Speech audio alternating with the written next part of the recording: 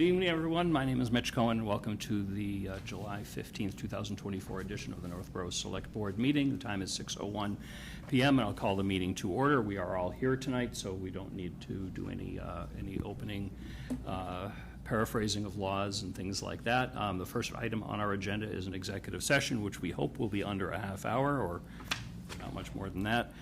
So at this time, I'll entertain a motion to go into executive session.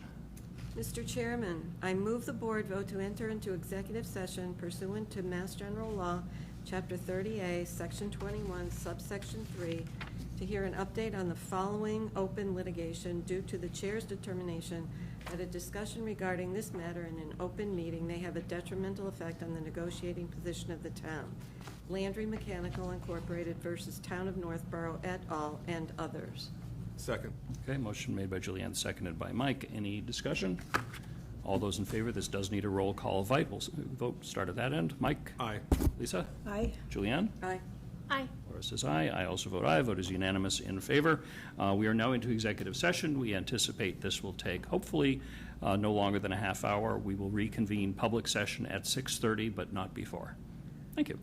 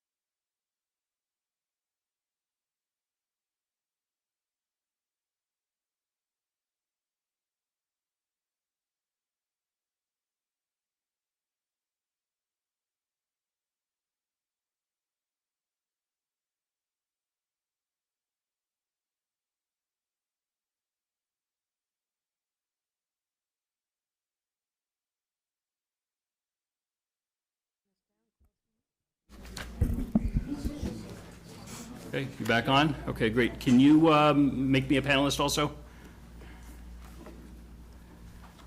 Then we'll get started.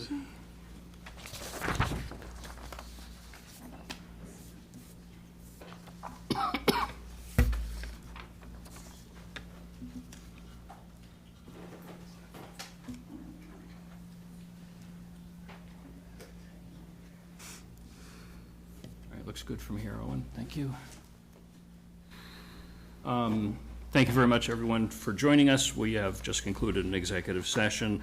Before we return to the regular business of the meeting, I want to take a moment to remember a staff member that we lost just a few days ago. Amanda Stone was a longtime dispatcher. I know many in this room, given the departments that are represented tonight, knew Amanda well. She had a long battle with cancer that unfortunately we lost her very recently, and we know that dispatchers are really the heart and soul of police and fire, that they communicate constantly with everyone as is part of their job, and they, especially the dispatchers in Northborough, do an amazing job. So I'm going to ask for a moment of silence to remember Amanda, and then we'll get on with our business tonight. Thank you.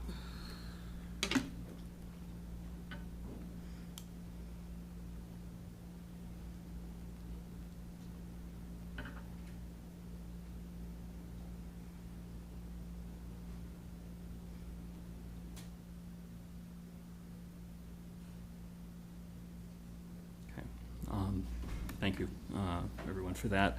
Our first order of business, as just about always, is public comment. If there is anyone either here or remotely that has anything that they wish to come forward and comment on, particularly anything that's not on our agenda, since we'll allow public comment on agenda items during the meeting, now is your time. And either come forward to the tables or raise your electronic hand. I'll be happy to recognize you. Not seeing any. Going once, going twice. Okay, I'll declare public comment closed. First up, we have Paige Leary from Margarita's Restaurant Group to consider a request from the Margarita's Restaurant Group for a change of manager to their all-alcoholic beverages restaurant license for premises located at 10,006 Shops Way. Is Paige here? I don't see anybody of that name in the audience. Oh, she's Is someone? right there. Oh, okay. Oh, sure. Come on up. Okay, great. You get to be our first official in-person guest tonight, so welcome. Yeah, have a seat. Okay, thank you. So, I mean, we know from the application that you're looking to change managers and so forth. Why don't you introduce yourself, tell us what you're looking to do, and then we'll have the opportunity to ask you some questions. Perfect. So my name's Paige Leary. Do you want just a little bit about myself, or just what we're looking to do with the license? So I'm just looking to change over my name from the previous manager onto the liquor licenses, and that's really what we're looking to do, because we've changed. I've gone there now. Okay. Sorry. Right. Yep. And we've been through this before. I think once or twice, even recently with your restaurant. Hopefully. Yeah, this is my first time doing it for the company, so. Okay. Well, I wish you lots of luck and stability on the assumption that we approve it, which I hope is so. Usually a good thing. I know the police department took a look and did a background check and all the usual things, and no red flags came up. Is there anything that a board member would like to ask? Okay. Well, I was wondering how many were in the past year or two, but Diane was going to check on that. I don't know if she got that information. I'm not aware of that. Yeah. I think there have been a couple of changes. Again, we wish for stability for all and success for all of our Northborough businesses. Of course. Okay. This is not formally a public hearing, so we don't have any particular process, but as always, if anyone in the audience, either in person or electronic, has a chief. Mr. Chair, we're going to need an inspection when that change happens. Okay. For Margaritas. Okay. So that's a normal part of the process, so I don't think we need to make that part of the vote, because that's just required. Thank you. Okay. Anybody have anything else? If not, I will entertain a motion. I move the board to approve the application to change the manager as submitted by Margaritas Restaurant Group, Northborough Incorporated, for their all alcohol beverages restaurant license for the premises located at 10006 Shops Way. Second. Okay, motion made by Lisa, second. I'll give it to Julianne. Any other discussion? All those in favor? Aye. Aye. Aye, I see that as unanimous. Thank you very much. Congratulations, and good luck to you. Thank you. Thanks for joining us. Okay. Next up on our agenda, we have Isabella Caruso and Colby O'Brien to give us an update on the shelter. Come forward. Oh, you got a couple of guests.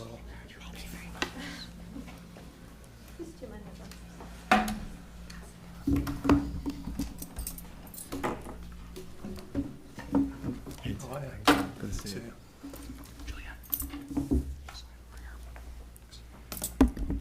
Hi, how are you? Hello, everyone. Very good.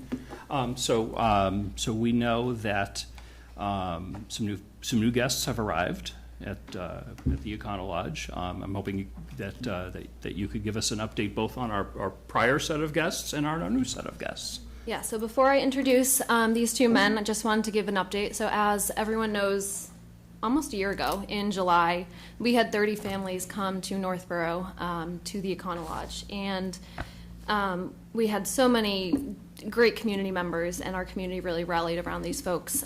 In January, 7 families moved to Auburn, actually a Making Opportunities Count site. As of July 2024, so this month, we had all of the 22 families that we had. They are successfully at their own apartments through Homebase. So I just wanted to share the success story of those 22 families that we helped, throughout those 11 months, and also take the opportunity to thank our community and every volunteer. And I could name so many people, but just wanted to kind of, share that story.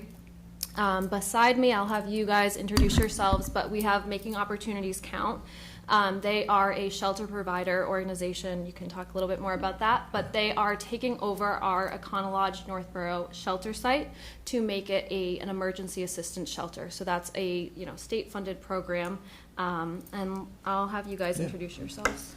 My name is Colby O'Brien, the VP of Programs for Making Opportunity Count, and I'll pass it over to Jeff. Hi, I'm Jeff Handler. I'm Chief Program Officer for Making Opportunity Count. MOC is a community action agency. We were created in 1964 as part of the Johnson administration's War on Poverty, which began with CETA programs, Head Start, and as such. Since then, we've grown as the federal and state governments have grown, and we operate a whole variety of programs, WIC and food stamps and energy programs and fuel assistance programs, housing programs, and the list goes on. I oversee all of our programming. That includes our shelter system. We have operated a family shelter for quite a while at Devon's.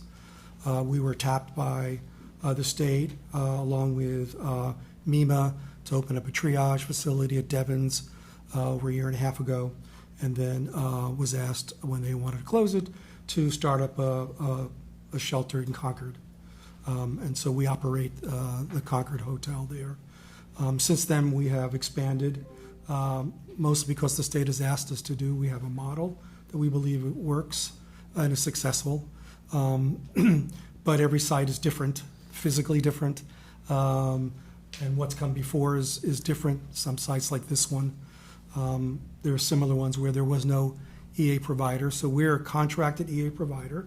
We have very specific obligations in our contract in terms of how these shelters are to operate with curfews and services that we're required to provide, and a whole process of dealing with behavior. This is something that, again, is part of our contract. And Colby can talk a little more about, a little more detail about how that works. Any questions so far? So as the EA provider, we'll provide 24/7 coverage to the site. We have case managers. Case managers meet with all the families. They go through the process with them to rehouse them. We do a housing first model. The goal is ultimately to find these families permanent housing, help them, support them at work. Any benefits that they are eligible for, we'll get them their benefits. We're going to support them with transportation, health care, all the social determinants of health, childcare, every food benefits, anything they need, we will support them with. We are going to provide them food on site. We have a catered meal that comes in, and there's also a grab and go model where they're free to come and grab anything fresh, soups, vegetables, fruits. It's all open for them to use 24/7. The staffing model, I said, is 24/7, so we have staff overnight. We have staff there on site, constantly doing rounds, meeting with families, making sure they're safe. The whole environment is under, the whole site is underneath our control. We're working with the landlord to make any remediations and things that need to be changed on site to keep it safe and keep it to the standards of EOHLC. Any questions? I think, Juliana, you had a question. Do you have a question? No. Oh, I thought you were going to ask me. I've got a couple. Is this site now 100% a site that you are managing and no longer a motel? There are 5 long-term guests on site that were there before us, and so we never go on site and make anybody homeless. So the goal is we work with the owner and the people on site to support them while we're there and make sure we don't disrupt them and make them homeless. Okay, but it's no longer operating as somebody can't call up and say they need a room for the night. Correct. We have a contract Yep. with the owner Okay. to manage the entire facility, except for those units that they have permanent. Lisa, I see your hand. I'll get to you in just a Permanent second. housing. Okay. We have about 80% of our staff speak another language. We have a staff that speaks a different language on all of our shifts. They're all, staff that are trained with CPR and first aid as well. So. And probably the biggest question from this board will be, we're certainly aware of last July, and I know you weren't part of that process, the town as a whole, the government and volunteers and everybody else really needed to help these families and really came through wonderfully. My understanding is that's now 100% your job, and I'm curious as to any needs that you or these families need that we as a town need to help you with. We certainly welcome any support. We'll never turn support away. Overall, we're still moving in. We're on week 2, we're on week 3, so we're still getting to lay the land. We're still figuring out the situations with their families on grounding barriers that they need immediately. We do address the support you provided to CMHA while they were the provider there. We welcome that support. I know donations really helped, helping families acquire clothing and car seats and diapers. We do have funds to support families with that, so we don't need the overwhelming commitment. Of course, if people want to step up and help, we welcome it.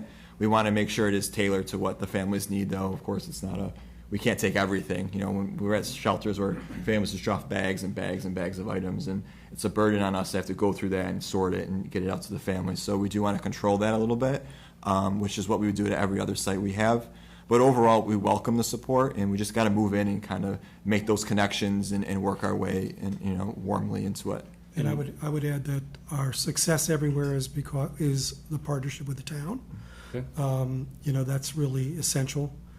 And so we do welcome it. We try to control a little of it, like we said, because we do and can provide a lot of services, but we know that we'll depend on the community to help with these families. That's how we're successful. And Lisa, I'll get to you just after this one. My understanding, again, is similar with staff. So Isabella and her department, last year, particularly for the first several weeks that there were families in there, you were there all the time because you had to be, because there was no CMHA at that point helping the Northborough families. So it was all of us. And again, my understanding, I'll probably look to you to answer this, that you don't need to be there every day. This is not something that Northborough staff needs to support on a regular basis. I imagine there are occasions that something may come up. Obviously, if there are emergency service needs, I know our fire chief has been over there to take a look and meet you guys. And I imagine police have been there too, and just as part of onboarding. So great. Correct. Thank you. Lisa. Okay, so I'm glad that we're able to do this. I think that it's necessary to do our savings for as many people as we can.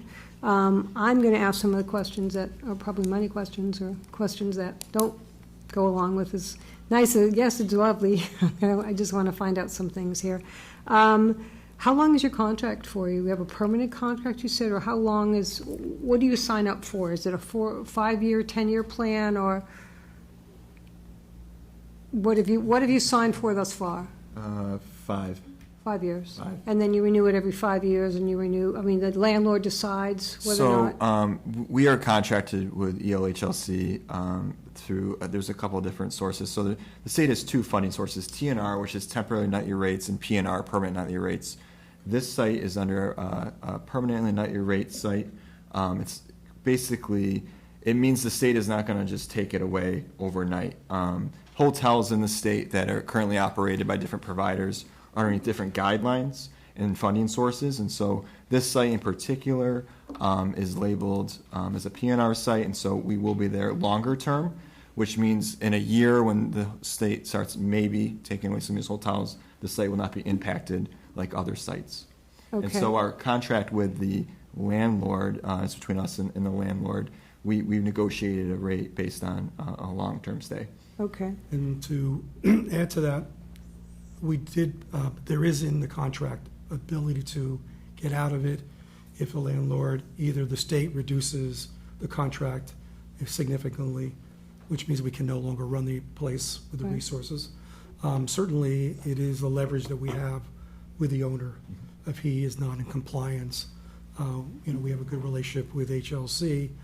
They would step in and force him to do things. But at the end of the day, that's the leverage we have, the rent that he's getting. okay. And has Title V been accomplished, and it's working well now, the septic system that was there? So Title V is, we're right now speaking with the landlord around that. From my understand, they did do an inspection on the sewer system, and so we're just trying to figure out where that stands with the landlord. All right, so that's, because that was a problem with the property to begin with, Yeah. before you came along a long time ago, so it's a big concern, having that much activity in that site. And he has to accommodate us if he wants his contract to continue. Okay, So that's the leverage that we have all right, to take care of these issues. all right, and so, and then you don't handle the side of it where, because he's still a hotel, do we get hotel tax, and do we get, you might know this, That we don't know. Tim. The rooms tax, we talked about this a number of times, it still comes to the town. So we still get the same room tax amount, we still get the taxes on the property from the landlord, Yeah, property taxes would still be what they are. okay? And where does this education for the children come from? Where is that made up from? Does your organization pay for their education as they're here? I believe the state provides, was $104 a day, something like that, per child per day to Northborough and/or Northborough, Southborough, Algonquin Regional for every student enrolled. Okay, I think there's money for transportation to assist with that. DESE is also, and that's something they put in place last year to help communities that are transporting students to other school systems.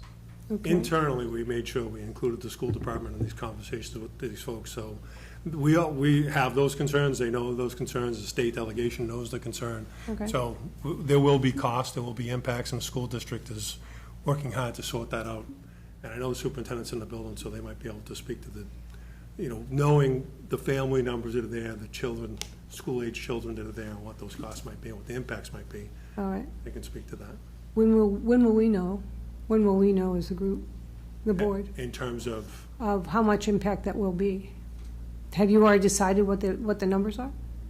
in terms of the families there and school-age children, we know those numbers. Yeah, I the don't know school, I what think, the comes on additional site cost next to week the to do district enrollment. is. Yeah, Okay. we're starting enrollment soon. Okay. And work permits, are you the ones who also help them get work permits, or that's the state and that's nothing that you do? Yeah, we coordinate all the immigration legal pieces with outside vendors, usually attorneys are assigned to our site, and they work with the families, and all the work permits we support them with too. Okay. And how often, I mean, it took quite a while for us to get the first group through. Is it set up now so that it's not going to take that long for them to have their permits, or are they required to wait 6 months, or what's the work permit So these families were transferred from another hotel, which had not a provider there, but with supports for the families. So some of them may already have a work permit, and they do have work permits, and they can begin working. They may already have jobs. We had a couple people come from the other hotel that had jobs back in the community. So we're working with them on helping to get transportation back or switch their job up here. We dealt with that when we had the Northborough families transferred to Auburn, trying to support them to transition that job to closer to home, to the hotel. And so we will work with families on that whole range of employment concerns they may have. Okay, And part of the process for us is that when a family comes in within 24 hours, we have to do a full assessment of the families and put together a housing plan for them, employment plan for them, identify other services that they need. We have a nurse that's on staff that works at all of our shelters, and she will coordinate with local health providers, with the hospital. Many of our sites have a number of women that are pregnant, prenatal, post, who have never had any kind of services, so we assist with that as well. okay. And has you got the landlord doing something about giving you some green space and places for people to hang out a little bit instead of on a parking lot? Yeah, we have had some discussions, some internal discussions as well as what to do with some of the space. And we look forward to partnering and figuring that out, because that is a priority of ours as well. Right. Had they talked about what they're going to do with the restaurant? Because it's been closed forever. Yeah, it's not in our purview. Yeah. Okay. We looked at the restaurant when we first, and it's in horrific shape. Yeah, And what it would cost to renovate it. We even offered to participate, financially, but it really is a tear down at this point. It is not part of our contract, okay. so as long as it's boarded up and no one can get in there, that's what All right. the best thing we can do right now. And I guess my last question then is, what are you planning in terms of our services for Health and Human Services to be there? Is it just phone call away, or do you have to come in and do a weekly inspection, a monthly inspection? How does that work with you as well? So for environmental health, Michael has been out, actually today we were even out, so he'll continue to do the inspections like it was, a motel, just like he normally was doing. And then, Colby and I with the mock team, they've been excellent. I have met with them probably like 5 times in the last 3 weeks, just to make sure we have our transition plan, we understand each other's goals. We've met with Chief Parenti, Chief Griffin, just to make sure we all know.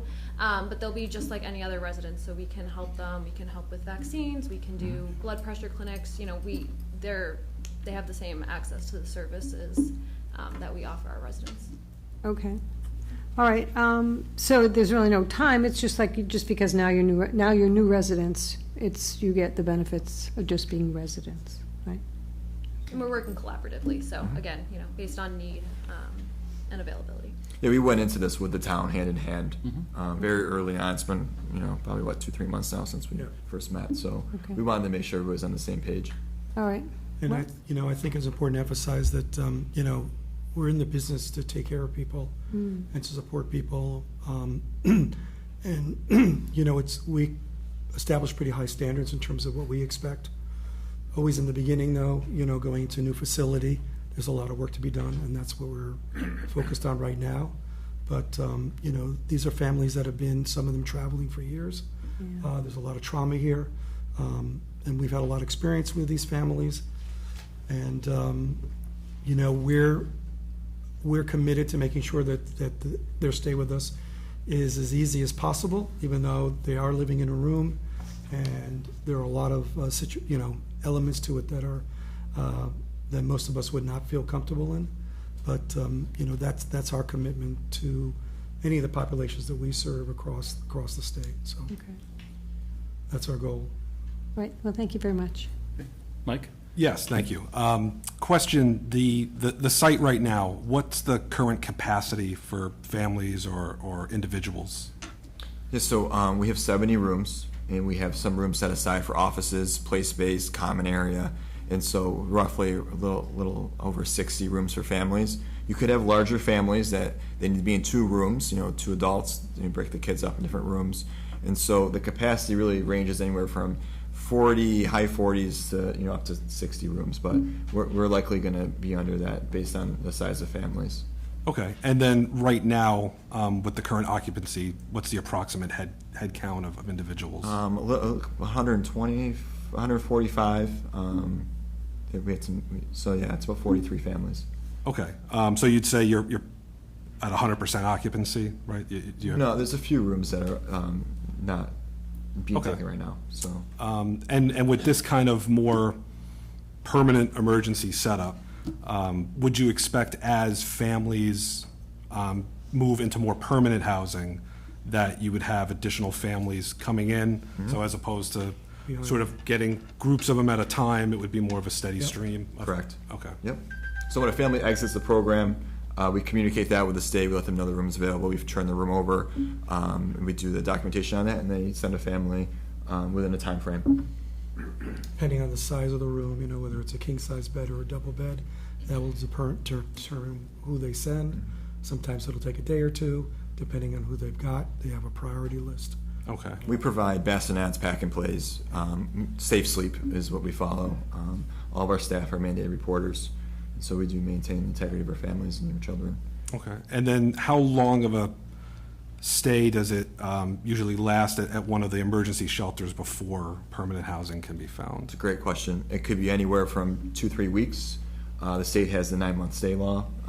Right. We are finding that our families that have been in shelter for a while have been granted the extension, because the extension does really impact a lot of families. A lot of families are eligible for it based on finding jobs, having kids enrolled in schools, trying to find employment. So those automatically grant extensions. And so we are going to be impacted by this 9-month stay at some point. And so the average really ranges, depends on how ready the family is to move. You might have a family that arrives and they have 2 jobs, they have a vehicle, they're ready to go. It's providing them those supports to get back on their feet. And you could have families that have nothing, and you're starting with credit, you're starting to find a job, employment, work visa, all those pieces need to come together to be moved off into permanent housing. So it does range. Yeah, and the big barrier is housing. Yeah. Right. We have families that have the income and can afford to move out, and they either don't have good credit, they don't have a history, or it's just difficult to find housing. Thank you. Yep. Laura?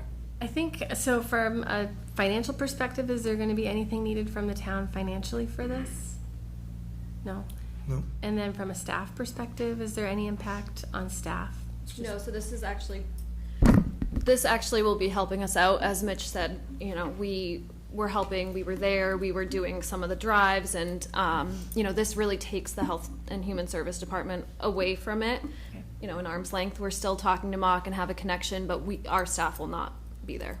Great. So we won't be doing case management, none of that. Okay, thank you. I remember last summer we set up a couple of things, electronic library cards for the residents. Is that being done with the new folks in town? Yes. Okay, great.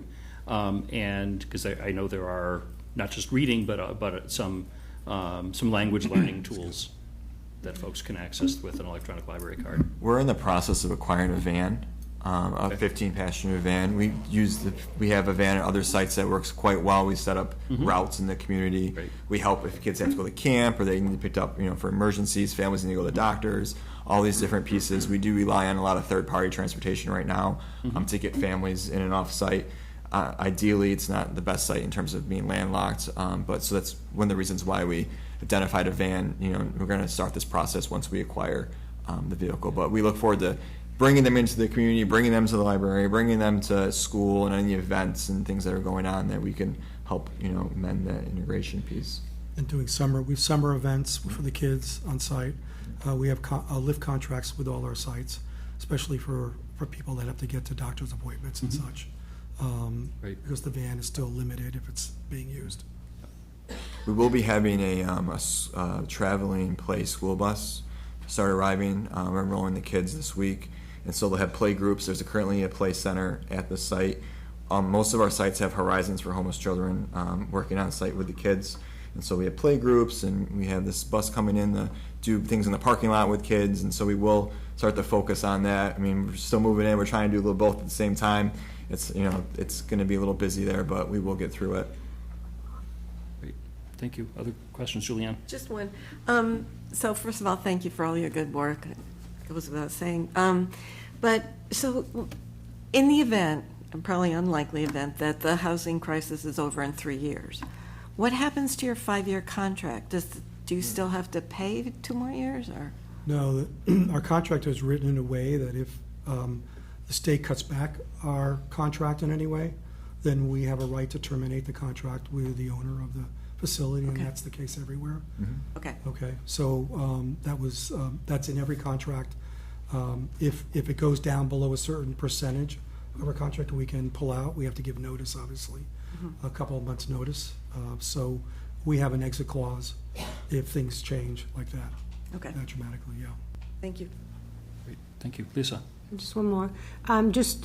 This is just for new immigration families? It's not for homeless people who may No. need a place No, to it's stay? for- EA is for all families All in families, Massachusetts. residents. Yep. Okay, so that anybody that is homeless, that, when the fall comes and they're living on the street, they can apply? They apply to They apply, EA, yep. and if they're approved, they're put on a waiting list because there are just so many families right now on a waiting list, but anybody can be transferred to the site. you know. Okay, because I know Westboro's putting together something down by Chauncey, so, for a homeless halfway house, so to speak, where they can come and stay for a while and get their feet on the ground. So you would do the same thing?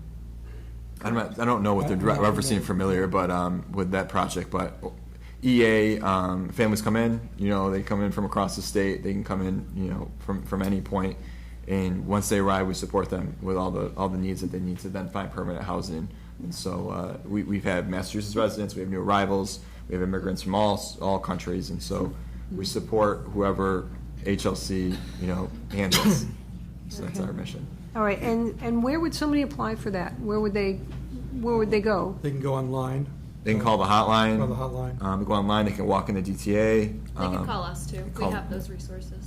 Okay, so just if there's people listening, what would you tell? I Where would would you tell them to reach out to the Health and Human Service Department, and we will give them the right information. Okay. Thank you. You're welcome. Okay, any other questions from the board? Thank you very, very much for having us. three of you for joining us tonight. Isabella, particularly, thank you for coordinating this. We thought this was important for the community to get a heads up as to what's going on in that site. I look at it as those who are there through this program are Northborough residents, and we want to take care of them. We appreciate that the day-to-day is being taken care of because you are far more experts on this than we could ever be. Thank you. So thank you. Appreciate it. Thank you. Thank you. Okay. Thanks. Next up, we have Bob Light from the Historic District Commission for approval of a legacy tree nomination to the Massachusetts Department of Conservation and Recreation for the historic beech tree located at the White Cliffs property. Bob, how are you? Good. How are you? Very good. Thank you for joining us tonight. Thank you for why putting don't this on the agenda. Sure. Why don't you give us a quick summary of what the program is and about this tree?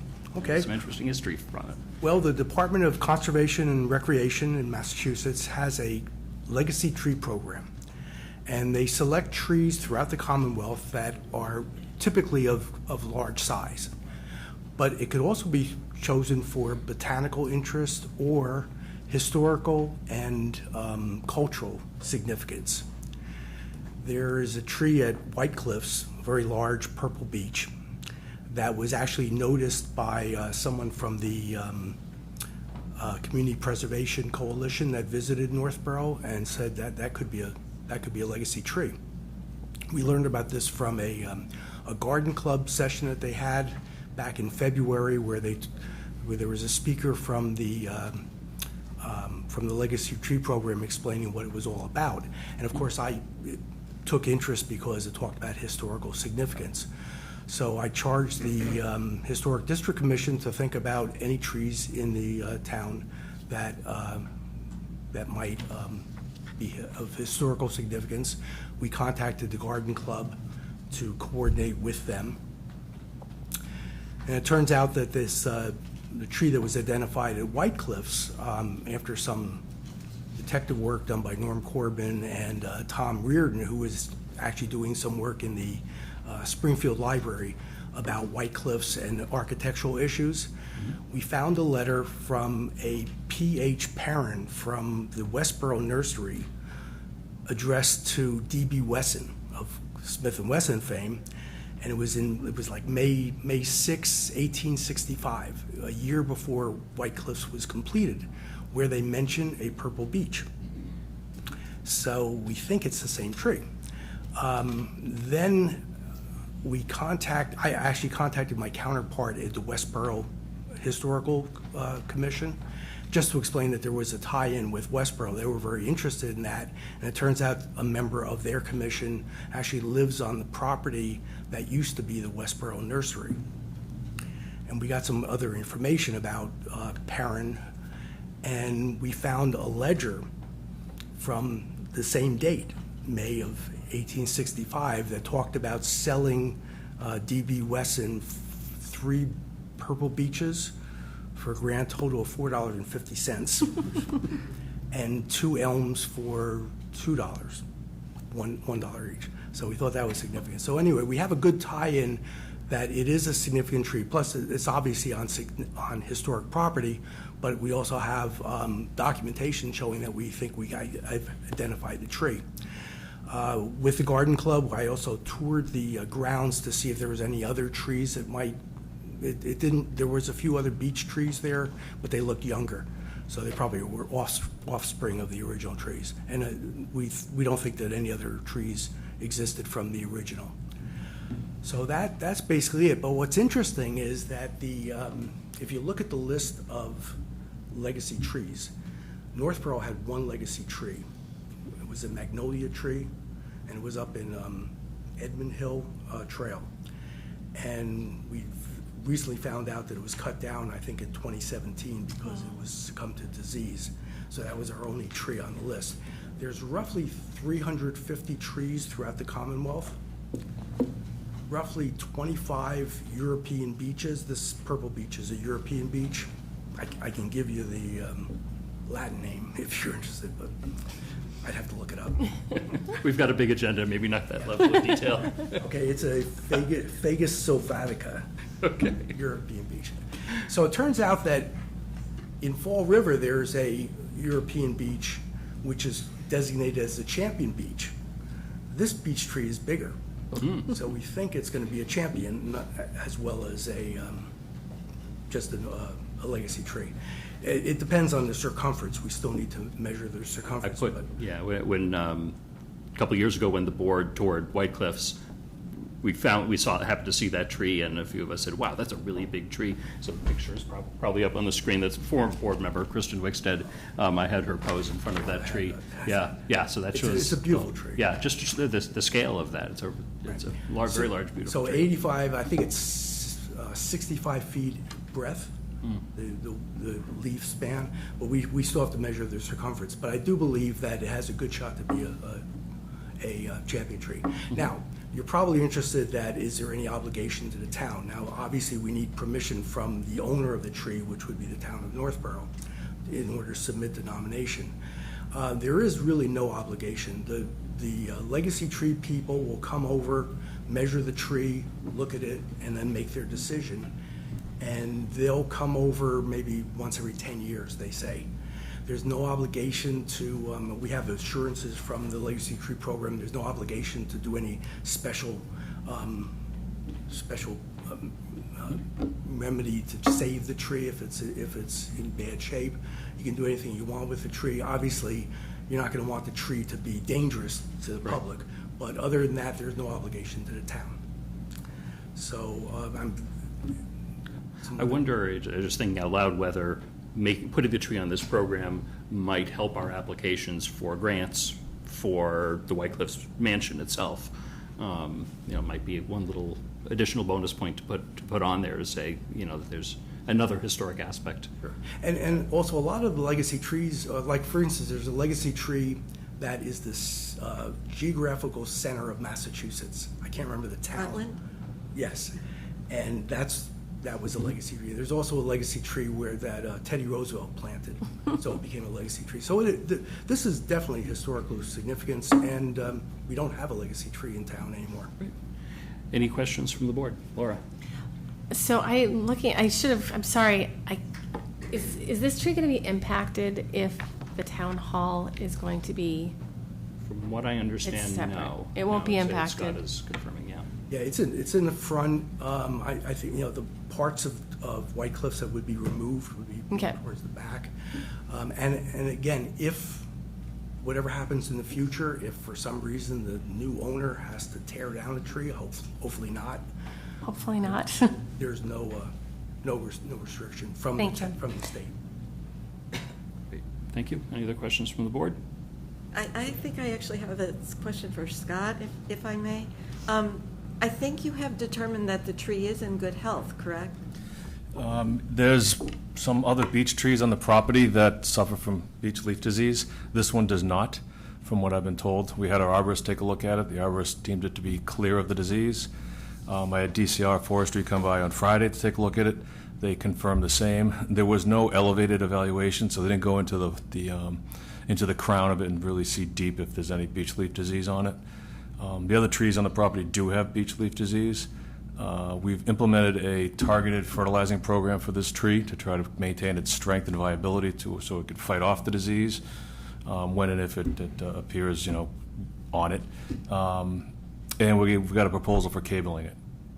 So I was going to wait on cabling the tree until after I determined if it suffers from beech leaf disease. There is no remedy or cure for that. So once a tree has it, it dies. I'm sorry, I might have missed it. Are you treating the other trees, or? There is no treatment for beech leaf disease. No. So you're chopping them down? DCR indicated that doesn't make it's not going to provide any benefit to removing those trees. Right, and it could affect this one? Yeah, beech leaf disease is throughout the Commonwealth and it's throughout Northborough. Okay, well. The cabling, now that it's determined that the tree doesn't suffer from BLD, we'll proceed with cabling the tree. If you go around back, you'll see there's included bark. When you have like two trunks that come apart, if the bark rolls in like that, it's included bark. And you'll see under heavy winds, that'll open up a little bit.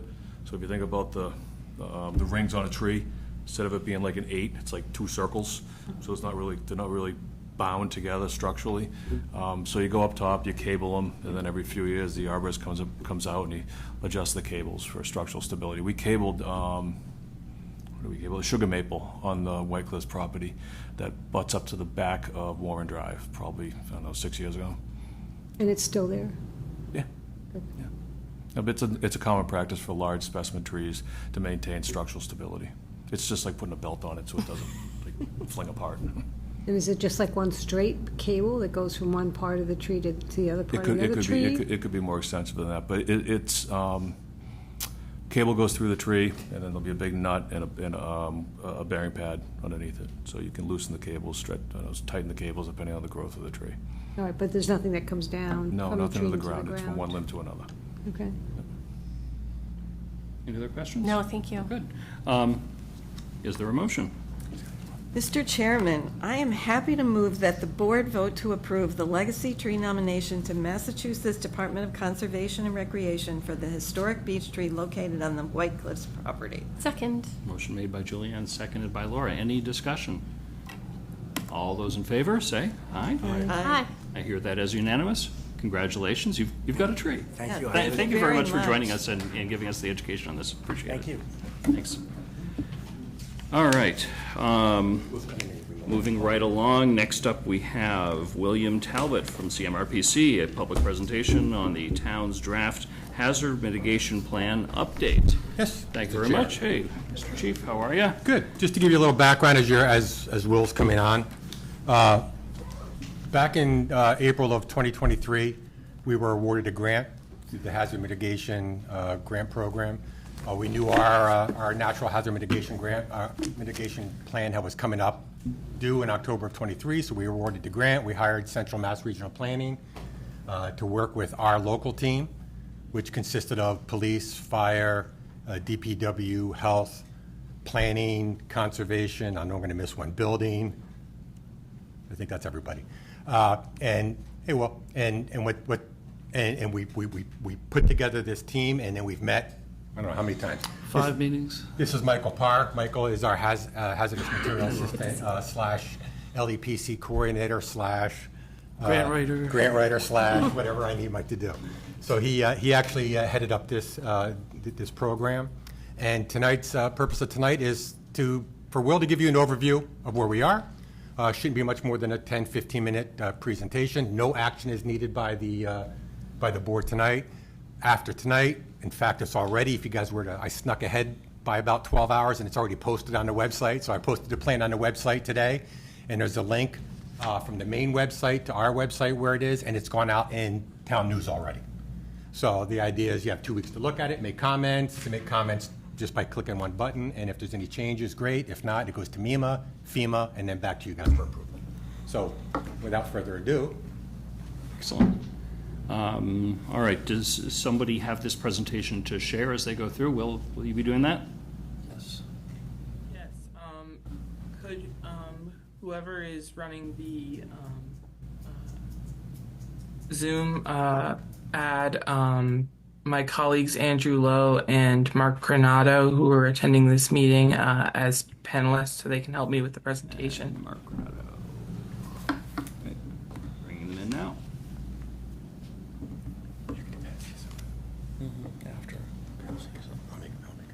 So Andrew's going to start the presentation and Mark's going to share it.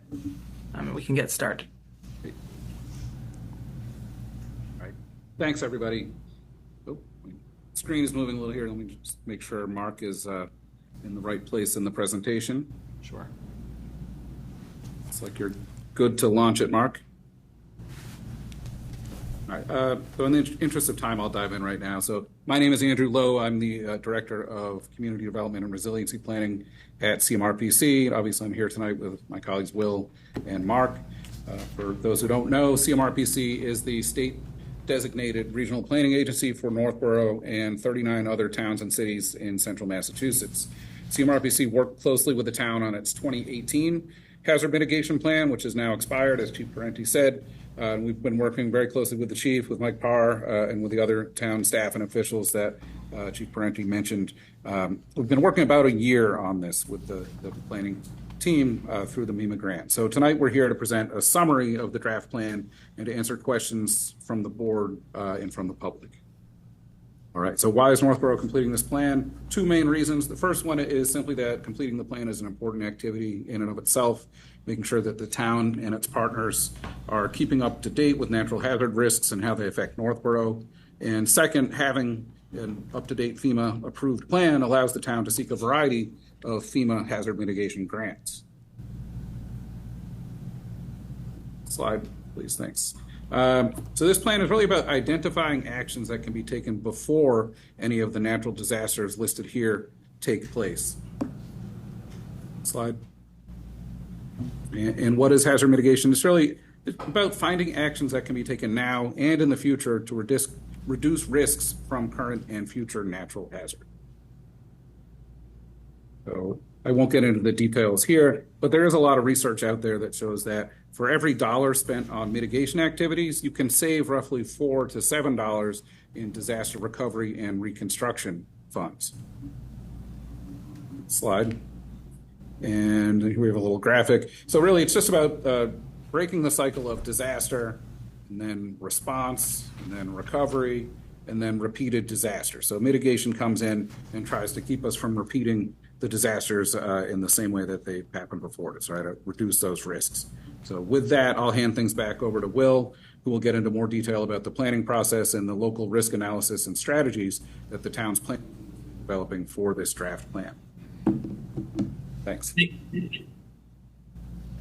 Thank you so much, Andrew. So there are 4 different tools and techniques for hazard mitigation that we included strategies for. The first type, next slide, is structure and infrastructure projects. So this is anything having to do with the built environment. It can include preventing floodwaters from reaching properties, as well as maintaining, repairing, and replacing culverts and dams, as well as other facilities. Next slide. The next type of strategy is preparedness, coordination, and response actions. This includes compliance with the National Flood Insurance Program, evacuation planning, and facilitation of natural hazard response activity or natural hazard mitigation activities, as well as response activities from municipal agencies or municipal departments. And the next type of strategies is education and awareness programs, This can include posting about natural hazard awareness on the town website, as well as public outreach on community events about natural hazards. Next slide. And then the final type of strategy is local plans and regulations. This includes planning and zoning measures, subdivision and site plans, floodplain regulations, wetlands bylaws, and master plans, as well as municipal vulnerability preparedness plans, as well as several other types of plans. Next. So the planning process, so CMRPC is providing technical assistance to the town for plan development, and the town is working with us through their local hazard mitigation team. The public survey for this planning process was open from January 4th through March 5th. Tonight is the public presentation, and we are currently developing and reviewing the draft plan. We will eventually submit the draft plan to MEMA, hopefully sometime this summer, and then to FEMA, and for them to review, and then for them to revise. We can make those revisions and then send it back to them, hopefully for approval. And our hope is that the plan can be adopted by the select board in this fall. Next slide. So CMRPC assisted the Northborough Hazard Mitigation team to identify and map critical facilities as well as hazard areas, to review the existing mitigation measures the town has in relation to natural hazards, and to identify and prioritize new mitigation strategies. Public feedback is also an important part of this process. Next slide. So critical facilities identified include emergency response facilities, which include the Emergency Operations Center / police station, the fire station, communications and DPW facilities, emergency shelters, as well as many other types of facilities. We also looked at water supply and sewer facilities, town facilities such as the town hall and the library, utilities, natural resource protection organizations, and the post office. Another category was dams, which are critically important in this type of planning, as well as facilities and populations to protect, which includes populations living at housing authority properties, at apartment complexes, especially those for seniors and people with disabilities, schools and daycares, as well as faith institutions and historic buildings and sites. Next slide. So for hazard identification for this plan, we looked at a wide variety of state and federal data sources, including reviewing the Massachusetts State Hazard Mitigation Plan. And we also coordinated with the local team to get their knowledge and their information about hazard areas, as well as potential future developments in town. So these is just showing some examples of data we use to inform the hazard section of the plan, including earthquakes data from the Weston Observatory at Boston College and hurricane and snow disaster data from FEMA. So here are some select locally identified hazard areas. These aren't all of what we identified, but these are many of them. They're related to flooding, severe snow and ice, wildfire, and potential dam failure. Some that I just want to highlight are there are several streets along Church Street that we identified as being vulnerable to flooding.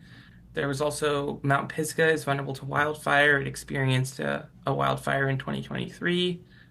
And for potential dam failure, we want to highlight continued work on Northborough Reservoir Dam. Next slide.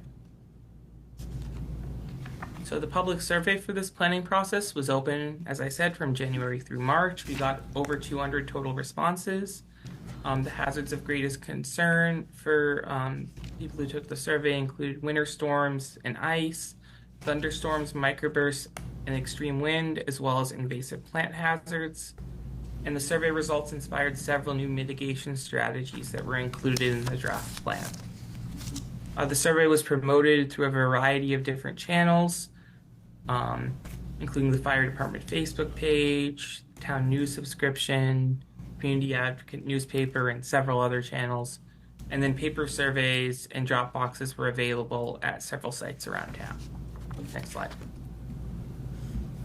So the existing mitigation measures in town, there are many different of these. I won't go through all of them, but they included multi-hazard mitigation measures as well as measures specifically related to different types of hazards like flooding and dam failure, wind hazards, winter hazards, and then wildfire hazards. Next slide. And then in developing the mitigation strategies for this plan, we looked at the gaps in what Northborough already does for natural hazard mitigation. And then we looked at what actions can further reduce vulnerability and where are the priorities. Next slide. So several of the high priority mitigation measures, this is not an exclusive list of all of them, this is just some of them that we wanted to highlight, include mapping and maintaining fire roads and conservation areas, establishing a redundant Massachusetts Water Resources Authority connection to ensure a reliable water supply for the town, providing critical municipal facilities with backup power to provide heating and cooling in extreme conditions, maintaining and improving emergency services for vulnerable populations such as seniors, and evaluating, updating, and maintaining public safety communications system infrastructure. So this draft plan will be reviewed by MEMA, and then FEMA will review the plan. It is the agency that issues conditional approval. A select board resolution to adopt the plan can occur after FEMA conditional approval, and CMRPC can be there to talk about the plan at that time at a select board meeting. FEMA issues the final plan approval, and the plan will be in effect for 5 years. So it will, if all goes to plan and we are able to get it conditionally approved this year, it'll be in effect until 2029. Next slide. So these are just some recommendations. None of these things need to happen, but they're all best practices for implementing the plan. The town can establish a local implementation group who can prepare a timeline for implementation, and the town can integrate the plan's recommendations into other plans and policies. The town can now seek FEMA and other funding sources and can also consider other resolutions to plan mitigation strategies. And it is recommended for the town to meet at least yearly to review progress of plan implementation. And then, as I said, the town should update the plan every 5 years so it can remain eligible for certain FEMA grant funding. Next slide. So thank you so much for being here for this presentation. The full draft plan will be available on the Northborough Town website for the upcoming 2 weeks. We're opening a public comment period for this plan over those next 2 weeks. And please send any comments or questions about the plan to my email at wtalbot@cmrpc.org. Thank you all so much, and now we will have a question and answer period. Thank you. Thanks, Bill. Before we open it up to the public, any questions from the board? Lisa? We talked about having the planning board and zoning talk about parts of what's going to be in the plan. When has that happened? Has it happened? The planning department is what, so Lori's part of the team. Okay. If she had questions, she would take them back. I don't know if she's had anything she had to take back to the planning or zoning. I don't know. Do you know if she took anything back? I don't know anything. Yeah, I don't think there's been any. I don't think anything came back. So is that part of what has to be in the plan if there's a question and answer for the planning and zoning groups? So there won't be a question. So the plan, I said the draft plan is up. Some of the mitigation strategies may be to make sure we fully implement something that is under planning or something that is under zoning. Okay, so that will be brought to their attention through Lori, that this is something that the team identified as a hazard mitigation studies, hazard mitigation thing, such as implementing the flood plan, like she talked about, or implementing different zoning or subdivisions. Yeah, so the building commissioner talked about updating the bylaws and meeting the new codes that come up. So one of the mitigation strategies is directly about keeping current with those things. And again, as an update plan, a lot of these things are pre-existing. So the first thing we did is kind of go through, see what we had accomplished, see what needs ongoing work, and see what's new. So as we create a strategy, we assign it to each department. So for example, the wildfire stuff is assigned to the fire department, but it's also assigned to conservation and making sure that those trails and stuff are maintained. DPW has a huge piece in this when it comes to floods and If we identify a extreme culvert weather. as an issue, if we identify those types of things. So every strategy you'll see on the plan, there's initials that outline which department covers that strategy, including a timeline, whether this is an ongoing thing that will be there in 5-10 years, or if it's something that we hope to get done in 2 or 3 years. Okay, and then so in the case of making any new bylaws that would protect areas, we haven't done that yet because we haven't had the plan until now. We're talking about it. If it was already in existence, we would have already reached out, and I don't recall any new bylaws that were proposed for anything like that. Okay. No, so they would develop a strategy, so I know Lori, I can't think of one exactly right now verbatim, but she suggested numerous strategies that we add to this plan Okay. under the 4 different categories that we have. And so they've been added, and it'll just be a process of now, how do we work towards that? Do we need, having it in the plan allows us to get federal funding that can make that actually happen. If we don't have it in the plan, it makes it hard to fund some of these things, and so it just ends up getting recycled. But being able to have it in the plan, we can say that we have identified it as a mitigation need. There's funding that comes up. We can apply for that grant and use it now that we have it in the plan. Okay, because I do think, I think we as a group, each one of our boards, at some point once a year should have some sort of sit down over all of these type of things that are coming up, this being one of them, and being able to discuss and plan all around, not just one person, but what's going to be happening with development or lack of development, or the dams that they're opening up, because I know there's a couple of dams in town that they're thinking of taking down already. And so all that stuff is better to have more knowledge, and this is great. It's a great job that you're doing. I think knowing that it's up, that we can go back and look at it and get some better understanding of what it encompasses. Sure. Yeah, it's a very extensive plan, somewhere around 200. It's a lot of pages, but when you look at the strategies, you'll see there's some very specific strategies, but a lot of them are worded broadly because we don't know what's going to come up. We don't know where the ice storm is going to hit and what's going to be affected necessarily, but we are still trying to mitigate all of those things. Right. So as you read the strategies, you'll see a different level of, some of them are much more broad about public outreach and educating the public on how to deal with invasive plants, for example, Right. and some of them are very specific about a particular dam that we have ownership over. Some of them we don't have ownership over, and then it's limited on what we could do with it. So, And then in the plan, is there some things already put together to be able to say, go to the schools and say, okay, this is what you're going to do in case of that happening, or going to different neighborhoods? No, because that's more response. So this is mitigation. This is what can we do to stop things from happening. Okay. Right? So what actions can we take to stop the disaster from happening? Not so much response to it or recovery, but how can we stop it? Okay. All right, good to know. All right, well, thank you very much. you're welcome. Laura? I think you just answered my question, but ultimately, the board's responsibility is to approve the plan once it's finished. Is there anything in that plan that outlines other responsibilities that would fall to the select board? And that question, I guess, is more intended, assuming it was a response guideline and not Yeah, it's not a really, prevention. and again, it's a, what actions, what strategies can we put in place to stop disasters from happening or to mitigate Okay. them, to make them smaller? And there's all different things like Code Red that we have, that's part of the strategy, right? That's a notification strategy. So that's all those types of things are in here. Thank you.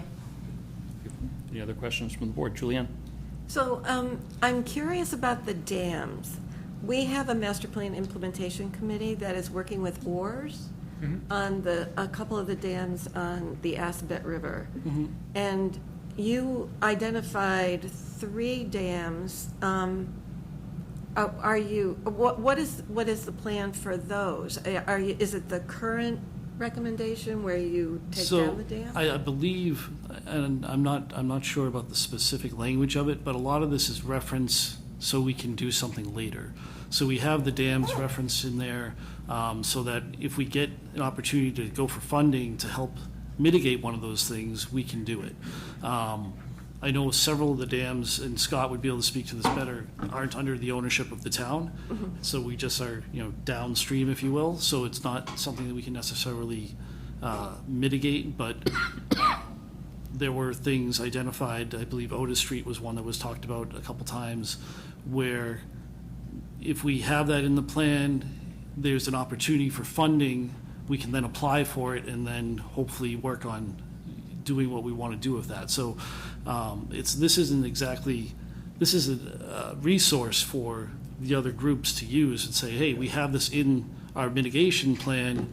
Now we can seek that funding because we referenced it in that plan. Yeah, a great example, and I think Scott's done it before, with culvert replacement. Right, so if we identify within the plan that this culvert is troublesome and needs to be replaced, when the Department of Public Works goes to get it, they can say, see, we've identified it in this plan, and they go, oh, okay, yep, okay. And it helps a lot when we go to get the grant. Okay, and I have a question about the redundant MWRA connection. So you're talking about, a safety feature for getting public water. What about our wells? Is that in the plan? Oh, get up here.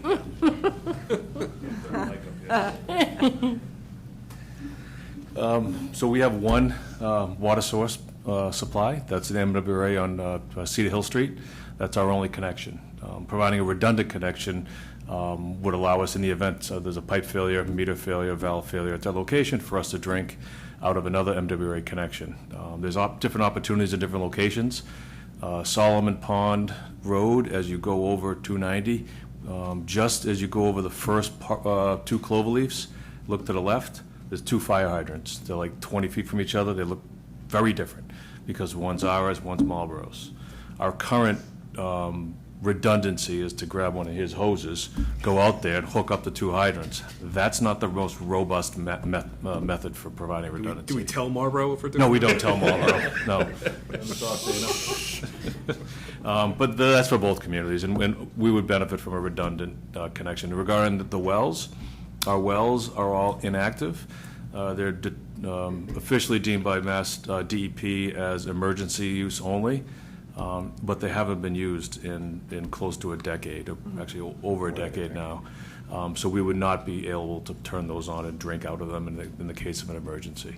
DEP regulations require that we have 30 hours of water storage on site in a tank to provide water for the entire community. We have well in excess of that, just at the Assabet Hill tank, disregarding Edmonds Hill tank. So we meet the requirements for backup water supply. 30 plus hours is not enough time for us to get our wells up and running because there are no pumps on them. So the MWRA redundancy is critical. It's identified in our MVP, our MVP plan, as well as the master plan, I believe. Okay. I seem to recall the last time we did this that the people who did the plan were impressed that we had wells and thought it was a good feature. So, okay, well, The recent changes. water and sewer are meeting tomorrow, right? So. Yes, yeah, recent changes and some of the UCMR4 and UCMR5 test results, EPA's water quality test results for drinking water have kind of drilled down into DEP. Everybody's heard of PFAS showing up in drinking water supplies. So when you have a drinking water supply that's been offline for a long time, there's been 4 regulation changes as far as constituents allowed in water. Since those wells were active, it's a lot more work than just throwing a pump on the well and getting water going. The regulations in 2006 were a lot different than they are in 2024. Okay. Does CMRPC give or apply for a grant to do, say you wanted to work on one of those wells for whatever reason? Would that be something that you could then go to them for, or you would have to apply for a grant and go through the whole process? I don't believe CMRPC would be the correct entity to help us with a grant application to evaluate reactivating a well. No, not CMRPC. Okay. Any other questions from the board? This isn't a public hearing, and of course, people can contact Will Talbot with input, but is anyone in the audience, either in person or electronic, want to ask a pertinent question before we move on to other business? There is a link off of our fire department webpage that when you click on it, it goes not only to Will, email, but it also goes to me and it goes to Mike, so we have some redundancy built in there. Mike's also going to be coming around, and Will, I told you I'd do this. Here's your sign-in sheet so you can see it. We need sign-in we need the select board to sign off that they were presented to, and then anyone in the audience. So Mike's going to go ahead and have you guys sign on that. Just says We were here. you were here. Okay, very good. Any other questions or comments before we move along? Okay. Thank you very much for joining us, Mike, and Thanks, thank you guys. for Will and friends. Okay. Hey, Chief, while you happen to be here, you want to talk about before we go on to that, which I know can take a little while, does any member want to take a little break before we do? Okay. Yep, why don't we take a 5-minute break, and then we'll get started with the update on the fire station building process. So we'll go into a recess until then. Thank you. Sounds good.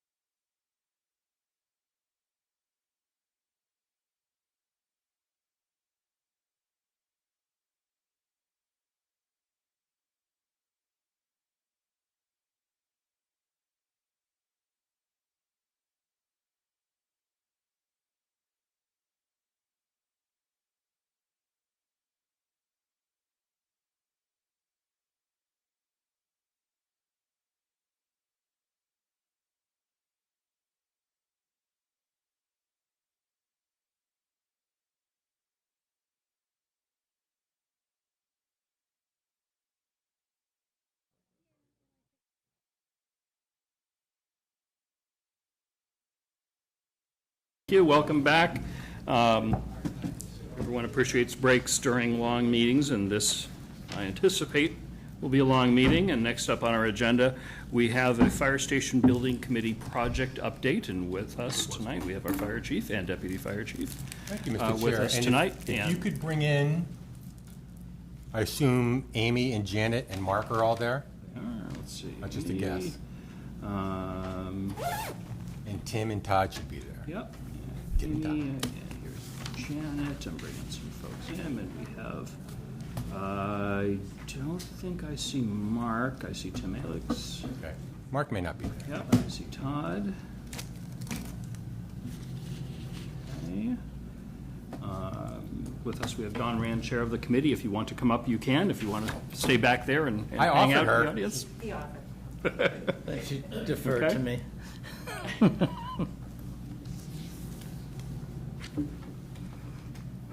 have attempted to bring all of them in. I don't.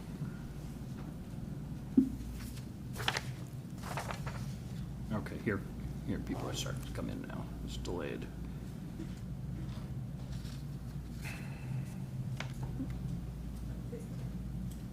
So joining us, we have a couple of people from HKT, our architects, and a couple of people from Collier's, our project managers. And we'll have this chance to introduce them as we go along. I don't see anyone else. Probably not. Janet, I tried to get Amy in. Should I try again? Please. Yes. Because she's doing the presentation. Well, that'd be a good one to get in. Yes, it would. Thanks. Unless she's chickening out, I hope. I don't think she is. Okay, here, now she's in.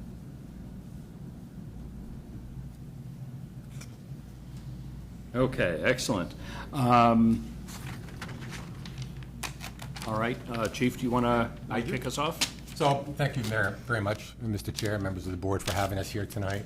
The goal tonight is to present you with an update for the architectural parts of the building, to give you an idea of what we've done so far, what the Fire Station Building Committee has done so far, what some of our next steps are, and some budget information. The budget information will consist of everything from the monies that were approved at the 2019 town meeting to purchase the land and hire a owner's project manager and an architect, to what we think the station right now, based on our current cost estimates, will cost.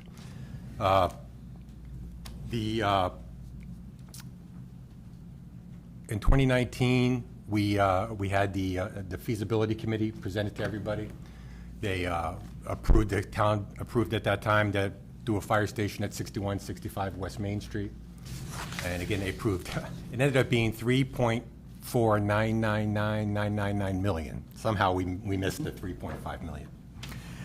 And once we brought our new architect on and we brought our OPM on, we really took a deep dive into exactly what we had for programmatic needs. And we started looking out 40 and 50 years instead of looking out 4 or 5 years. So that made some changes to the building design. We also had a full survey that was completed at that time, which we didn't have during the feasibility study. We only had the numbers off of our GIS system. So the intent tonight is to give you guys a presentation and to keep it fairly short, because a couple things. Number one, I know you have a big agenda because I'm going to be here for most of it. Number two, to allow you to get to your procedural vote, to say, okay, yep, we're going to move it. We're going to notify the Secretary of State that we need something on the ballot, and we're going to set a date for town meeting. So we need to notify, because it's a national election coming up, the Secretary of State. And is Andy still here? Yes. I like a voice in the back of my head. Andy had advised us that we need to notify the Secretary of State office no later than August 7th in order for them to be able to develop the ballot so they can print the ballot on time and have it to us. Because obviously with a national election, it's a fairly extensive ballot. So that's why we have to get that information to them by that time. At this point in time, I am ready to hand over our presentation to Amy. You're doing the presentation? Here we go. And Tim, you're going to jump in with some budget stuff, I assume? Yes. Excellent. Okay, Amy, all yours. Okay, let me just share my screen here.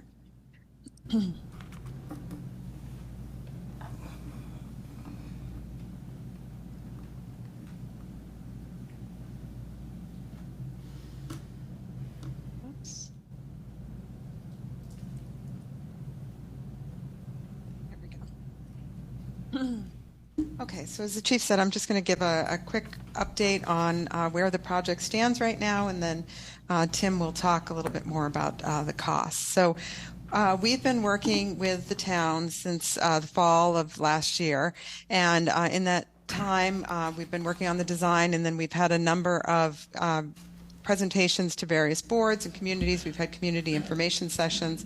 We've talked to the design review committee, the planning board, the zoning board. We've received our land disturbance permit with the Conservation Commission.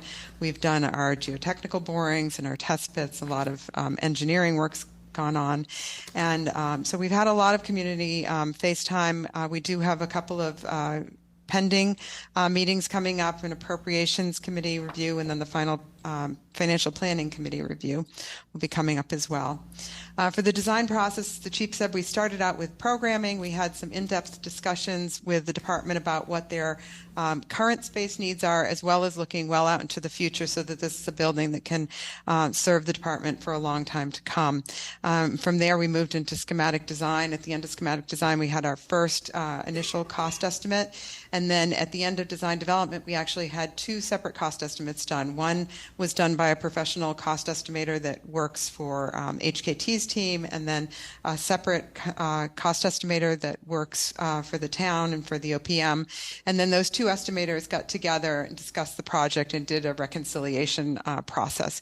So we feel like the numbers that we've got that Tim is going to present has had multiple eyes on them, and they're good numbers that we feel comfortable with given the current market conditions and the design as it stands right now. We are currently working on the construction documents. We will have another cost estimate done before town meeting. That will be done at about the 50% stage of construction documents, and so that's due to go to the estimators right at the beginning of August. And so we'll have a number by mid-August, and then we'll be pursuing bidding after we get a positive vote for town meeting and at the ballot box. Working on the design, one of the goals has been to create a healthy station for the firefighters.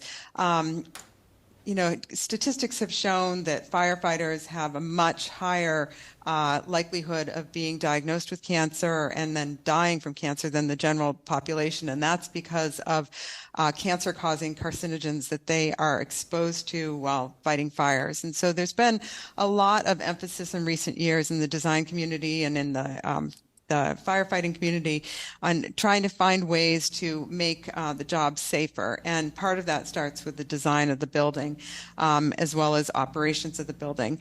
And I'll talk about that a little bit, about what it means to separate what we call hot and cold zones in the plan as we're looking at the station design. What we're trying to do is find ways for when the firefighters come back from a fire that they can clean their bodies, that they can clean their gear, and keep those contaminants in one area of the station and not track it through into spaces where they're working and where they're living throughout the rest of their shift. And at the same time, it's a very stressful job. We need to make sure that our design and the environment supports their mental health as well as their physical health. And so those are things that we've talked about with the committee and with the fire department throughout the design process that we've tried to make the building respond to. Developing the floor plan, we're really looking at these hot and cold zones. And so the hot zones are where the contaminants, we want to keep those contaminants isolated in those hot zones. And then we have this transition zone, which is the areas that the firefighters and their gear go through in order to be cleaned and decontaminated before they move into the cold zones of the station. So when you look at the plan here, let me just grab my laser pointer. These are the apparatus bays where the fire apparatus is stored. So the firefighters come into this space after a fire.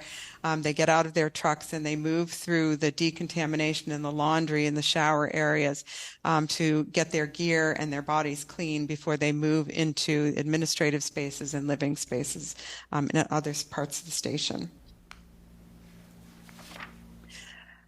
This is the current site plan for the station.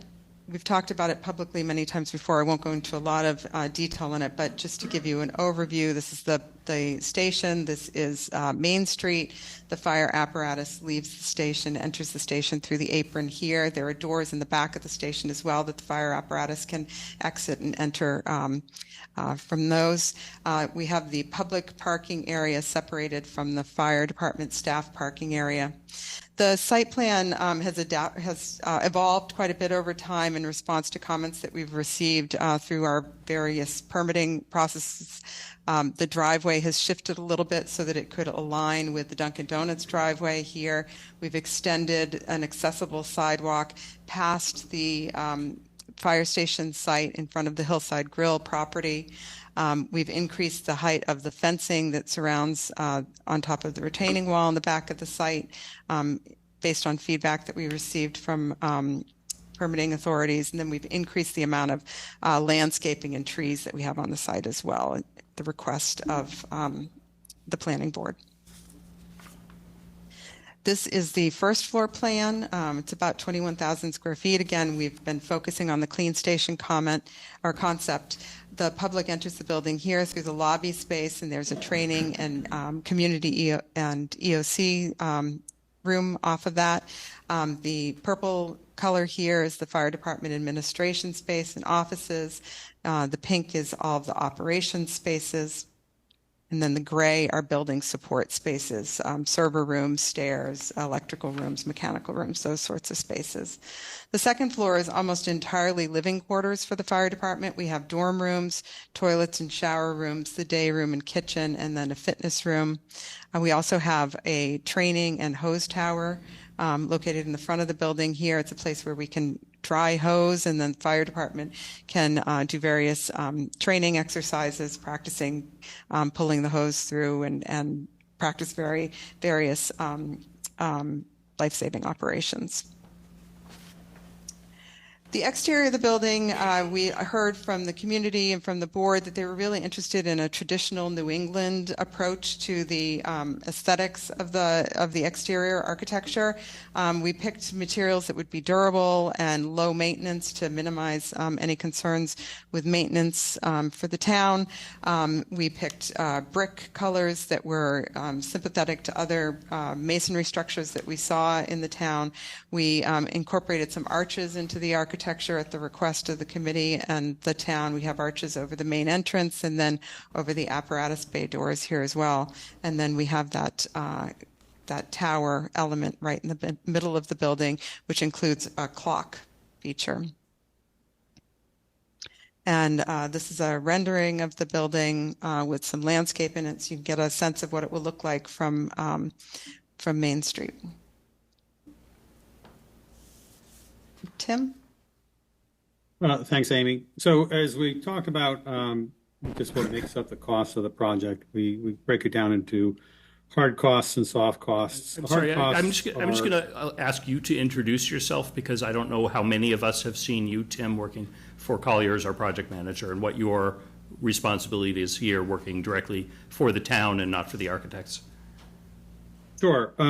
Well, again, my name is Tim Alex. I'm with Colliers Project Leaders. We're the owner's project managers. So basically, we are hired by the town to represent the town and guide and be your advocate through the process. We kind of act as the middleman to coordinate between the design team and other various consultants and the community. This is what we do. It's pretty much all I've done for the past 30 years is work with districts or communities on their projects and helping them go from their original vision of what their project is and what they want it to be all the way through construction, moving in, training the staff for how to use the new facility, and to close out the project. So that's what we're going to be doing for you here. We've been involved for the past, a year and a half or so, and we're instrumental in helping to bring on HKT, and have been working with both HKT and the building committee to get to this point. So when we talk about the owner's cost estimator.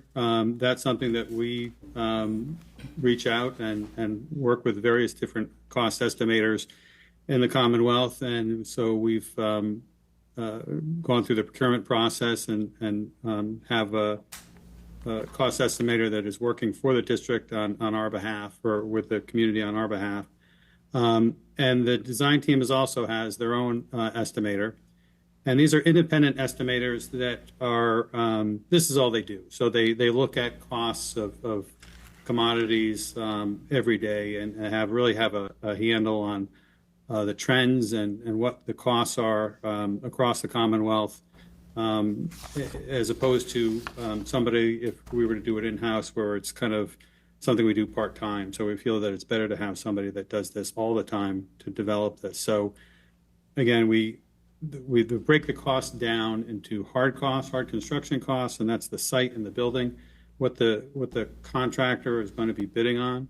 And then we have the soft costs, which are costs for the furnishings and equipment that might go into the building, the program-related equipment, specialty items that you may have to purchase for the new facility. The fees and expenses, that's the cost of the site, the consultant fees, legal fees, utility fees, connection fees, those types of things. And then we also have contingencies. So we're going to have, when we talk about contingency, we're talking about construction contingency. So as you go through a construction project, things that come up that you didn't anticipate or that you decide to make a change so that you have a fund available to make those things. So as we go through this, we bring in these two separate estimators so that you have two sets of eyes looking at these documents. They could provide take a snapshot, as Amy said, in February we did the schematic design, and then in May the design development, and we're going to be doing that again with the construction documents in early August. But you want to get a snapshot of what the project is, make sure that the two estimators are looking at it the same way. So we go through a reconciliation after we get those estimates in. We really go through and just take a look at not necessarily the cost that they have for each item, what do they have for the cost for brick, or what do they have the cost for concrete, but how much brick and how much concrete. So we want them to be looking at the same way a bidder will look at it when it goes out to bid. So the more that they're on the same page when they come in with their estimates, the more confidence that we have that that the bidder is going to be looking at it that same way, and that will reduce those kind of inconsistencies, and we'll get the best price that we can. So right now, we again are going to be going out again, and we have incorporated into that cost estimates what we call pricing and design and pricing contingency. So as we started off when we were in schematic design, there was a long way to go to develop the design and get the actual items and the design further along. And so you have a percentage that the estimators include as part of that estimate. And as we've gone through the design process, those contingency, that design and pricing contingency gets lower and lower as we get closer. So as we go into the construction document design, that starts to really, those numbers actually start to get shifted into actual items that have been designed. So Amy, if you go to the next slide.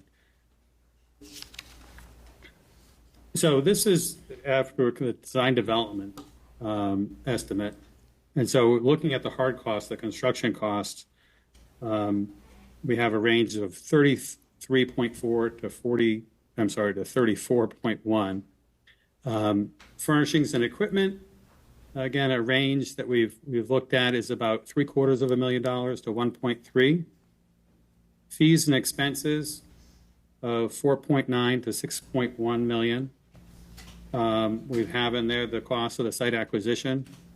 And here's the contingency that we're carrying, a construction and owner's project contingency of 3.7 to 3.9 million. And so that's a total range for the cost of the construction of the project, and that's all in at 44.3 to 46.9 million. Now, as the chief said, there's already been previously approved funding of 3.4999.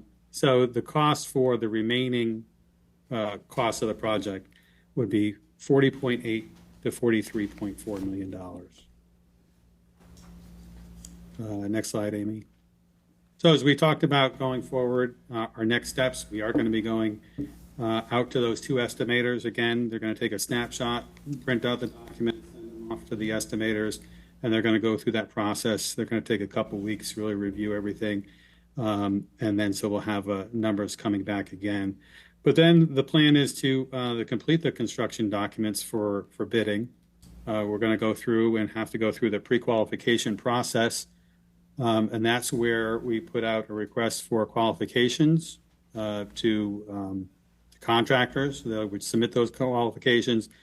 And it's a state mandated process that we have to go through to make sure that anybody who wants to bid on this project, or at least the general contractors and certain filed subbidders, are qualified to do so. So we go through and we vet that. We set up a committee. So that when we go out to bid, we'll have a limited bidding pool for the general contractors and for those filed subbidders. Then we go out to bid after voter approval. And then hopefully early 2025, we're ready for groundbreaking and construction to begin.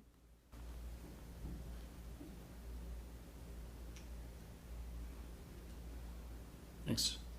I don't know if tax impact is something that a lot of people are wondering. I know Jason has done some information. I know that was in our packet. I don't know, Tim, if you want to speak to that at all.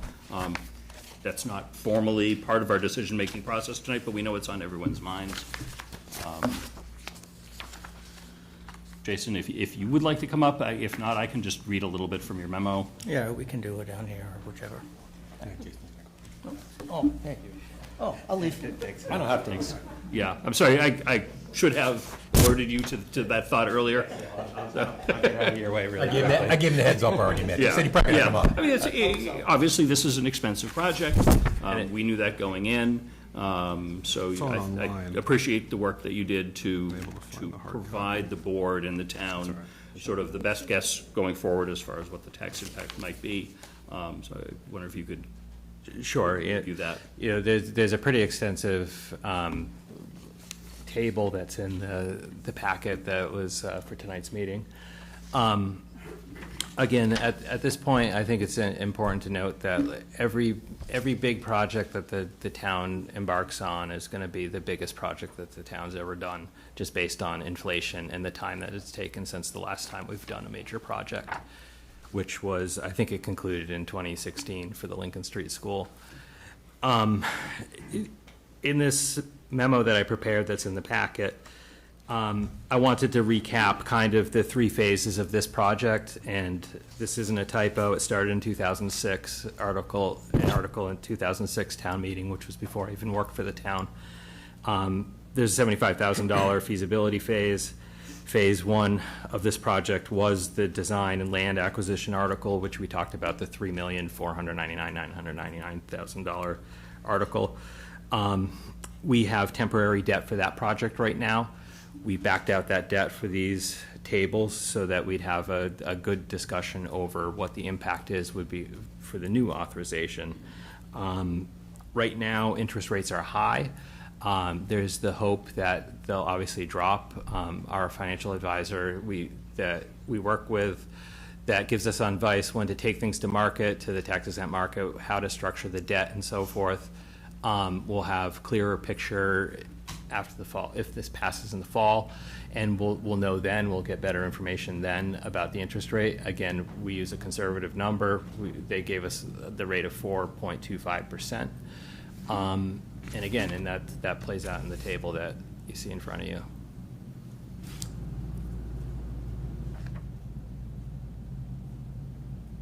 So you're suggesting at this point, given the information that you have, an estimated $344 per year over the lifetime of the bond for the average. Correct, and 30 years is the maximum life that we could borrow for this project. So again, it's over 30 years. The average was I think 340. 344. 344 was the average. Yeah, 344 was the average. Yeah. over 30 years.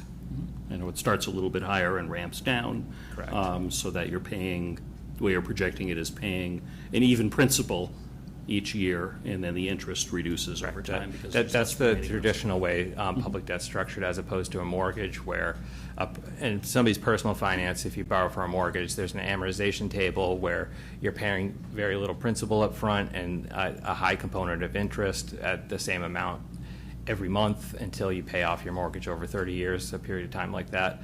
Public debt's structured differently, where we pay the same. Generally, it's structured this way, where we pay an equal principal payment every year, and then the interest declines over time. So the way that it typically works is that we're embarking on new projects as we go along. So as debt declines, a new project will come in and fill the gap over time, and that's kind of the concept behind why it gets structured that way. Great. Any questions from members of the board, either on the project design or the finances or anything else? Lisa? First on the chart, which is great, thanks so much. It looks like at the end of the years, 2055, you're looking at, is it 70 million? A little under 71 million. Is that right? Because you got principal interest added together. Correct, yeah. Correct? Over time, yes. Over time. So that 70, explain to me how that works into our levy limit. Because do you start with the levy limit in the beginning of creating the expense? Or does it build every year? It's unrelated. Okay, so with a project like this, we have financial policies, and this is obviously a major project. So we would consider this only under a debt exclusion. So the way a debt exclusion works is it raises your levy limit, and so you're allowed to, under state law, levy an additional amount beyond what's the limits of Proposition 2.5. Okay, but I'm asking, is it done, does it start out with the levy limit being increased to 70 million, or does it go in a staged every year adding to that limit? You would increase the first year by 3.201. That's how much your levy limit would allow you to charge a taxpayer to pay the debt service, both interest and principal. So every year, the column 1, 2, 3, 4th over, it says total under the 4.25%. That's how much your levy would increase just for the debt service. Just for the debt service. So that would mean if it's just for the debt service, and you're saying, what was the first one, 3.2? 3.2, is that 3.2 plus 2.5%? No, because that it's year. excluded. That doesn't grow inside the levy. It's not an allowance like Proposition 2.5 allows for regular operations. Right. This is just for debt, and that excluded debt is all you can collect for those 20, 30 years, whatever you have. Okay, and just suppose, in terms of, say Peasy School is going to be built before this is done. Clearly, it has to be. How is that, and that would also be a debt exclusion? I would think it would have to be. Yeah. Okay, so if we had three or four projects that's on a debt exclusion, and all of that's going to be added to the numbers, it's something we have to consider because, we're putting that in there. Yeah, we have, 4 schools plus Algonquin, which is a little bit different. We have 5 schools plus Algonquin. We have police station, a fire station, DPW garage, and some smaller town hall and some smaller facilities. So, none of those buildings last forever. Right. So roughly speaking, about every 8 or 10 years, we're going to have a major construction project in Northborough, and if the debt service is 30 years, they're going to overlap, and that's Right, but that's what happens. Are we thinking Peasley's 10 years down the road? No, I think it's less. It's much less. Yeah. And are we probably going to add to that, because if we are now having a permanent situation that we're bringing on so many more families with children going to those schools, we did this with Lincoln. Didn't we add a certain amount of population at Lincoln School? The feasibility committee for the Peasley project hasn't begun yet. I mean, one of our roles will be to engage probably NESDEC, which is the school forecasting organization, right? And they'll help that committee as well as the school committee figure out what the space needs are and what the student forecasts are. So none of that has been done yet. Well, I That's- understand, it's- but I'm just saying At least that 2 or it- 3 years away. Right, but it's projected to do that. So whatever we do, Yeah. we're adding more than one thing. Unfortunately, we have to juggle a lot of balls in the air, and I think it bears speaking about because it's going to add to everybody's tax bills. Yeah, I would anticipate roughly every 5 years on average, 5 to 6 years on average, we might be doing a major project, just based on the number of buildings we have and how long buildings last. We haven't done one in a few years. This building was supposed to have been done 5 years ago. Yes, by- yes. By the schedule, and it should have been, but it wasn't. Correct. And that would fall in line after the Lincoln project and then going forward easily, so Right. just where we are. Right, so I mean, that does take it, you have to be able to explain that when people are coming up and saying, well, how is this gonna affect me? Yeah. And it's great to see looks like a small number annually for this debt exclusion, but it doesn't necessarily mean that's gonna make it any simpler to pay, just by making the numbers look small. I'm just bringing that up in the terms of the responsibility. And I have a couple of questions. And one of the things that I just wanted to say first is it's part of our fiduciary responsibility to look at value and long-term maintenance costs as well as tax assessments for one of our very important departments. And I hope my questions are not misconstrued as non-support for the firemen and the staff, because I'm very much a support of all the departments, and every department should be in a good situation. And we are not just the fire station, but the town hall. People live in a difficult situation health-wise, and the police station will be doing the same, so I think we all have to look at everybody together, because it's a team effort. So letting stations deteriorate and putting them in unhealthy working conditions it's just unconscionable and should have never been allowed to happen. So when the needs surpass wants, we do have to work within the budget, though, or the taxpayer has previously agreed to. And this is a huge project. It deserves detailed scrutiny, so I hope that it's just the fact that I'm doing some due diligence and not doing something to make people upset.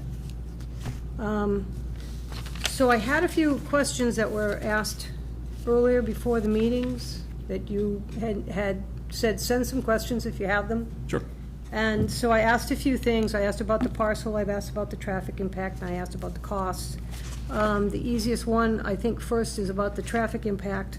And I was wondering how many DOT applications do you think you're going to have? Because we know you're going to have one for the hookups for the drainage. Are you going to have one for the curb cuts? Are you going to have a separate one for the lights? How does that actually work? Might be a question for either. To HKT, that's out of my, I can tell you how to put a fire up on that, how to do it. Okay, so can anybody answer that for me? Is it going to be 4 or 5 different applications that require certain information? I would have to ask the traffic engineer exactly how that gets structured. I know that they have already met with Mass DOT, had a preliminary meeting to talk to them about the project in general and all of these issues, and they've started the application process. I don't know if all of that gets wrapped into a single application or if there are separate applications. I don't know the mechanics of the whole thing. I would have to find out from the traffic engineer. Okay, so that, that's, again. I believe Scott can help answer that question. I can get up and leave. We should have 3 chairs up there. I'm We sorry should there are only Scott 2 chair. chairs at the table. Yeah, we put the Spend Scott some chair ARPA up money on a and- chair. Yeah. Maybe a couch. So yes, Lisa, there are multiple applications. There was one access application for the drainage connection. Yes. The utility connections, the water and sewer connections will be permits that are issued to Public Works. Okay. We submit those applications because they're our utilities. So our utility ownership goes to the property line. So those permits are issued to us. We have contractors work under our permit, which would be the civil sub on the project. The curb cuts will require highway access permits, just as any driveway does. It's not a complicated process. They generally look at site distance, and that's about it, and curb opening width. And yes, there'll be a permit, a highway access permit for the mast arm, for the light. For Yes. lights coming on and Yes, you off. get drainage, water sewer, which will be to the town, Yeah. curb cut, and then the mast, the signal foundation of the mast arm. Okay, and just to address the traffic impact, and we talked a little bit about having the traffic impact report. There's questions that it's not necessary, but I thought that was one of the questions on the application, that you had to fill that out and give it to them. The district permit engineer will determine if a traffic study is warranted. Generally speaking, if you have a low-volume property, and I've done them as a consultant, they do not ask for a traffic study. If you're putting in a Walmart, they'll ask for a traffic study to see if traffic controls, dedicated turn lanes, queue durations are too long. I don't see a fire station warranting that. They didn't require one for Dunkin' Donuts, and that traffic's probably 10 times what the fire station will be. Yeah, and that's the point, though. It's probably not the station itself that's going to cause the issues. It's going to be perhaps the Dunkin' Donuts that may cause the issues, or the way the bend of the road is. They do take into consideration site distance when you do a curb cut, when you do a curb cut on the state highway, yes. All right, so there is something that we have to submit with that. Yes, site distance, yep, and that was part of the design process when the driveway opening was shifted. Okay. All right, is there some reason why the this is great, because I can ask you the question. Is there some reason you put it directly across from what Dunkin' Donuts driveway was? Because the planning board asked us to do that. I don't know why they would ask that, but they did. Maybe it's aesthetics, I'm not sure. The planning board asked us to align both driveways, because they thought it was safer.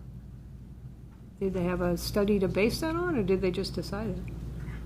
I don't recall the study. It was a request during the planning board process. Okay. I think it was because they considered it safer, and it was recommended by the engineer, I think, because if you're coming out and looking at the person coming out of Dunkin' Donuts, otherwise you have a situation like Maple and Brigham, and Right. coming out. Everybody has a first come, first serve. Who knows who's going first? Right, okay. I'm just going to briefly interrupt. I see a hand up in the audience. We're going to go through board questions first and then get audience questions. All right. I'd asked too about the parcel, but I'm more concerned about the parcel basically than the building. I think, let somebody else look at the building questions they may have, but the parcel seems to be a big one for me. Oh, look at this. Are you the parcel man? Well, we just figure we're using the correct people for the correct questions. Well, that's good then. I will, on the parcel question, Yes. For me, town meeting is the determining factor. Town meeting authorized the purchase of this parcel for this purpose. So it's, town meeting has approved it, and that's what we should build. That's fine, but I still think these are questions that should be asked and not felt, this is big. This is not like, oh, somebody else looked at this, so I'm going to go do my little due diligence. And so we know that the construction is going to be on a Pierce gas station. I mean, there's no question about having hazardous waste there. And there's been discussion of another section of hazardous material that they're not sure, or they were going to identify. This was one before the last 8 holes you sent to me about the board. So they just did a bunch of test pits for where the, what's the term, Amy, for where the underground water. The stormwater infiltration. Thank you, stormwater infiltration, thank you. Right. And all of those pits came back negative for Right. anything or groundwater. When they were doing the borings, I think they found 2 areas, and I don't have the boring results, that they had a small area where they expected to find it anyway from the previous remediation, so they weren't surprised to find it there. But it's under the slab of where the proposed apparatus bay is, I believe. Is that correct, Amy? Yeah, it's in that area, yes. Okay, and listening to one of the Concom meetings, they were talking about that slab and about having it go over that material, saying that there might be some issue if there was some vapors or whatever. Oh, they didn't say there'd be an issue. They talked about having to put a vent system in. Yeah, a vent system would be common, and I think we've discussed putting a vapor barrier there just as an extra layer. It's not necessary, but for an extra layer. Oh, yes, I think anything you do, you're going to have to, you don't want to have a new problem that you weren't expecting. Exactly, trying to think ahead. Yeah. Right, so that, I wasn't able to get any information on that to be able to read about it, so that's why I'm asking. And I would like to just read more about it, so I have a better understanding, so we'll get together and maybe I'll have the reports and stuff for that. So there are some other test pits that were done prior to this drainage that you've got. That I'd just like to look at those. Those are the borings. That was to see what the material was in the site. That was to see what was going under that slab? To see No, what the to see what material was- is. Before you build a building, you have to find out what material you're building on. You can't just go by the surface material. So you have to dig down certain depths where you think the building is. Not only how deep the building will be, but the weight of that building on top of that that land. Okay. So they do all these borings, and engineers figure it out, people that are much smarter than me, and where they will be and how the depths, and those are the ones they did, and they did 15? Yeah, something like that. 15 of those throughout the whole property, and one of those is where they found that. But out of the 15, there was that one. And that area, when they excavated that area where they found it, was about a 2-foot little section. Below it was clean, above it was clean. Okay. All right, I'd like to look at those at some point later. The water table over there, I thought was in certain areas a little high. What's happened with the water table? I can only tell you what, yeah, go ahead, Amy. No, I was going to say, under the building, yes, the water table is a little bit high, so we are looking at putting some underslab or perimeter drainage system in, which is a pretty common thing to do. But that will mitigate the problems. Okay, and all these things are all listed, they're itemized at some point to get, because you're coming up to a certain amount of money. That's part of the itemizing of the funding, correct? You're talking about the cost estimate? Yeah. Sure, yeah, it's in all those things are in the cost estimate. All right, so we did that. You answered the question of, I was asking before, how come the department got larger, and it was because of going further down the road. Because there's a couple things. Number one, there was no elevator in the first design, which we have to have. Yeah. There was no actual survey done during the feasibility study. And then the third thing was we did a further out study. Okay. Okay, and then the 30-foot retaining wall. I know it's not 30 all the way across, but it's certainly at the highest point at 30, and the lowest point at what, 25? No, it's much lower than that. Like, what, 5? Amy? It tapers out to nothing. Right. It slopes down to nothing. Yeah. So how far does a 30 go? If it's a 75-foot run, is the 30-foot high, is it 20 feet at that 75 feet, or? No, it's a point. The 30 feet is a point, and then it rapidly terraces down. Right, but how long does that run go? Because I know it goes like this. Right. Okay, but from this point to this point, Where the 30 tapers, foot, where does it start to taper? it tapers almost immediately, right?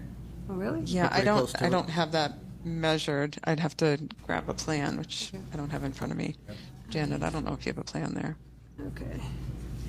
All right, I was going to suggest just pulling up the site plan and pointing into it, but you need to see the grades. all right, okay, well, I'm going to yield the floor. I'm yielding the floor. I would like to see some more of the reports. Well, and definitely, like you said, the vote tonight is just to appease the state to be able to do their printing process, but Right. obviously, any follow-up questions, or reports, definitely, it's all transparent. Yeah, Right. we've talked extensively about the retaining wall at building committee meetings, so all of those details are probably on the project webpage. They're all on the project webpage, yeah. the frequently asked questions, and every presentation that's been done by either HKT or PAR, they're all available to review. And all the videos of all the meetings. All the videos, yeah. Yeah, well, sometimes too, I think the fact is that the general public doesn't take the time to really look at that stuff. And I think it's important to highlight those areas and to make them aware of what it is so they're not surprised at the end of the day. Yep. And it's huge, Yeah. and we really need to If you have those answers. questions, there are multiple ways of getting some of those answers. Even still, people don't, you've got to make them aware of what's going on, if they're going to make the decision. Sure. Because it's ultimately their decision, not ours. Absolutely, yeah, appreciate that. Any other questions from the board? So I appreciate the comments that Lisa made, and I feel very much aware that we need a fire department. I am. It's time. I had hoped that the costs would have been less, but just based on the timelines and what you've shared, I don't know that there's anything that we could do to offset it. So I want to recognize that, and the residents are concerned about the tax impact, but at this point, I don't know that even if we were to start again, if we would be able to save money. I appreciate all the work that's gone into it. I know it's been difficult, and I So I appreciate that. I appreciate we'd helped. There's videos that are being put together to help raise awareness around the project so people can make that decision. And I hope, so it's, I feel bad because it is expensive and there's a lot of big projects coming up, so. I really didn't have any other comments on that though, but Sure. thank you. Julian? So, yes, I think Lisa spoke for all of us that we recognize that a new fire station is absolutely necessary. But our job here tonight, I think we have to clarify, is to discuss whether it goes to town meeting in the fall or the spring or whenever, and also to discuss our fiscal responsibility in this. So, I think Lisa brought up that the total cost of this, with the interest payment, is $70 million and change.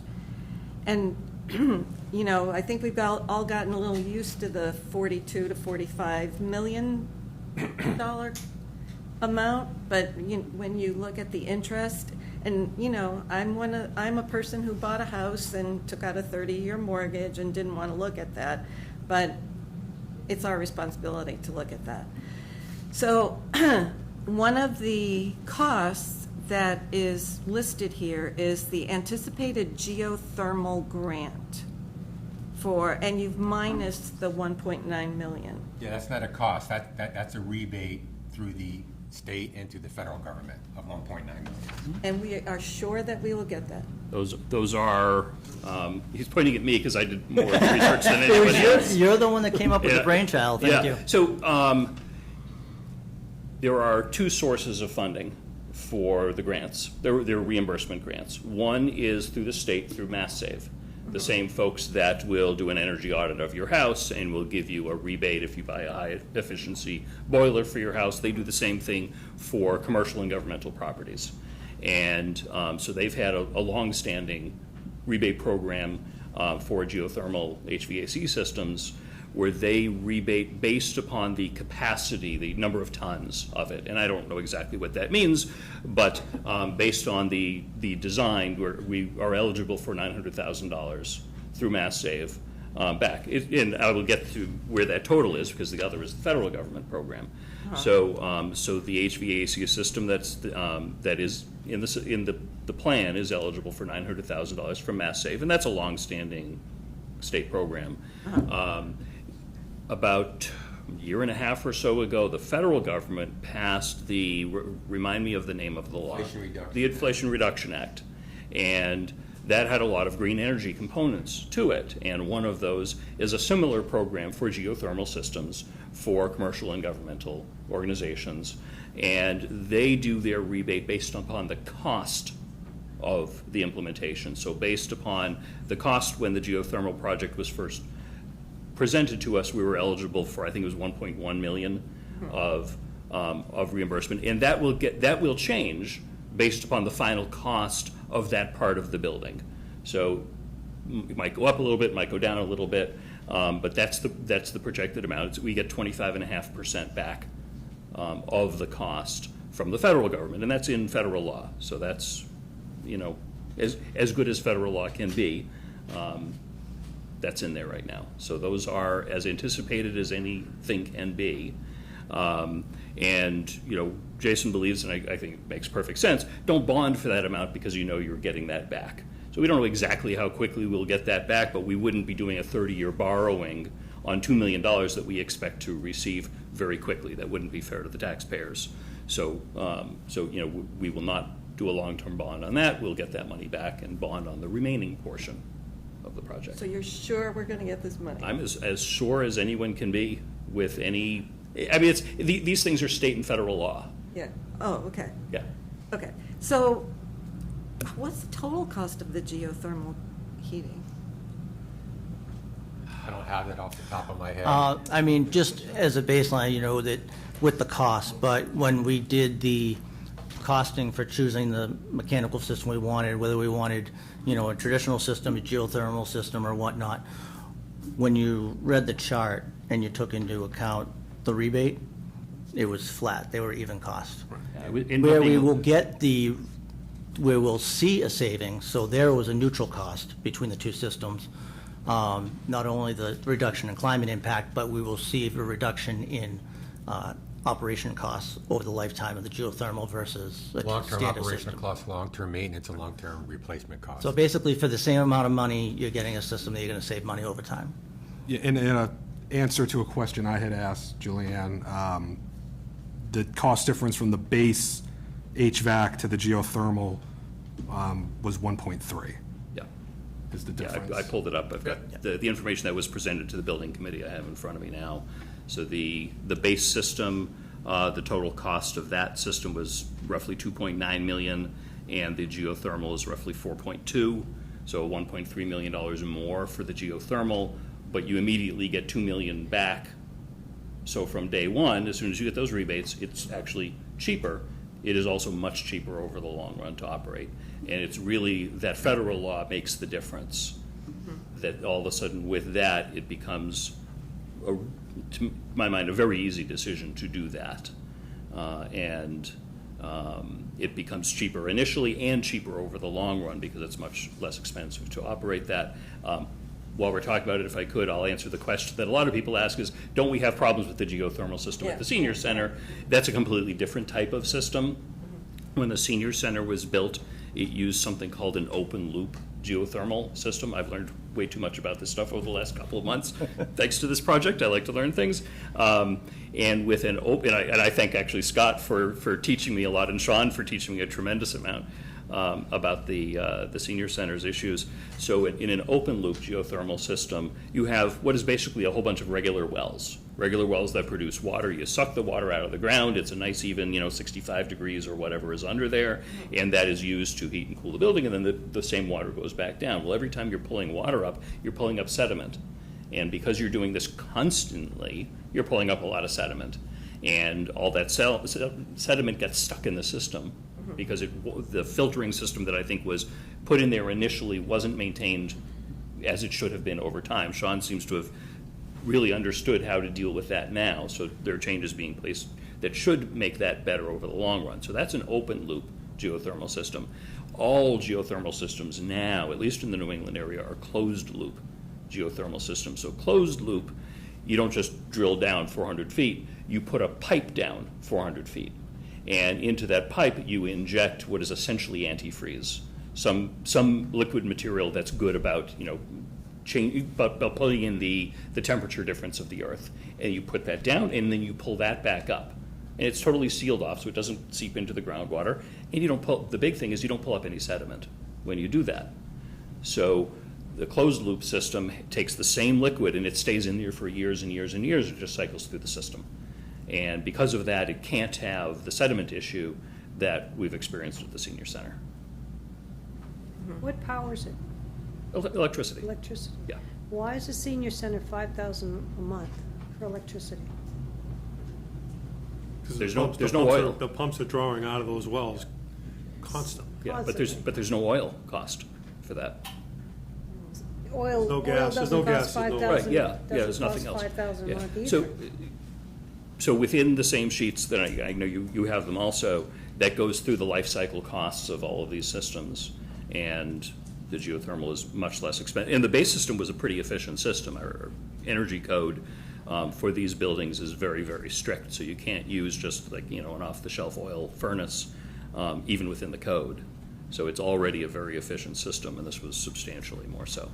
Yes, but I'm just trying to see, you had to add on the electricity to run it. Sure. Right? Yep. Unless we're going to put. And that's calculated in there that it is projected that the life cycle savings over the lifetime of the building is $1.8 million cheaper with the geothermal system than the base system. And that includes energy costs, energy maintenance, the whole thing.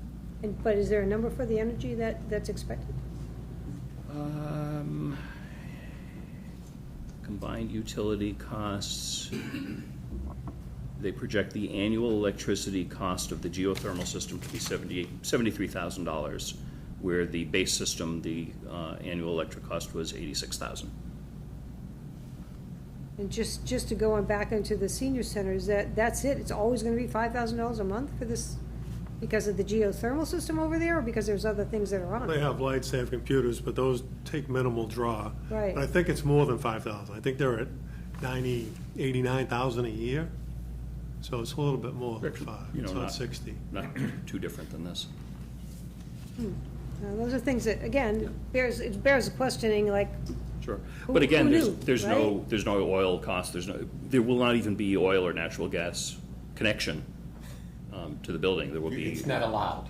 It's not allowed. right? Yeah. So it's all gonna be all It's electric? going, no matter what, it's gonna be all electric. And that's the federal government and the state drive, you know, we Right. don't really have a choice on that. Right, and the bad thing is you also don't have any control of what they cost, Yes. you know? Because as time goes by, it's just gonna go up, it's not gonna go down. Yeah. Yeah, But yeah, it's gonna- prices will definitely always go up. They will definitely go up.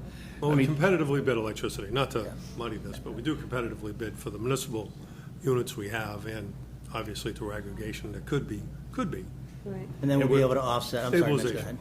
Sorry. Just, we'll be able to, you know, as time goes on, as technology improves in the solar absorption and the photovoltaic systems that, you know, under the new state energy code, you're required to install infrastructure to be plug and play for solar or photovoltaic cells. You don't have to put the cells on, but you have to have the whole infrastructure installed.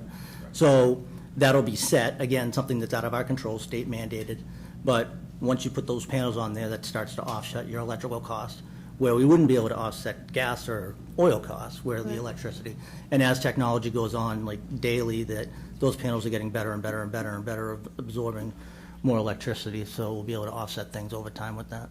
Well, yeah, one would hope, because I think, you know, when you're going down making budgets, people have no idea about things of that nature and how much more they're gonna cost, and the bigger the space, the more cost it's gonna As, make. as Neil said, we'll be able to put solar panels on the roof. We have not committed to that either way yet at the building committee, because there are a few options available to municipalities.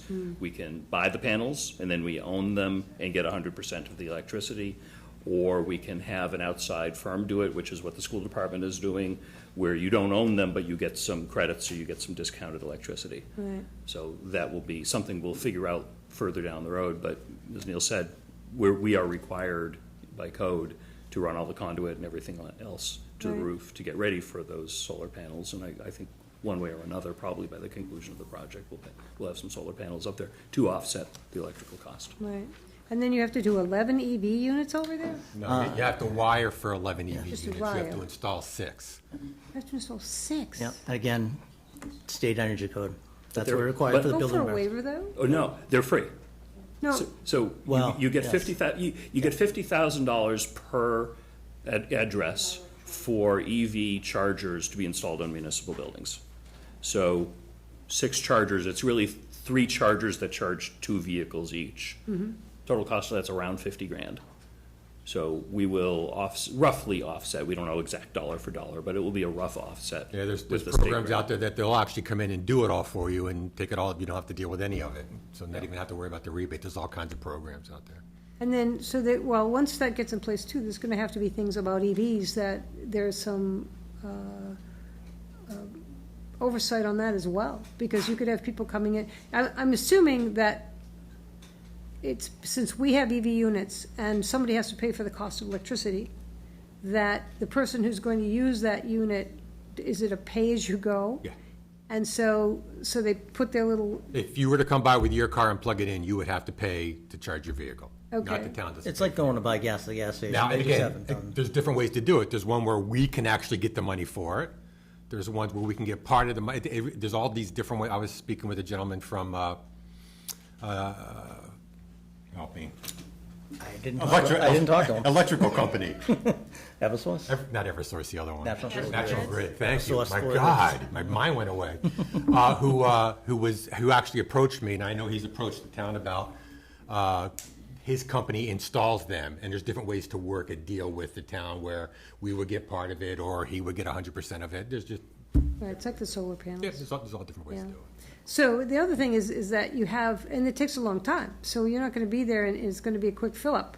It's like 3-hour minimum or something? So the way they're currently designed, there's one that's in the employee parking lot, and Amy and Janet, correct me if I'm wrong, there's one that's in the employee parking lot, one setup, which is two, there's one stand, which is 2 charging units, and then there's 2 stands, which is 4 charging units in the public parking. And we can set the vendors that supply these and manage these for us. You can have them provide all sorts of rules and regulations about how they work. So in some locations, they're totally free. If we want, I'm not suggesting we do, but if we wanted to, we could say, no, all free charging whenever you want. The way I anticipate it to be done would be that we might set a cap. We might say that, you can use this charging station for at most 2 hours, then it will shut down. Or you can set it for 1 hour, you can set it for a half hour. You can do things like, well, if you don't want anyone taking advantage of the charging in the middle of the night, you can say, starting from 9 p.m. until 6 a.m., it's not going to work. Right. And someone pulls up, it will say, come back at 9 a.m. or 6 a.m. or whatever, however we want to program that for. Right. Yeah, I mean, I'm more concerned too, that's very important. Yeah. Again, not something anybody thinks of, but it's important to know about these. It's a new product that you can come in and avail yourself of. They have them at Wegmans. But if you don't live in town and you're close by, you're just going to buzz in because they're around a lot of places. And now you're going to have some traffic coming into a municipal area that may be adding to whatever might be happening in the area. So it's something to look at and to say, okay, I know the government requires, but at some point, do you not go to your legislatures and say, look, this is kind of getting out of hand here. What can we do to change some of that? Yeah. And it's just something, again, to consider and think about for the future, because if we're looking at something for a 40-year plan, well, then you have to look down the road for all of it for a 40-year plan, not just one thing. Sure. Yeah, we are a rare municipality that does not have any town-owned EV chargers right now. Most towns have several. So many towns, I don't know about fire stations, but many towns have installed them. A lot of libraries have them. A lot of town halls have them. So there are plenty of towns that have figured this stuff out. Right, but they're probably, their buildings are a lot newer than ours too. I don't know that. I occasionally go to a town hall that's in much worse shape than ours that has 6 EV chargers in front. It's had them for 3 years. All right, Yeah. that's my comment on the electric is Sure. put it all in one basket, good luck. Okay, Julianne? Well, I have a question about Lisa's question. So there's, with the Mass DOT study on certain aspects of the fire station, but is there going to be an overall study of the impact, You're talking about a traffic study? Yes. No, fire stations do not inherently cause additional traffic, except for the guys that are working there. There are people that come in on occasion for permits or for different meetings or classes, but traditional, they don't create any additional traffic. There's, as Scott had said, there's normally not a traffic study done for fire stations. Well, If Dunkin' Donuts it's not didn't require traffic one. amount, Yeah. it's interruption when the. That's part of the traffic study. When they do it, it's not just volume. It's, when they do traffic studies, they estimate the amount of vehicles that would be entering, exiting, turning left, turning right, stopping, and they take that into account. It's not just the volume of traffic. So that's all taken into account in a traffic study. And so because the fire station does not dump or receive enough traffic to trigger that much of an interruption, then the traffic study is not needed. And I would say a traffic study is approximately, what was it, 50 to 60,000. About $50,000 or $60,000 to do a traffic study for a project that doesn't need it. So, we do have a little bit of a unique situation there with the popular coffee shop, and it is in the, highly trafficked downtown area. If this board or any board asked for that, and, we found a way to pay for it, We've already, we've gone to the planning board, Yeah. and the planning board has already said, you don't need a traffic, that's the board that's responsible for that. it's not us. They waived. It's the Yeah, planning they board, and waived they the said you traffic don't study. need one. Yeah. And so, and part of the conversation that came up in those meetings, and you can watch it on the YouTube page, is, okay, we have the money to do the traffic study, which wasn't really necessarily going to give us any information that we don't already have, but it would halt the project. The project would have to slow down, so if they found some stuff, they had to change. And so by delaying the project, we have a very small window to make it before January 1st. Once you hit the next year of 2025, all your costs are going to go up, and all the pricing that they're estimating, all the cost estimating procedures are based on ending date of 12/30 of 24. So if we don't make that date, the numbers will, But again, the planning board, after hearing from Park Corporation, which is our engineers, after hearing from HKT, from the town engineer, determined that there was no need for a traffic study at that. And I think we agreed that it would be evaluated, we'd monitor it. If it had to happen. And if we saw things that were interrupting, obviously this is not a private business going on, this is a town municipality, so the town controls it. So if we notice things, we have the authority to implement change.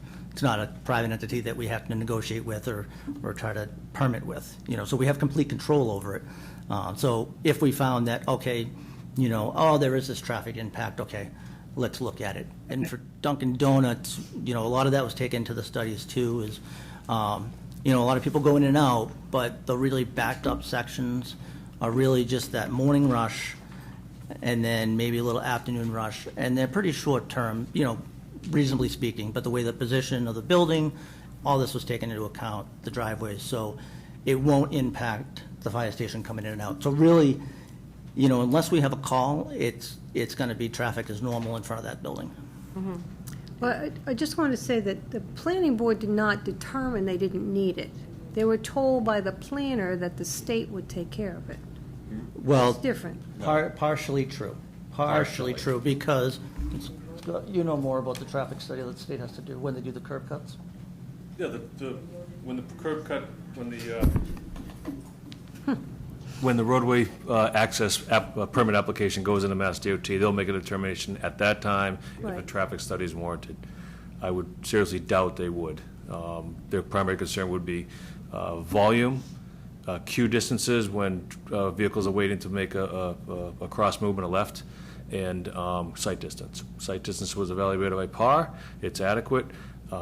I cannot imagine that the queuing distance there for somebody taking a left or into the fire station would warrant a traffic study. I mean, we get 2 or 3 guys waiting to get in there when they show up at their shift. I can't imagine that would be difficult. Yeah, I don't think it's coming into the station. I think it's on the road itself and what's happening for backups on the road. But I do think that, I don't know, it's up to the state in terms of saying, is it necessary for my application?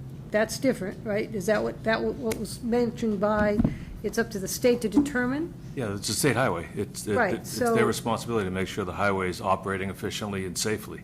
Okay. So it's their determination if a fire station at this location may warrant a dedicated turn lane, an actual traffic signal as opposed to an emergency preemption system. All right. The state would make that determination. If this was a Walmart going in there, I'm sure they would take far more consideration for dedicated turn lanes or possibly even a traffic light. And that brings up something I hadn't even thought of. So, okay, if you want to expand and you want to make a dedicated lane, who's going to get it? Are you going to lose the sidewalk that we have planned to put there, or is it going to go against the other side of the road? Because you only have enough room. Would need a dedicated lane for a fire station. Well, no. She's referring to a dedicated turn lane. Yes. Generally, when you have dedicated turn lanes, and this would have to be designed, you lose your shoulder. You have a center lane. When you're going through downtown, you have the center lane that half the people take a left in one direction, the other half take a left in the other direction. And in that location, there's channelizing where you lose your shoulders. There's pretty wide shoulders there, so you could add one single lane by eliminating both shoulders, typically. Okay. All right, so that's good. It's good to know because, as we put in these beautiful sidewalks I'm hoping for. Let me ask you a question, yes, with your intelligence, which greatly appreciated. I'm going to go sit down. When they would do a traffic study for the fire station, they can't do a traffic study for Dunkin' Donuts, right? It's only the impact of the fire station. No, Dunkin' Donuts would be as part of it. All trip generators in the area would be part of the traffic study. They couldn't require anything of Dunkin' Donuts. No, they would not. In the event Dunkin' Donuts, for example, was on the same side as the fire station, and Dunkin' Donuts was queuing up in the morning rush hour with 8 vehicles taking a left, and that coincided with your shift change at 8, and you had 6 vehicles added to it, that would be something they would consider, but that's not the circumstances here. So it's strictly the fire station? Yeah. Yep. Thank you. And I just have a question for either Amy or Janet. And the schematics that you showed of the design, the last one you showed the building with the wall behind it. Can you bring that up again easily? Yes, give me just a second here to grab it. The wall is a topic of conversation, and Nobody likes it, but it's needed. But thank you there's for really, saying that. I didn't want to say that. And I mean, we're going to get. There's no one in the committee that likes it at all. But we're going to get into a discussion that every option has been looked at, both as aesthetics and financial benefits, and this is what we've come up with. So everything has been looked at, even recommendations that have come from. You're looking at, you want You this know, the drawing one or the where you show the rendering? building? One of the 3D renderings. Amy, she's looking for the rendering you did. Oh, okay. Yep. Here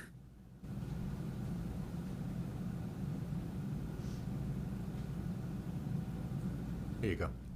And so that's to scale? Yes. So it's, So I guess when you're like looking out the window from the back of the building, that's what you're going to be looking at? Well, that's slopes, and when you get to the windows, you'd be looking, actually, if you're looking out the backside windows, you're looking above, and if you're downstairs, you're looking at cars. And then there's supposed to be a fence above that? On top of You can see Correct. the fence. And that was a recommendation of the planning board as well, is to, As like planning a board, safety to make thing? it a taller fence than what was required. The fence, I think, is offset, goes back several little feet bit, behind, and that's to prevent anyone who is wandering the woods from encountering the wall. And so, Required by code, but we made it a little bit taller at the request yes, of the I planning think board. that's a good idea. One of the things I kept asking for was a three-dimensional model and where it sits in the neighborhood, what the other buildings are by their size. We've not seen that done. And I think it's I understand that, but you know something? You're selling this to the citizens for a big amount of money. And they have every right to know what it's going to look like once it's in. Now, we've got a big white building right across the street from Hillside almost. And everybody's asked me, what is that? There was no showing of what this building is going to look like in the neighborhood. And that is one of the requirements. And I don't think we should be thinking of it lightly. Yeah. I think that the bank could even drawing-wise, you could extend that picture and you could put the bank into the side of it to see the difference in size. Yeah, I mean, we can certainly ask our architects for a price on what it would do to, say, do a 3D model of, this building plus 2 in either direction and across the street. But we'd have to find a way to fund that. We don't have budget for that in the fire station design budget.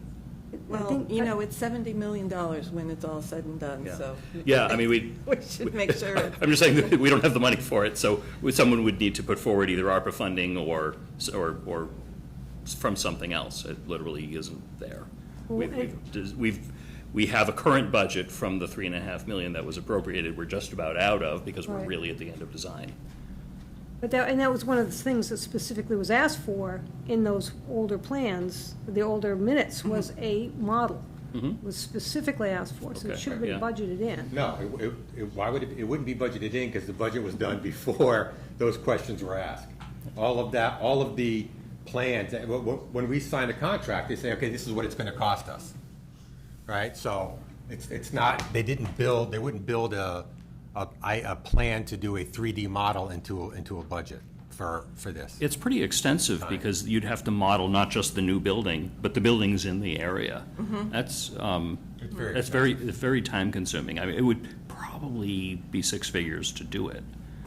If I could add, you'd have to model the topography too, and the limit of the site survey is limited to our site, so that would be a little bit tricky. It would be, we'd have to use some public data, and it would be approximate, certainly.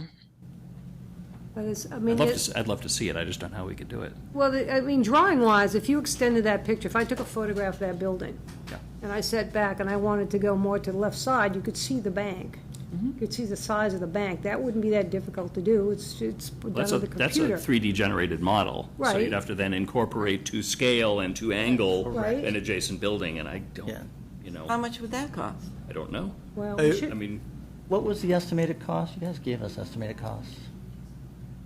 I don't think we ever estimated doing buildings down the street. I think we looked at, doing this building and this site. I don't think we looked at extending it down the street. We did show early on some comparisons of the scale of this building to the neighboring buildings down the street in elevation. Throughout all of the permitting process, we showed three-dimensional imagery of the building and the site like this. These are three-dimensional pictures. They just don't have, they're not rendered to the same sort of glossy imagery that this is. But we certainly showed, design review and planning board a lot of 3D imagery throughout. Yeah, in a previous presentation, and again, it's available, they have the size of the station, the size of the bank, the size, and they're all together on one slide. Yeah, it's one long line. To show you the different One sizes. long line, which again is difficult for the general public to understand that. They'll look at it and it's kind of a glassy line. But I think that it's very important to have, because as you're doing these renderings, you don't take into consideration really what the backgrounds look like or what the side grounds look like. Because we're looking over here, and where it's out of frame, you'd have the wall from Hillside Grill. You don't notice how you're going to come up against that on the road and say, oh my God, what is this? It's a huge building in comparison to anything else there. And I just feel that you try to give the general public as much information as you can, as opposed to go, trust me. yeah. No, I from my perspective, I would love to have a great 3D walkthrough model of interior and exterior. Maybe there's an intern at HKT that wants to do it for fun. I don't know. Once you involve other buildings that they have not yet detailed the models of, I've built some 3D models in a computer for smaller things. That's a lot of work. Well, there's new 3D printers. Why is that so difficult? You put the information If you in. use one, though, you have to do all the computer modeling, which is hours and hours and hours. You need to tell the computer all the details about each building and the trees and everything else to get that data in. Once you have that in, generating the 3D image isn't that hard. It's getting the data in very, very time consuming. Sounds like an intern job. Yeah, and I think we can all accept that it's not the easiest job, but again, this is a very expensive project, and the taxpayers should be able to see what this area is going to look like. So I would just add, because you keep on bringing up it's a very expensive project, which it is, and I live in a town who built a library, a fire station, and a school all within a very short period of time. So I've lived the tax increase. But the prices are always, they're just going to go up. But the fact that the way that it's broken down over time, I think the taxpayers just have to understand that. All right, I could sell you a $50,000 building and tell you it's going to cost you $1,000. Oh, let me change that. I could give you a $20,000 building, tell you it's going to cost you out of your pocket $1,000. You're going to say, well, no. It still costs me a lot. I can give you a $200 million project and tell you it's going to cost you $5. It's still $200 million, but to you it's $5. And so when you're balancing the taxpayer and you're talking apples to apples out of their pocket, and I think that's what the taxpayer wants to know. It's what is it going to cost me out of my pocket? And that's the question I would have as a taxpayer, and I did. And what Jason has done is very good at breaking down the costs. Things are expensive. Your house is expensive. Everybody bought their house. I bought my house for $500,000. It's going to be $800,000 before I pay it off, because everybody has to pay interest. We don't have money out of our pockets. But the fact that year one, it's $490 a year for the average household, $40.80 a month, $1.34 a day out of your pocket for this project. And that number only goes down to year 30 at 62 cents out of the taxpayer's pocket. I mean, that's the proverbial less than a cup of coffee a day, much less. Sounds good. Well, and it's, that's how you sell something, and make it sound so, it's not but gonna hurt you. that's what the numbers are. So, and yes, we're doing everything we can to educate the public. Laura referenced the videos that we're doing because we had the frequent asked questions. We've maintained that. That became a very large animal. So now we're doing videos to attract the other audiences where people can just listen. We'll have more stuff out as the project moves forward. Because again, tonight is just to say, hey, print the ballot. Now, we do, and correct me if I'm wrong, Chair, that we get a town meeting and it votes down, it's still going to be printed on that ballot, but it's going to be a non-action. So really tonight, it's a procedural vote tonight, and then other meetings will be a more At town meeting. more depth. Yeah, so we will have, was referenced, I think, in the HKT presentation, we're expecting one more cost estimate mid to late August, and that'll be the same process where then they review that and it's presented to the building committee at a public meeting. Things went down nicely between our first cost estimate and the second. I will cross my fingers that the same will hold true this next time. I don't know whether that'll be the case or not. Typically, that's the process, as it does get a little bit cheaper as you go along because there are less unknowns as the design is furthered. That will then come back here, so by the time that, assuming that we put this forward, by the time we finalize and execute the town meeting warrant at our September meeting, we will have the latest cost estimate to put that dollar figure into the warrant article. All right. Because, we keep talking about everything always goes up and up and up, but when there's a market crash and your homes lose their value, and it happened in 2005, there's a potential for something to happen in the next couple of years. There's So- always, but the market could go crazy, but yeah. Sometime I wish the market would go crazy because I didn't make my money back. It's not crazy, it's that something could definitely happen. Sometime in the next 30 years of the course of this, there will be recessions, there will be booms, and that will happen with any project. Right, so, but the core, obviously, it's always going to be higher and higher and higher, isn't not necessarily true. You have to realize that you have to deal with what you have today. And then you have to project for 40 years. So once again, that's a big projection that without enough data, you're not going to be able to make it. Mike, did you have your hand up? Yeah, and I'll try and be brief. Just want to again thank the building committee for all the work that they did. All the time and effort put in, all the hard questions that you've been asked at multiple meetings. So again, thank you for that. I know I've heard it described, it's the fire palace, it's so expensive, it's this, it's that, which really isn't fair, right? It's a workplace and it's a residence, and it needs to be safe for both of those aspects. There's no extravagance in this building. You can go through all the schematics and look at what goes into it, right? There's no movie theater, there's no tunnel to Dunkin' Donuts, which I would be willing to pay for. Tried. That I think we could. Or a pipeline. A training tunnel to Dunkin' Donuts, right? But there's I think there's obviously a large cost to this building. That's not to say that other aspects of the town, maybe we need to take harder looks at to flex to afford this very expensive addition to people's property taxes. That's something for us to look at. But other questions that I had that were mostly previously answered. About the traffic concerns and that there's no plans for Route 20 to be shut down at all during construction. And then no real and I know it's come up previously that there might have to be blasting, which is not an issue. The survey said no, that shouldn't be an issue, so all of that is off the table. And there's certainly aspects of this project that I would have maybe, if on the committee, would have voted differently or would like to have changed.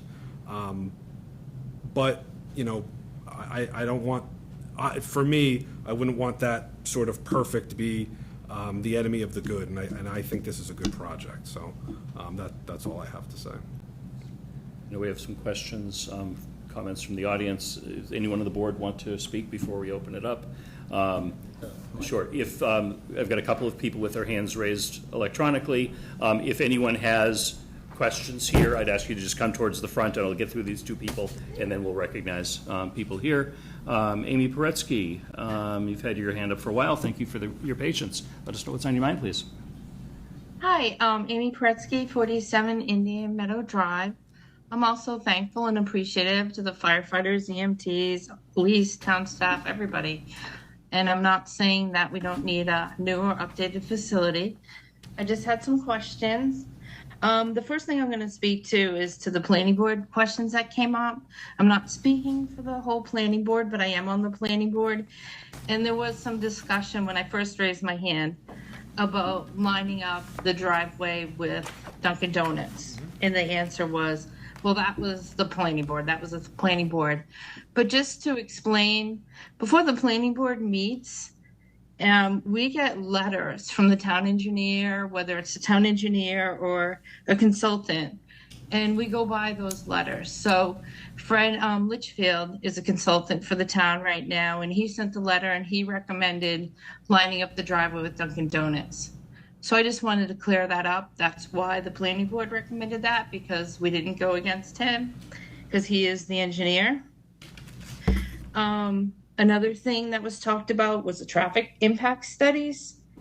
And for me, unless I misinterpreted, we met twice. The first time the planning board did not want to waive the traffic impact study.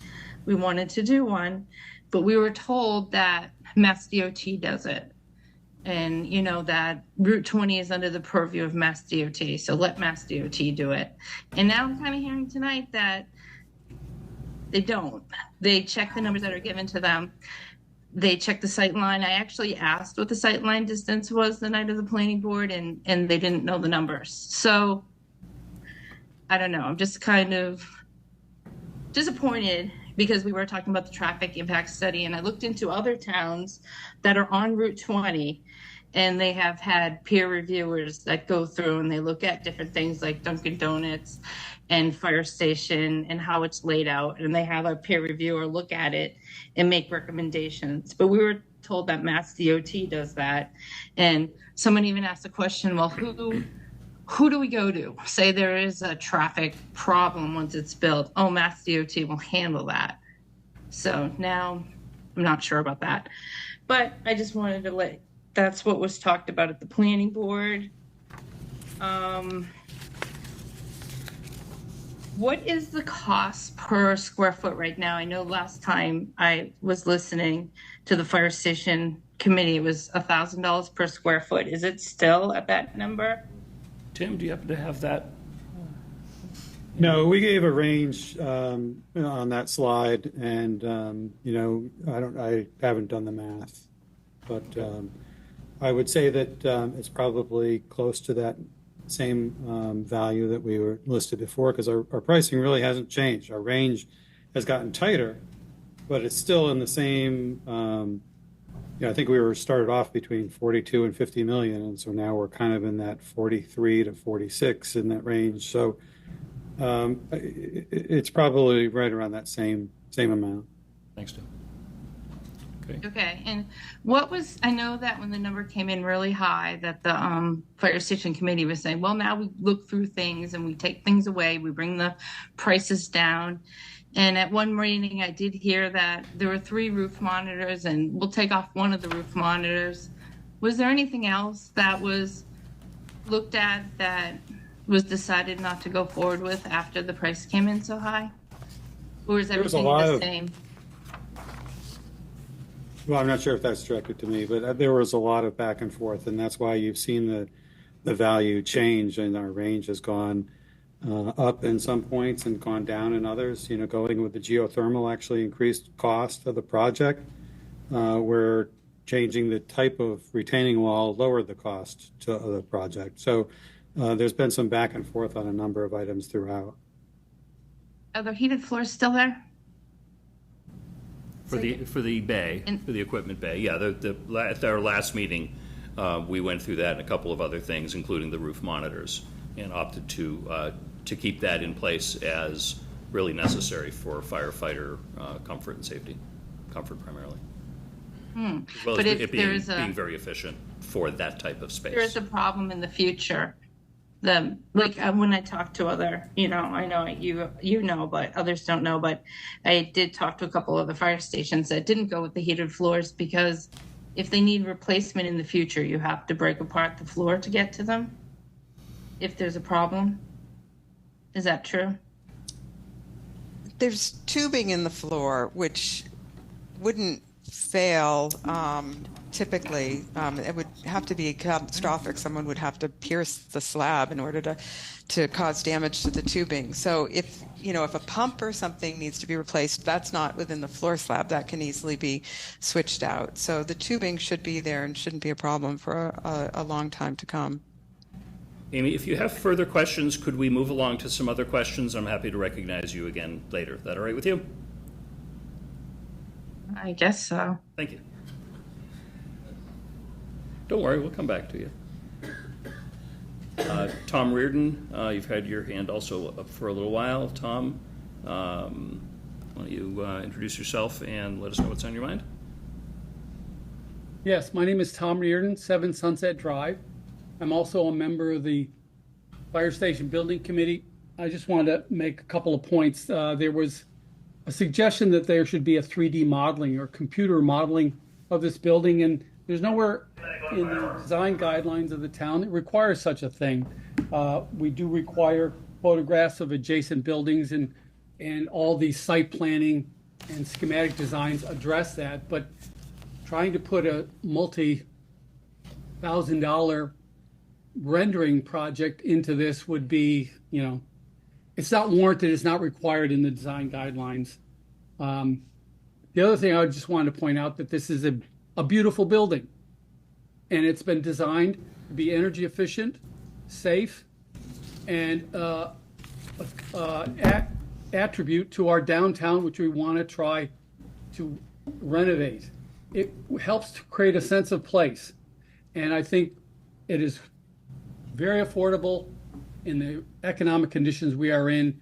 And as a whiskey drinker, $340 a year, that's about the equivalent of 1 bottle of Middleton Irish whiskey. So I assume you're bringing that to town meeting for everyone.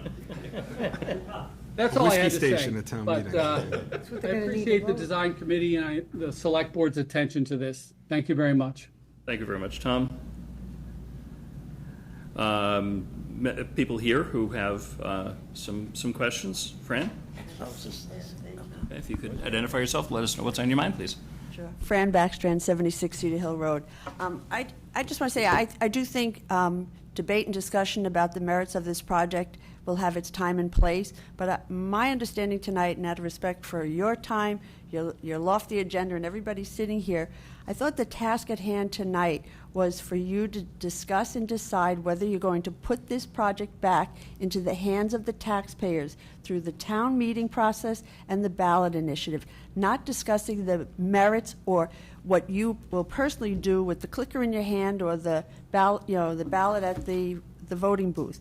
This is about putting it back in the hands of the taxpayers who in 2019, those of us who were at town meeting, said we wanted a new fire station at 10 Monroe and 61 to 65 West Main Street. And I would really ask that you just get past the minutia right now, because it's premature, because if a supermajority of you don't vote to take it to the next step, this is a waste of everyone's time. So get to the point that matters. Are you going to put this in the hands of the taxpayers at town meeting and the ballot? And then, if yes, then have as many videos, movies, discussions, due diligence, whatever it is you feel you should do as the elected body to advocate one way or the other. But just move it to, I feel like I'm having a deja vu moment at a previous select board meeting. Or just move it forward. Just act. Just do it. That's why we're here. The people that are here. Are you going to put it back in our hands?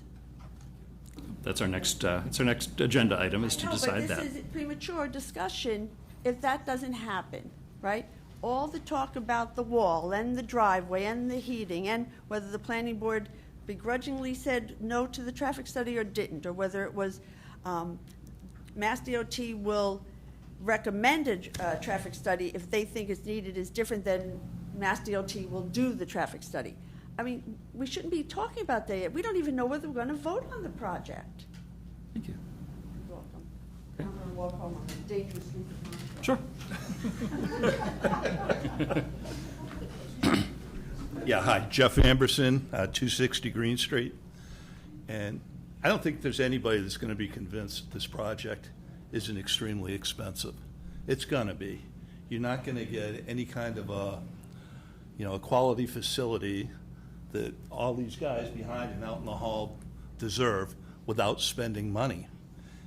And, I think one of the things that hasn't been said tonight is that, currently construction costs nationally are going up about, let me look at my data, because 5.25% annually. Okay, the Boston area, they're increasing at a slightly higher rate. If you look at the construction costs, just the construction piece that was presented tonight, that was roughly $34 million. Okay, if we delay this a year, that's another close to $2 million in cost. If you delay it 6 months, it's 900 and change in cost. Every time we kick this can down the road, it's costing us money. And, I think that, it's time that we, fish or cut bait. Let's let the people decide on this. I mean, a negative vote as far as moving this forward on the ballot, we know it's going to cost you at least $1 million. Maybe $2 million. That's a given. Okay? A positive vote tonight, gives the town the ability to move forward and put the decision before the people who are going to be paying the bill, the taxpayers.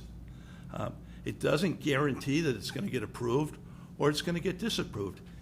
All it does is gives people the ability to express their opinion through the ballot and, give their opinion on the project. And, what it does is it provides the opportunity of residents to make their wishes known. And I, would urge the board to, move forward on this, get it on the ballot. Again, let's stop kicking this can down the road. This has been discussed for God knows how long, I mean, the committee, I think, has been up there for 6 years or more, looking at this. I know it's been discussed longer than that. I know it's been in the long-range plan. Really, it's time that we act on this and stop, delaying it because, well, what about the curb cut? What about the heating? What about this? What about that? All can be hashed out. And we know all of that once it is approved, if it is approved. Yeah, a lot of that stuff's going to change. That's the nature of a project of this nature. But nothing's going to happen until we give the people in town, the people who are going to bear the brunt of the, financial responsibility for this, the opportunity to vote on it. So I would urge you to move forward. Thank you. Thanks, Jeff. I see Amy with her hand up again. Promised I would recognize you, and I'm happy to comply. Amy, thank you for allowing us to hear from a few other people. Please continue. Yeah, no problem. I just want to thank all the committees too, and I want to thank the select board because the last person just talked about kicking the can and don't kick the can. It wasn't this board that kicked the can. This was kicked way before your board came. So I just don't want people who are watching this tonight thinking that it's anybody on this board's fault that it's come to this point. Because this is the first time you guys are getting it in front of you. So I don't know. I just felt like the way it was spoken last, that was blame being put on you guys for kicking the can, and I don't see that. But I know you have a hard decision tonight, and good luck to you. But I also wanted to bring up the planning board things because there were questions asked, and I knew I had the answers for them. And I had asked about the $1,000 per square foot. And I guess this can be talked about at town meeting, but there has been talk about how the price is expensive, and it's gone from 49 million to 46 million. But when the town meeting voted on it in 2018, 2019, the price was 18 million. And the building that was decided by the architect in the feasibility study at that time was 23,000 square feet. So my question was going to be just, I know the chief had said that they went through another programming study. I was just going to ask how it grew from 23,000 square feet to the 30,800 square feet of today. That was just my question. So, hi, Amy, it's Neil. I can answer that because that question's been asked. I think you've asked it a couple times already, too. It's on our frequently asked questions, and it's been in a PowerPoint that HKT did during the last community session that showed what the numbers actually comparatively were. And again, that was in 2019 with very little data used. It was for feasibility only. So as the station price grew, because requirements of the state had to be put in, and it didn't take into account the elevator, and it didn't have the proper size for all the apparatus that we have. So those things increased, but then if you took that, and I'm not going to use exact numbers, everybody can look it up, we have them posted, that if you took that exact design and you priced it out in 2024 numbers, it's very close to the same price. As for the size, again, they didn't take into account all these other things. The change in the size, and I think you misspoke, that the actual size was about 26,000 in change in the feasibility. Between this building and that building, it's about 4,000 square feet difference. So it's a very minimal.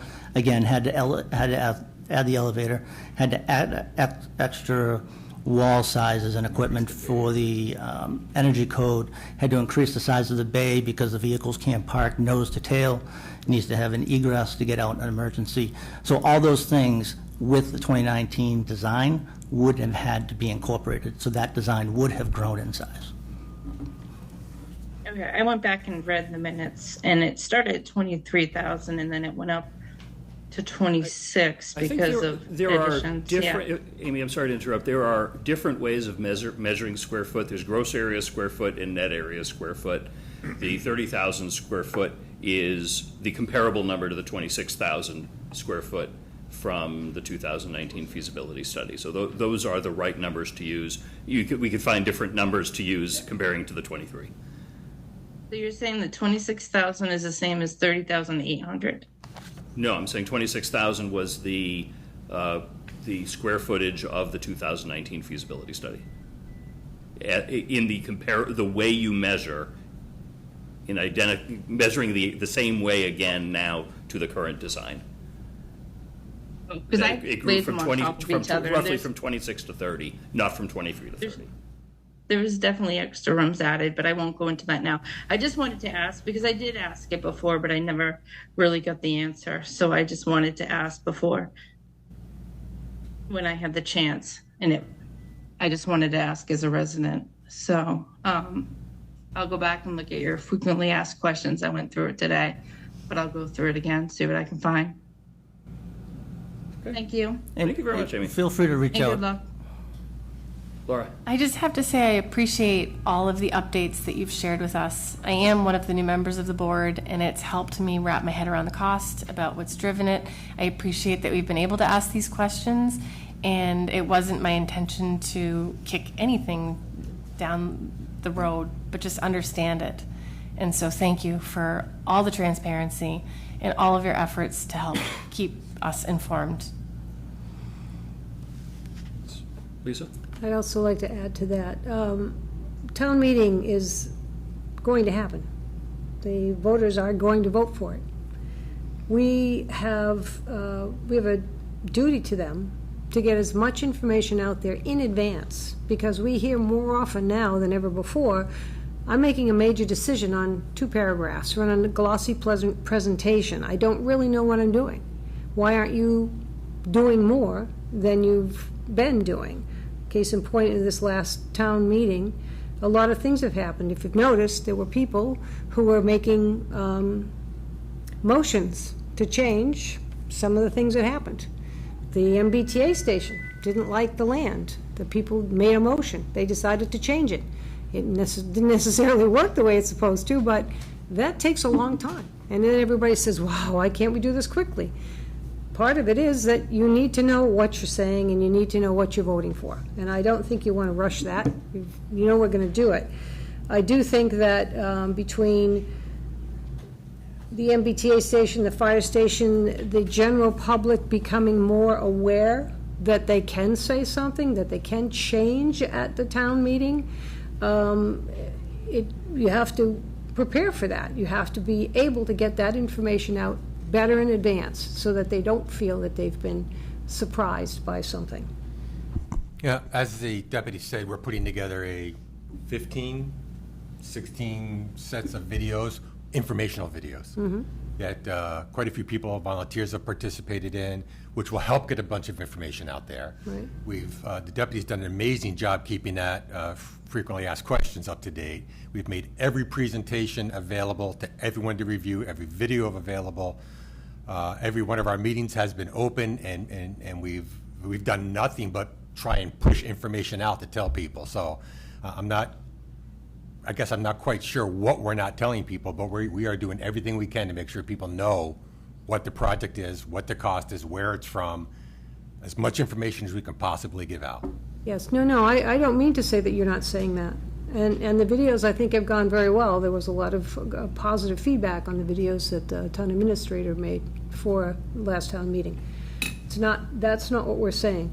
When we have these meetings, and you all know, there's probably 20 people there. Sometimes there's 30, sometimes there's 8. There's 1,500 people in the community. How do you reach out to the people who are going to come? And maybe there's only going to be 300 people who show up, which is kind of sad because then the other people are living whatever those 300 people make a decision upon.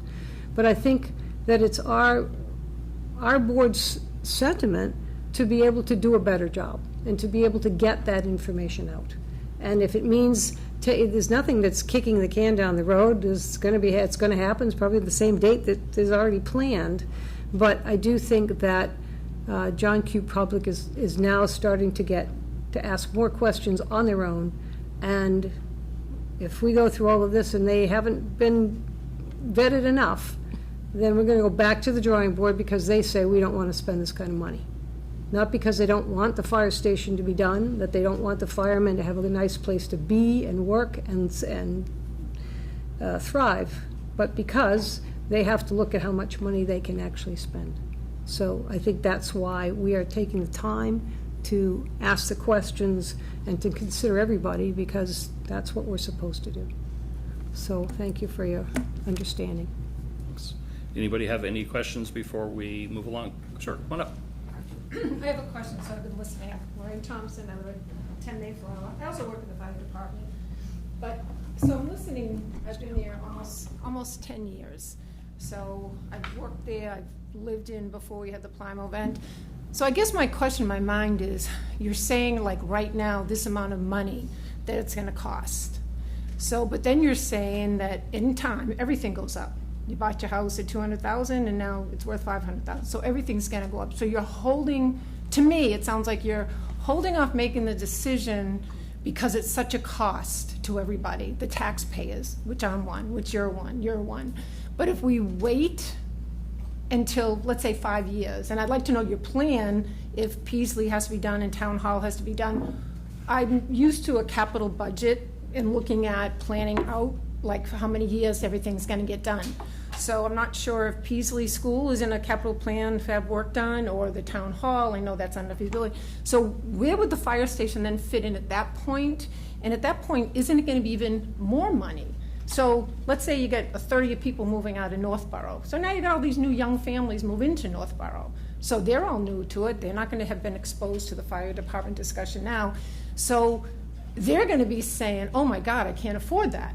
That's too much money. We don't want to do that. And you know the cost is going to be even more in 2-3 years. Like, what's your thought on not doing it now because of what reason, and delaying it to what reason, and what the cost is going to be then is going to be even more money. I know come the 1st of January that the costs go up. So I'm just trying to get an idea. So I I'd like to respond to that because there is a lot of comment about if you don't do it right now, it's going to be more money. In our personal financial lives, our first home we bought in 1986, sold it in 1992 for a considerable loss. So I think to make blanket statements that we know what the economy is going to do and what costs are going to be is, we're just not 100% sure of that, right? But are you going to be 100% sure in 3 years or 5 years? What's going to happen? Right, It could be but the same I think that situation. having that over our head is definitely something to consider. I hear your point, and it's a really good point. But having experienced downturns, I just think that you can't 100% predict what costs and construction costs are going to be. But that's true, but Hang you on, can't predict what the higher cost is going to be. try too. Yeah, Try to- building valuations change without question. Yeah. Construction costs go up. Yeah. Two different I'll- things. I'll give you an interesting story from when I was new at town government elsewhere. The very first large construction project that I was involved in was a high school construction project. I don't remember exactly when we got it approved. It went to bid the day after Labor Day 2001. A week later, we had 9/11. No one could have predicted 9/11. Contractors were scrambling. They were worried that they wouldn't have any work. We got really aggressive bids as a result of that. Totally unpredictable. Those sorts of things the only thing you can predict is over the long run, things are going to get more expensive. You can't predict, in 6 months it's going to be exactly this or this. You use the past averages as the best thing you can do. If we could predict, in 6 months this is going to be $5 million cheaper, I think all of us would say, let's wait the 6 months. There's no one that can do that. It would, for something that substantial to happen, there would have to be a monumental, awful thing going on in the world. For that to occur, sometimes, and resale of houses is different than construction. I'll bet even in that time, construction was still going up because materials were probably still going up. But I don't know. I just think it's an unknown whether it goes up or it goes down. But I think right now, I think you've all been to that station. I've been there. You have 3 big men sleeping in one teeny little room on a twin bed that a college kid wouldn't even fit in. They need the space. They need to have a healthy environment. There's no doubt. Like before that Plum event, we were wiping diesel fuel off my desk every day. Every day I'd go in and be all black soot on my desk. And that was till that went in. And they do need it. So why not approve it now instead of waiting? Because after January, doesn't the cost go up on the construction materials? Well, first off, I don't think, we're not putting Yeah, anything off. Yeah. We're not, this is not a 3-4 year down the road question. We are not doing that. So- What we are doing right now is vetting out information as we speak and ask that we've asked before, and then we haven't gotten the documentation yet. Because when you go to town meeting, you're going to go to town meeting. It's not going to be down the road. This isn't a wait project. We need to find out if there's any alterations that can be made to let the voters decide.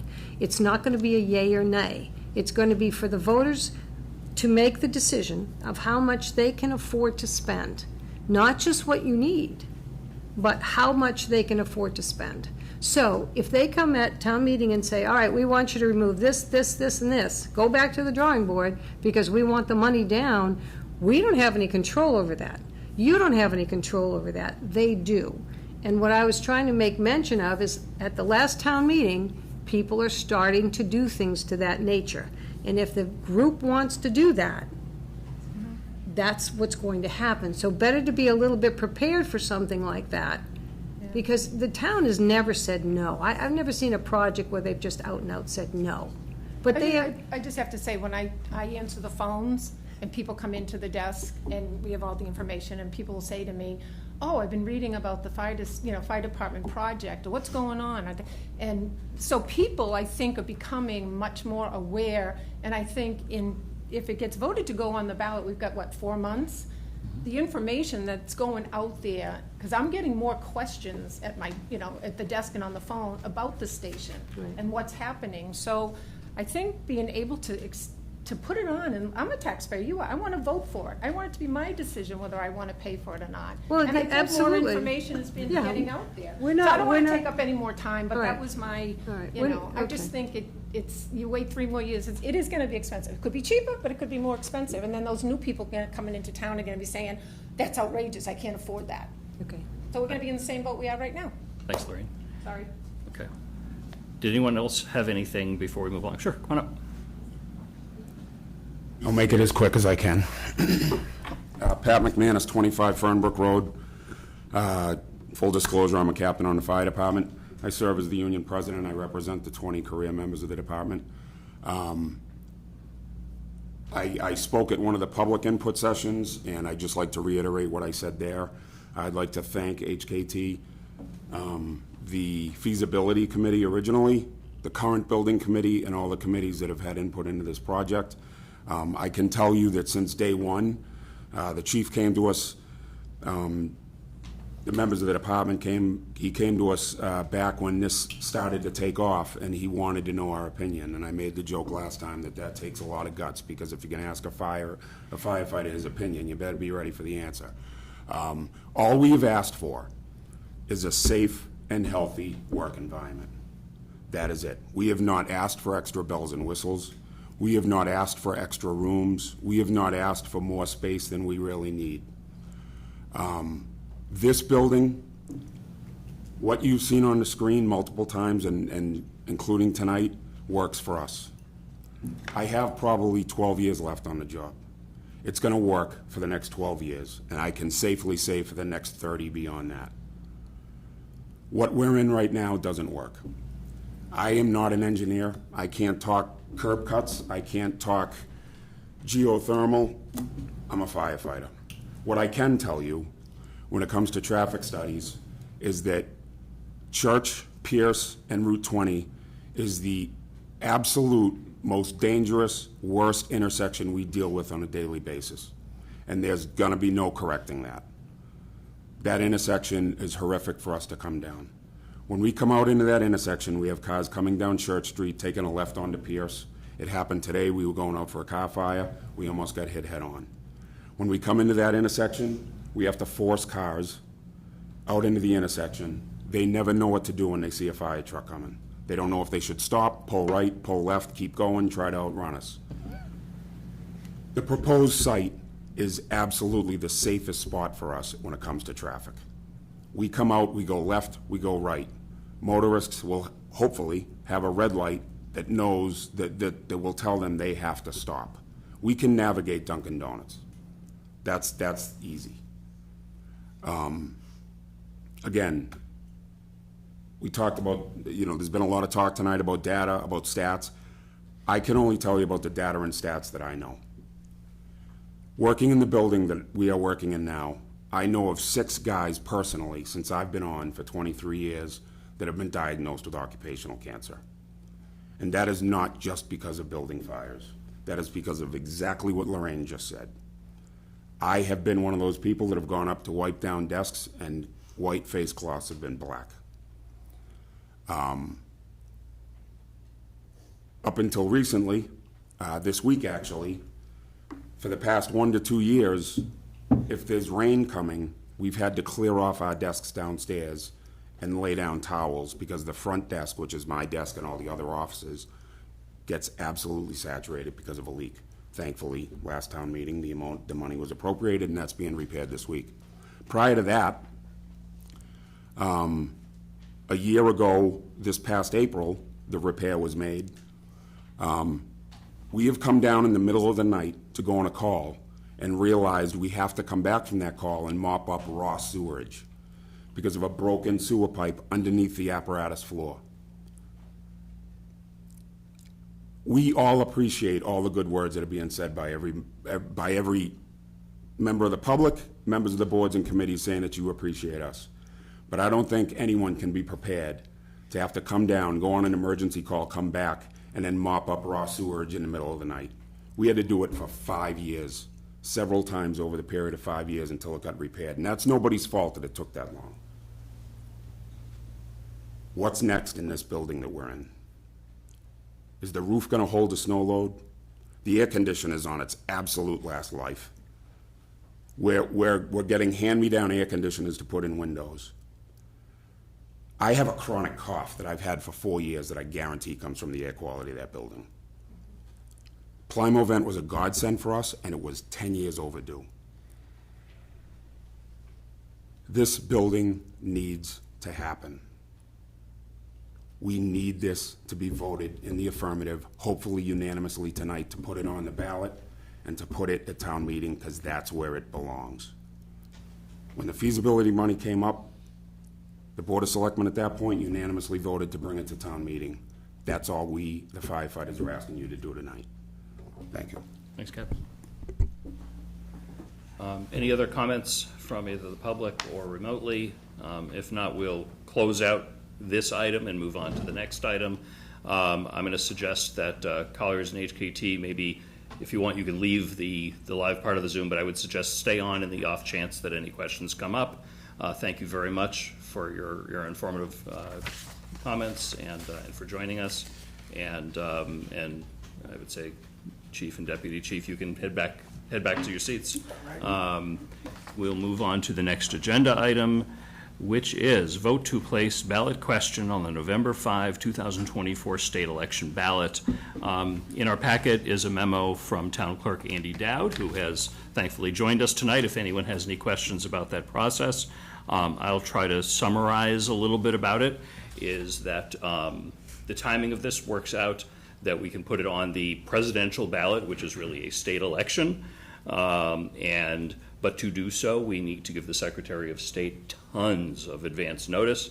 So even though the election is in November, we need to let the Secretary of State know that we want to put a question on that no later than the 7th of August. It actually needs to be in their hands by then, so we need to make a decision much earlier than that so that Andy can do, I'm not sure what machinations you need to do to sort of get the results of that vote to the Secretary of State's office. That's why it's on our agenda tonight, and I'm hoping we can make that decision tonight. And then immediately afterwards, we'll take a vote on whether to have a town meeting. The recommended date is the 7th of October, and that would be for the article to take place. I think everyone on the board knows, for the benefit of the public, the town meeting actually appropriates the money, so the dollar amount will go on towards the article at town meeting. The debt exclusion, as Jason described earlier, just simply allows that amount to be excluded from the way the Proposition 2.5 works. It's something we have to do, that most towns have to do for large construction projects. It's not unusual. We did it for the Lincoln Street project and all sorts of other things. That is an election ballot. The dollar amount does not go on the election ballot. It's just, do you want to exclude those? Those two questions are paired up, that one is dependent upon the other. Both need to pass in order for the town to actually have the money and the permission to go ahead and do the project. Our role is first for the ballot question. That's a supermajority, so it requires 4 out of the 5 of us by state law to vote in the affirmative to place a ballot question. Town meeting is simple majority, as town meetings all usually are, and that's really the job for us tonight. In the past, town meeting has approved this project at 2 prior levels, once for feasibility, back in, was it 2006, I think you said, and then more recently for $3.5 million as the results of the feasibility to go ahead and purchase the land that this is being designed on. It was, this specific land that it was being designed for, and the town meeting was aware. And the design is very similar to what was presented at that town meeting. Unfortunately, there was a 5-year delay, not as a result of decisions made by anyone in this room. It just kind of, I don't know. I have some opinions on it. I'm not going to air them here. But unfortunately, it was a very unfortunate delay that cost the project to increase in price. But this is where we are today. But town meeting has seen this project twice before and has said, yes, please continue, and now it is our responsibility to decide whether we want to bring it back to town meeting and the ballot for that. I don't know if Tim, if you have any suggestions for us, things for us to think about before we make this decision? Andy's memo on the 26th lays it out clearly what needs to be done, and you're right, it's completely the board's responsibility to bring both things forward to the ballot and to town meeting, so, no, I have nothing to add. Okay. Anybody have any comments or questions? I do. Julianne? So when we vote to bring it to either town meeting or on the state election ballot, Yeah. we're not including a price? Tonight, no. Tonight, no. Tonight, no. So what happens is, the ballot is a one-time thing. Uh-huh. That, you'll see that in the motions, and it was also in Andy's memo. The state says exactly what you have to say, and there's never a dollar amount with that. Uh-huh. Our town meeting vote tonight is simply to, yes, we will have a town meeting, and my presumption is that opens the warrant. So that says, that advertises to the world, we're going to have a town meeting on, and the recommended date is the 7th of October. At our next meeting, we then close the warrant, and as part of that, we put an article on there for this particular project, and we put a dollar amount into that. Then, but we don't execute the warrant at that point. Mm-hmm. And that's good, because by our next meeting on, I think it's the 12th of August, we won't actually have the cost estimate that we're expecting a little bit later in August. So then at our September 7th meeting, I forget the date, our first meeting in September, whenever that is, no, it wouldn't be the 7th. By then, we will definitely have those cost estimates. That's the date that we will execute the warrant. We will then amend that article with the best number that the project manager recommends, based upon the latest cost estimate that's coming in August. So we'll all have the opportunity to digest that and ask questions. Certainly the building committee will do the same. Then it will come here, and then at that September meeting, we put the final number that will go to town meeting, and we sign the town meeting warrant, and then off it goes. So that's where the dollar amount comes in. Okay. That's September 9th. September 9th, it was something like that. Okay. Close enough. Yes. Any other questions? Okay. Would someone like to make a motion? Yeah, Mr. Chair, I would like to make a motion, but just a point of clarification. Sure. I wouldn't want to make a motion, frankly, that will fail. Mm-hmm. Is there any discussion that we can have before making a motion and voting? Or Sure. I mean, does anyone have concerns about bringing this forward to the ballot of November 5th? Would anyone oppose that to prevent the voters from voting on this? Okay. I'm not seeing any hands up, so okay, well, then in that case, yes, with gusto, I'd like to make a motion. Sure, I move the board vote to place the following question on the November 5th, 2024 state election ballot. Shall the town of Northborough be allowed to exempt from the provisions of Proposition 2 and 1/2, so-called, the amounts required to pay for the bonds to be issued in order to construct a new fire station building to be located at 61-65 West Main Street, Northborough, Mass., including the payment of costs related to equipping and furnishing the building, making site improvements, and all other costs incidental and related thereto. Second. Okay, motion's been made by Mike, seconded by Julianne. Any discussion? Okay, all those in favor? Aye. Okay, I see that as unanimous. We have a ballot. Thank you very much. Andy, thank you very much for doing the work in advance of this. Okay. Next up on our agenda is very similarly to vote to hold a special town meeting on October 7th, 2024 at 7:00 p.m. Quick clarification question for Tim and or Andy. This also opens the warrant. We don't have to have a separate vote for that? Okay, perfect. That's all I needed to know. Any questions from the board before we go forward? Actually, do I see a question from the audience on this? Let me make sure that the board has no questions. Why would it be 7 p.m. instead of 6 p.m.? I think there was a little discussion on it that this is a single, it looks like that we'll probably need one cleanup article related to something else. That 7 o'clock allows for the right time for more people to attend. Yeah, the agenda had 7. Had 7? The motion had 6. Oh, okay. Just because I missed that. We Okay. had a typo, but then we we need to reconcile what the board wants. You can Okay. select the time. Yeah, I thought there had been some discussion that 7 PM. I'll ask Andy, do you have any suggestion as to a good time for this to be, to have the best turnout? My only thought is for consistency, our regular meeting does start at 6 PM. It would probably make sense to make this meeting start at 6, but again, as Tim said, I it's agree with that. Yep. People coming in from work. Yeah, yeah.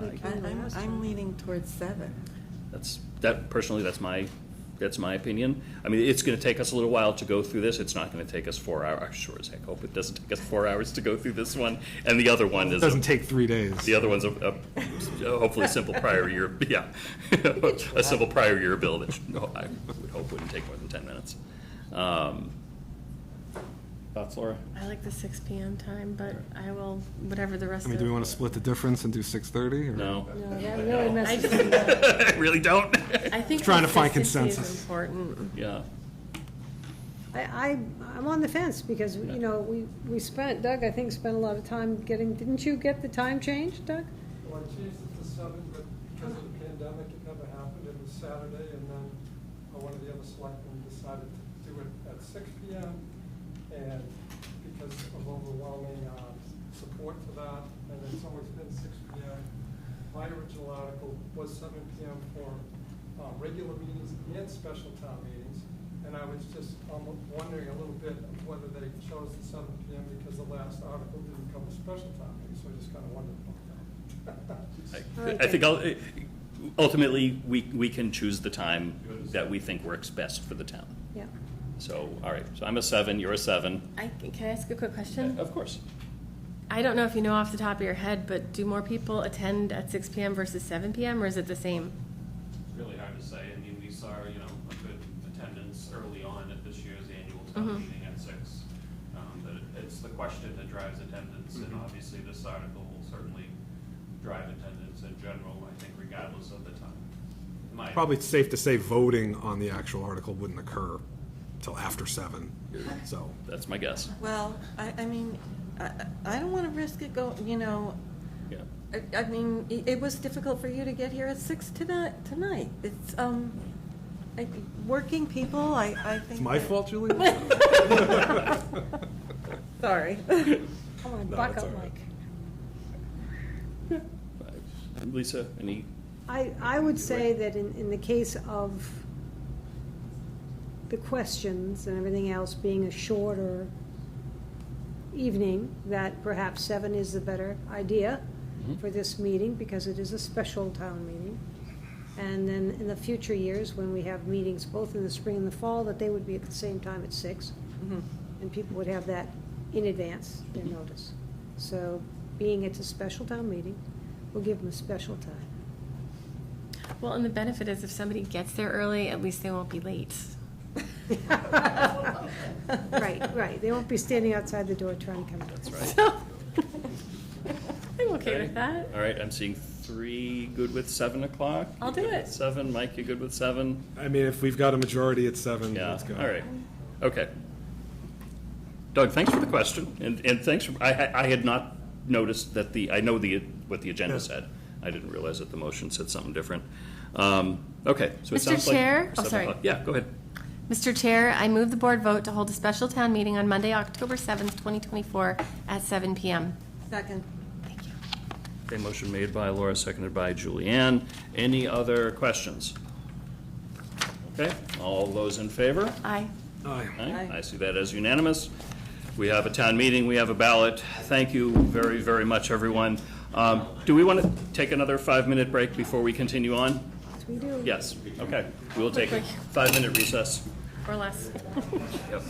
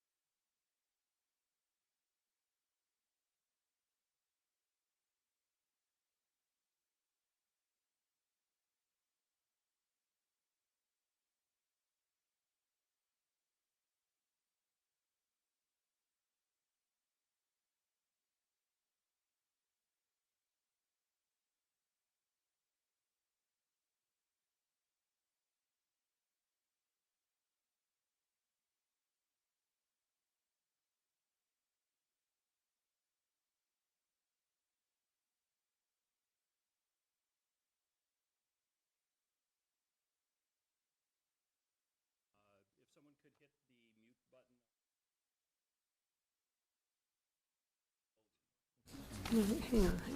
Which one? Thank you, Owen. We're in good shape. Okay, very good. Welcome back, everyone.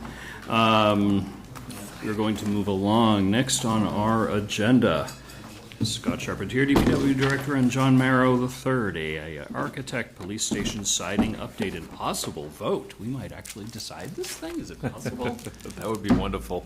Okay, give us an update if you could. Thank you, Mr. Chairman. So at our last meeting, we presented the alternative of removing the clapboard, wrapping the entire police station with a vapor barrier, and then installing new commercial-grade vinyl siding as well as polyvinyl trim.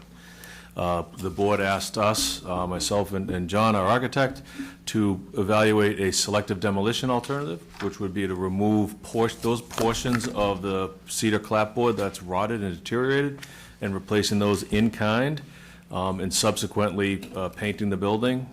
This would also include polyvinyl trim replacement. John and I went independently around the building to determine what we thought was an approximate percentage of removal per side. We correlated our discussions and came up with what was shown on the selective demolition estimate. The front of the building, approximately 75% of the clapboard was estimated to need removal and replacement. Approximately 25% of each side, and the rear elevation, the rear facade has very low sun exposure, so that was only a 10% removal. So the construction cost estimate was put together by John. You have a cover memorandum that outlines the status of the project as well as both estimates. The town meeting authorized $270,000 for the project at 2 different authorizations. Take away the architectural services, leaves us approximately $260,000. And the two cost estimates, the vinyl siding is $288,570, and the selective demolition or replacement with cedar is $303,400 and change. So again, approximately $290 for vinyl siding and $303 for selective demolition. My goal and objective is for the select board to provide some direction on how you would like us to proceed with bidding out the project. There are some options that I can lay out for you. Pick one or pick the other, and we go out on the streets and bid it. That's the simplest. Another option would be to have a bid alternate. We could have one of the two as a base bid and the others as a bid alternate. So in that case, if the select board chose selective demolition as the base bid, that would be what the contractors give us a price on. There will be unit prices that result in a total. There'll then be a bid alternate piece where there, again, will be different unit prices, and then a bid total for that. After which I would come back to the board, present both lowest responsible and responsive bids for each of the alternatives, and then the select board would direct which award to go forward with.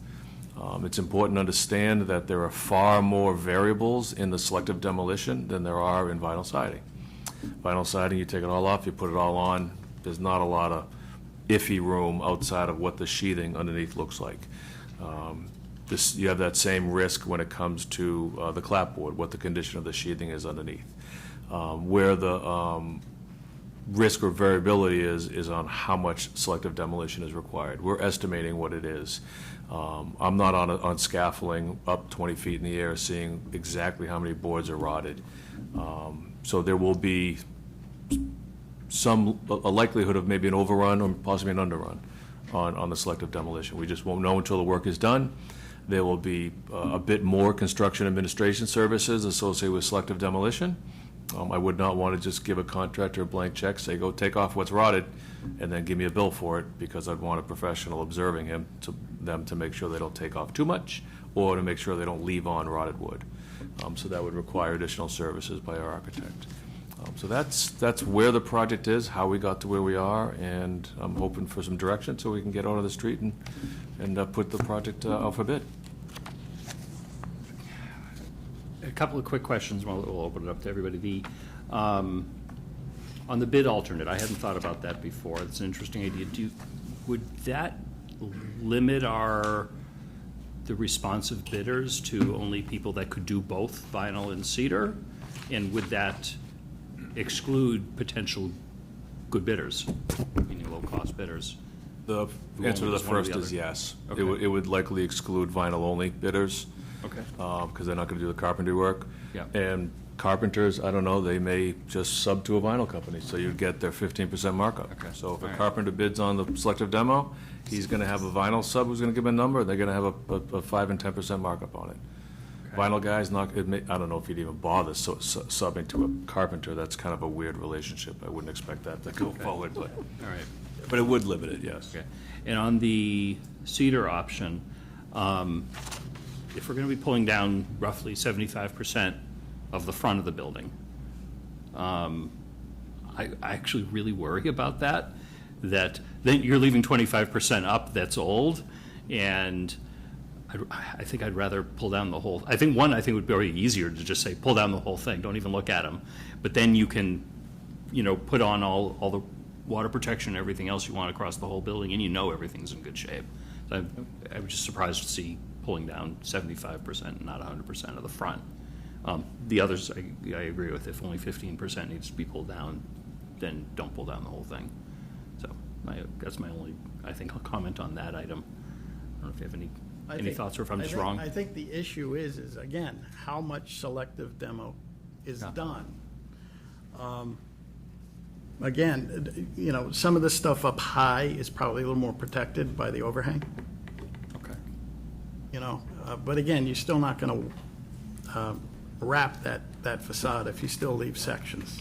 You're going to have patches of areas that still have that craft paper behind it. So there's no guarantee either that, we'll find, we don't know if we'll find any additional rot or any sheathing that might be defective or failing unless we remove the siding. So we're taking a chance at some locations. The way the bid would be put together would be an area quantity for removal of clapboard and replacement. So whatever the area is of 75, 25, 25, 10, add it all up, that's the area of removal. If it's determined that 50% of the front of the, only 50% has to be removed, then only 50% gets removed. If the sides are 35%, then that's what gets done. We just got to come up with a number for the bid. If we up the quantity, we up the estimate, we throw 100% removal in the front, then the 303 goes up to whatever it does, 325, whatever the number is. The estimates, I don't want to say they're arbitrary, but they don't mean that's how much we're spending. But we have a high contingency on the selective demo too. Right. Can I just ask one question about wood? Is there a useful life of wood? Like, if you do half selective, in 2 years, are we coming back and asking for the other 20% of the wood to be replaced? You could be, depending on how well it's then caulked, re-nailed, finished, painted, all that comes into effect. We know what the existing structure is from 1983 or whatever it was built. You know what I mean? Isn't there like, if we had maintained it, we did vinyl sealed, whatever the best practice would have been through the years, it would have lasted till today. Sure. We know that the cedar will last. That's why it was put on buildings for years. But again, I think I mentioned at last meeting, I know you weren't here, that it's not the same cedar they made 100 years ago. Yeah. It's fast growth, and the cost is still. I brought just a simple. I did another quote just on clear cedar, $5.20 a linear foot, which works out to about $1,050 per 100 square feet. If we're looking at 25 square, I think that's what my estimate was on the selective. You can do the math. That's a lot of material. It's a lot of cost for a little bit of material. Let's put it that way. But am I worried unnecessarily of 5 years from now having to replace other wood? If you don't paint every 3 to 5 years, probably. Again, I had asked the question in the last meeting is how many times has it really been painted since 1983 when it was built? We know it hasn't. Oh, been- no. Yeah. Probably not the standard, obviously. So if you do wood, there's maintenance. Oh, I yeah. do vinyl. If No we do maintenance wood, or maintenance? well, you're going to have to keep up with the maintenance to make sure what's left maybe lasts a period more. I would expect us to have a reoccurring capital article for painting. It's not the type of thing you can build into an operating budget and have a $50,000 swing every 5 years to paint. My expectation would be there would be a reoccurring capital article, like there is a vehicle replacement to repaint the police station. Does Rhino Shield work in commercial environments? Like, can you do it commercially? Rhino Shield, the stuff they say is lifetime. I don't know how they'd warranty that on a commercial building. I mean, a lot of the new vinyls are you can get some pretty heavy-duty vinyl. You don't have to get, low grade. You can get a good medium to high-grade vinyl. In fact, I know there were questions about it fading. A lot of what they're writing now is they warranty the color for the lifetime, even on the next owner. That if there is color fading, it's part of their warranty package, that they'll replace it. So, again, my other issue was, it's not a historic building. We can match the exposure of the wood to the vinyl. You can match that. The other thing I was concerned with is if we can wrap that building, it will probably help it efficiency-wise. I know there's going to be HVAC work going to be done. So you're going to be upgrading HVAC, but not taking care of the sieve, which is the existing siding situation. So. All right, thanks. I don't know enough about it. All I know is I want it to be efficient and cheap. I think you get both of those. There we go. So- Mike? Yeah, thank you. Couple questions. So if we were, say, doing the selective demolition and putting cedar back on, it needs to be painted every 3 to 5 years. Should be. Should be. And I think the quote originally at town meeting was about 70 or 75,000 was the original painting approved? With 50, high 50s, and then we put contingencies on it and some assistance with specification prep, so call it 60,000. Right, so really, even if you did every 4 to 5 years, you're looking at spending upwards, at this point probably, of almost, with contingencies, 80 to maybe $100,000 range every time you want to paint it. That's a possibility, to really do the correct maintenance on it. And then for the vinyl, it's commercial grade. I believe last time, at last meeting we spoke, it's a thicker, right? It's commercial. it's Heavier thicker, gauge. Heavier gauge. They don't call it commercial, it's just, it's a better quality, it's a higher quality. Right, so it'd be a higher quality than what somebody would have in their residential home. Right. Lisa? All right. I have a lot of questions. First off, we talk of vinyl. We went to town meeting and they said no vinyl. Went to town meeting and they gave us a ceiling over the amount. Do you cut vinyl with snips? Or with saw? I've done it both, personally. You've I cut don't vinyl know with a what- saw? Yeah, you turn the blade backwards. I've done it both ways in my house. I don't know what the general contractor is going to do. Okay. But I'm telling you from my own experience, I've done detail snips so I can get around penetrations, and when it's just long runs, I turn my blade around on my chop saw and I chop it that way. Okay, so vinyl is a fabric that's easier to cut than with regular wood.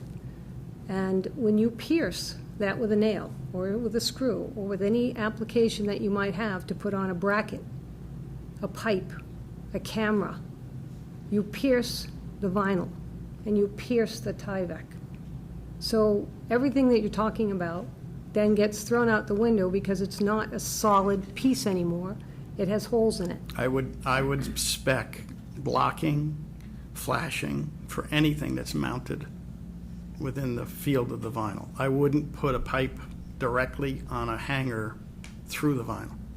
Well, there's They a have lot, blocks and trim pieces and things now that you can do to make sure you don't crush it, penetrate it. Yeah, when you look at a hose bib, for example, on a recently constructed house, they frame out where that hose bib comes through in the vinyl.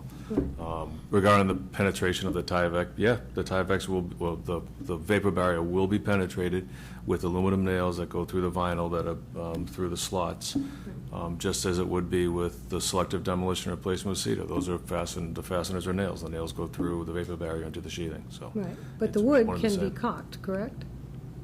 The wood can be caulked around it to Around make a- sure that around a there's a nail? seal? Around a nail penetration? Yes. I Nail or screw, anything that specify goes through caulking wood. around the nail penetrations on cedar? I wouldn't think Depends, so. I mean, a nail's a nail. Yeah, I mean, it would be sealed with the paint application, the primer and the paint afterwards, I would think. It would depend on what it was that was going to be hung on the wood, obviously. Some of that siding, too, I would recommend. We've already spoken about using the polyvinyl trim. They make blocking for mounting things like that, too. Right. So, but the fact of the matter is, we have a police station that has each side, there's so many areas that you're attaching something to, whether it's an antenna, whether it's a camera, whether it's a pipe, all throughout the building. And when you're doing it with cedar, wood is a stronger structure, it's a thicker structure. There's no air between it when it goes onto the wall. Shiplap is one piece over the other piece with probably a 2 to 3 inch raise in the back. So it's all wood. It's not plastic that can move with any air. It's solid against the substructure. So that would be part of the contingency number then we'd have to ask, so are we going to go back, pull things off on areas that we don't do the selective demolition on to remount this stuff? Or are we going to leave it as is if that area isn't what's damaged or failing right now?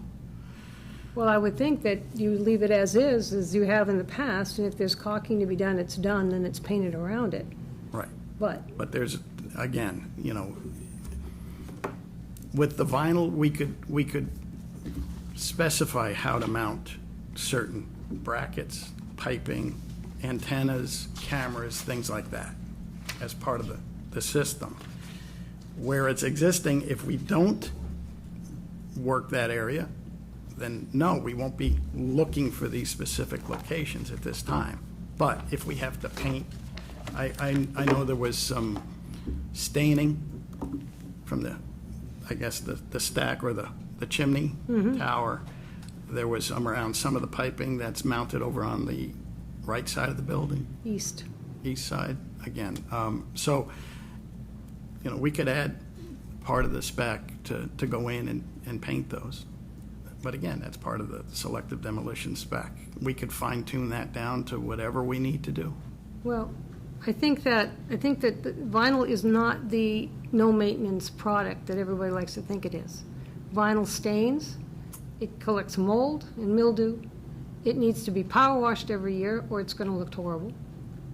We've got spots that right now with the staining of the building that's already got mold and mildew in the back, 2 or 3 different areas of it from photographs. When you have vinyl and something hits it, a rock comes in or something goes against it, to try to fix it, you can't plug it. You can't fill it. You can't sand it and repaint it. You replace the piece of vinyl. You replace a piece of vinyl. And you can't place a 2-inch piece of vinyl when that happens. You have to replace, like, say, the end caps, you'd have to replace the whole run. So when you're going from a unit that we've known that's wood or cedar to vinyl that we don't spend as much time with, and why it's not, I don't know that it's ever been specified for that many municipal buildings, just because of what its principles are, properties are. So just to be clear, I mean, we're not here trying to sell one product or another. I'm not, me sitting here is not saying this is what's best. I mean, there's a lot of options with this building. If you're not in favor of vinyl, then selective demolition is the alternative. If you're not in favor of that, then vinyl is. If neither of those are good, then we'll do something, wrap it in hardy board and ask for another $500,000. I mean, whatever you guys want, you know what I mean? Whatever pleases the board. I think the board has to understand the difference, too. You might understand it. I don't know if all 4 members understand it. but there's a lot that goes into the differences between the mediums. And vinyl is not the be-all, end-all, and there's just too much specification that you would have to do. You'd have to spend more money putting on this vinyl than it's worth. The building is not going to be here 50 years from now. This building already has 40 years life of it, and what was expected to see was 50 years. So why are we trying to put something on a building that is going to have a feasibility study shortly to find out if the entire, not just the outside, but the entire building on the inside, the machinery, the amount of information that the people need to do their job, just like the fire station, is going to happen? This is going to be a stopgap measure. It's not going to be here for 20 years with vinyl on it. Because if you walk inside and you know what the inside looks like, that's going to have to be addressed. No building inside and out is just going to last for 40, 50 years without any maintenance. So then the question is, well, what's going to be done? How is it going to be done? And how effectively can it be done for the cost? I talked to Majestic Painting, the same people who gave us that quote that you went to town meeting with before for the 70. It's 2024. He's now come up with a total of $57,247, and the option to replace the rotted wood and secure the loose clapboards is an additional $8,500. Great, I hope he bids, hope they bid, and I hope they win it. If we can get this project done for $70,000 and $200,000 goes back into the free cash, that's a win. I mean, that's not something to be frowned upon. I would hope that they bid, and they bid aggressively, and they get the project. Well, that'd be wonderful. I would hope so too, but that's what selective, if that's what selective is being talked about and staying with the medium that it is, if you don't replace the whole, you asked the question, I'm not going to replace the whole board, so what's going to happen? I'm going to have to go back and replace the other ones later. If you look at the building now, you'll see that the PVC trim was done that way, was done partially. It wasn't done the whole run. So now they have to finish the run. They're not going to take the new stuff off. They're going to just take the 2 feet that wasn't done or the 4 feet that wasn't done and replace it. And it's going to match because it's the same material. So we're looking at a building that we talked about before. Clapboard lasts as long as you want to make it last. It can last up to 100 years, 140 years. It's going to last because of its natural components. Vinyl is not. There's too many things that happen with vinyl that say don't use it. I'm sorry, Lisa, do you want to, is it all trim shall be polyvinyl?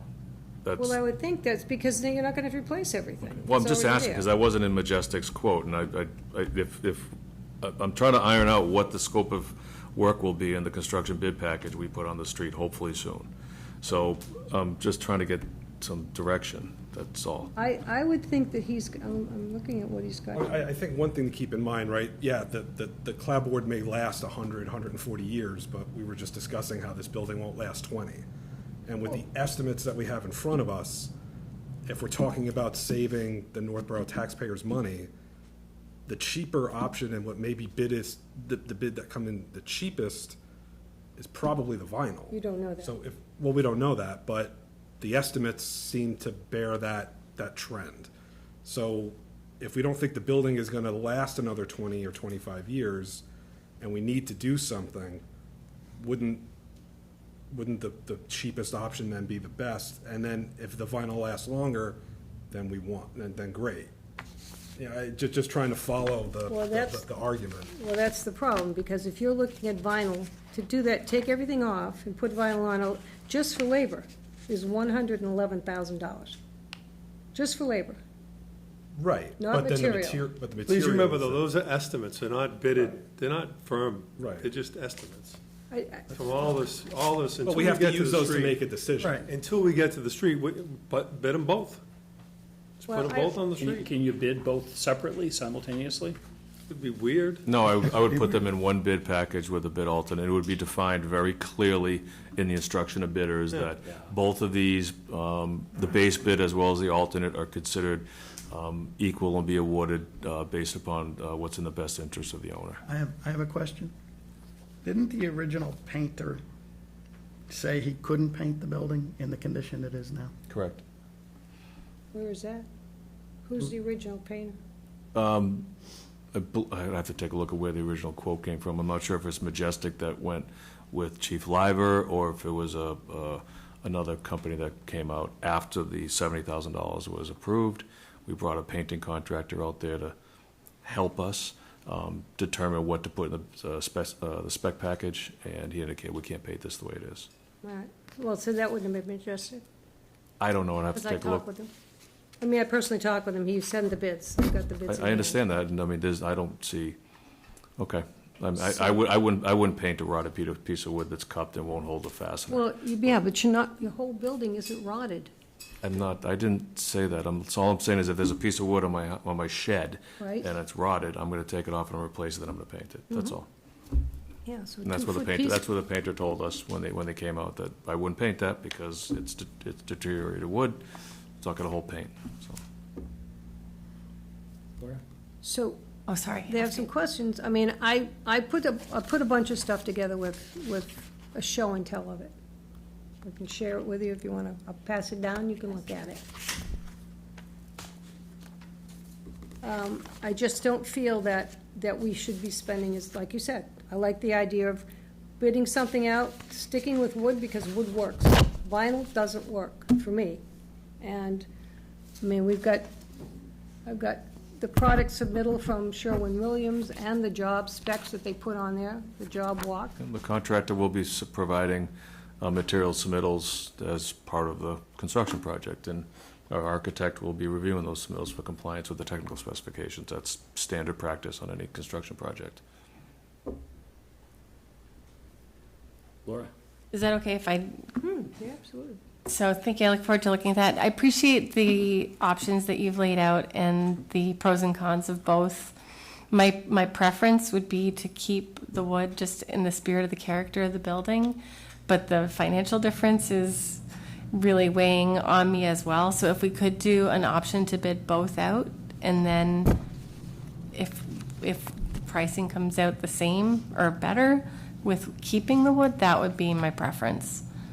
I'm just struggling with the thought of having vinyl on a municipal building. I would be very happy if the entire building could be rewrapped in wood clapboard and painted with a durable ceramic-based exterior paint. So, but that would be fantastic. See where the numbers come in. I don't know. I mean, all I could base it on is the estimates. And the prices keep going up. So I understand that part of the equation, but John, thank you for all this information. I appreciate it. You're welcome. John's correct. Wood has changed. I mean, wood is not, Yeah. I mean, Lisa, your house is very, very old. It's an old house, and I'm sure the wood, the original wood, is very hard to find that anything that would even come close to matching. The grains just aren't what they used to be. I mean, I could buy a piece of maple at the hardware store and try to match it to a piece of your furniture. It's just different wood. I think we talked to someone, they said that the wood has grown faster. Yeah, the But grains are it's wider still, it's apart. still milled. But It's yeah. milled, it's milled the same thickness. It's not changed in their milling because it has to be specific. It's I'm like referring- you buy wood a certain height, a certain thickness. I'm referring and- to the grain and the growth, exactly what you said. Just old wood. They force it to grow faster. Yep. And- I hear what you're saying. I understand. I mean, they do this all the time. They replace the pieces that need to be replaced, they caulk it, they prime it, keep the color consistent, and then they Yep. paint over it. In the case of the police station, it was solid stain. There's no chipping or peeling, which comes from solid stain. Yep.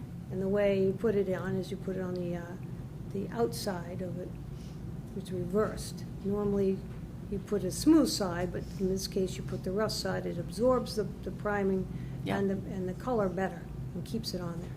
So, and you put a certain type of nail in that keeps it against the building. Yep. So, you can't do that with vinyl. I mean, I have a vinyl garage.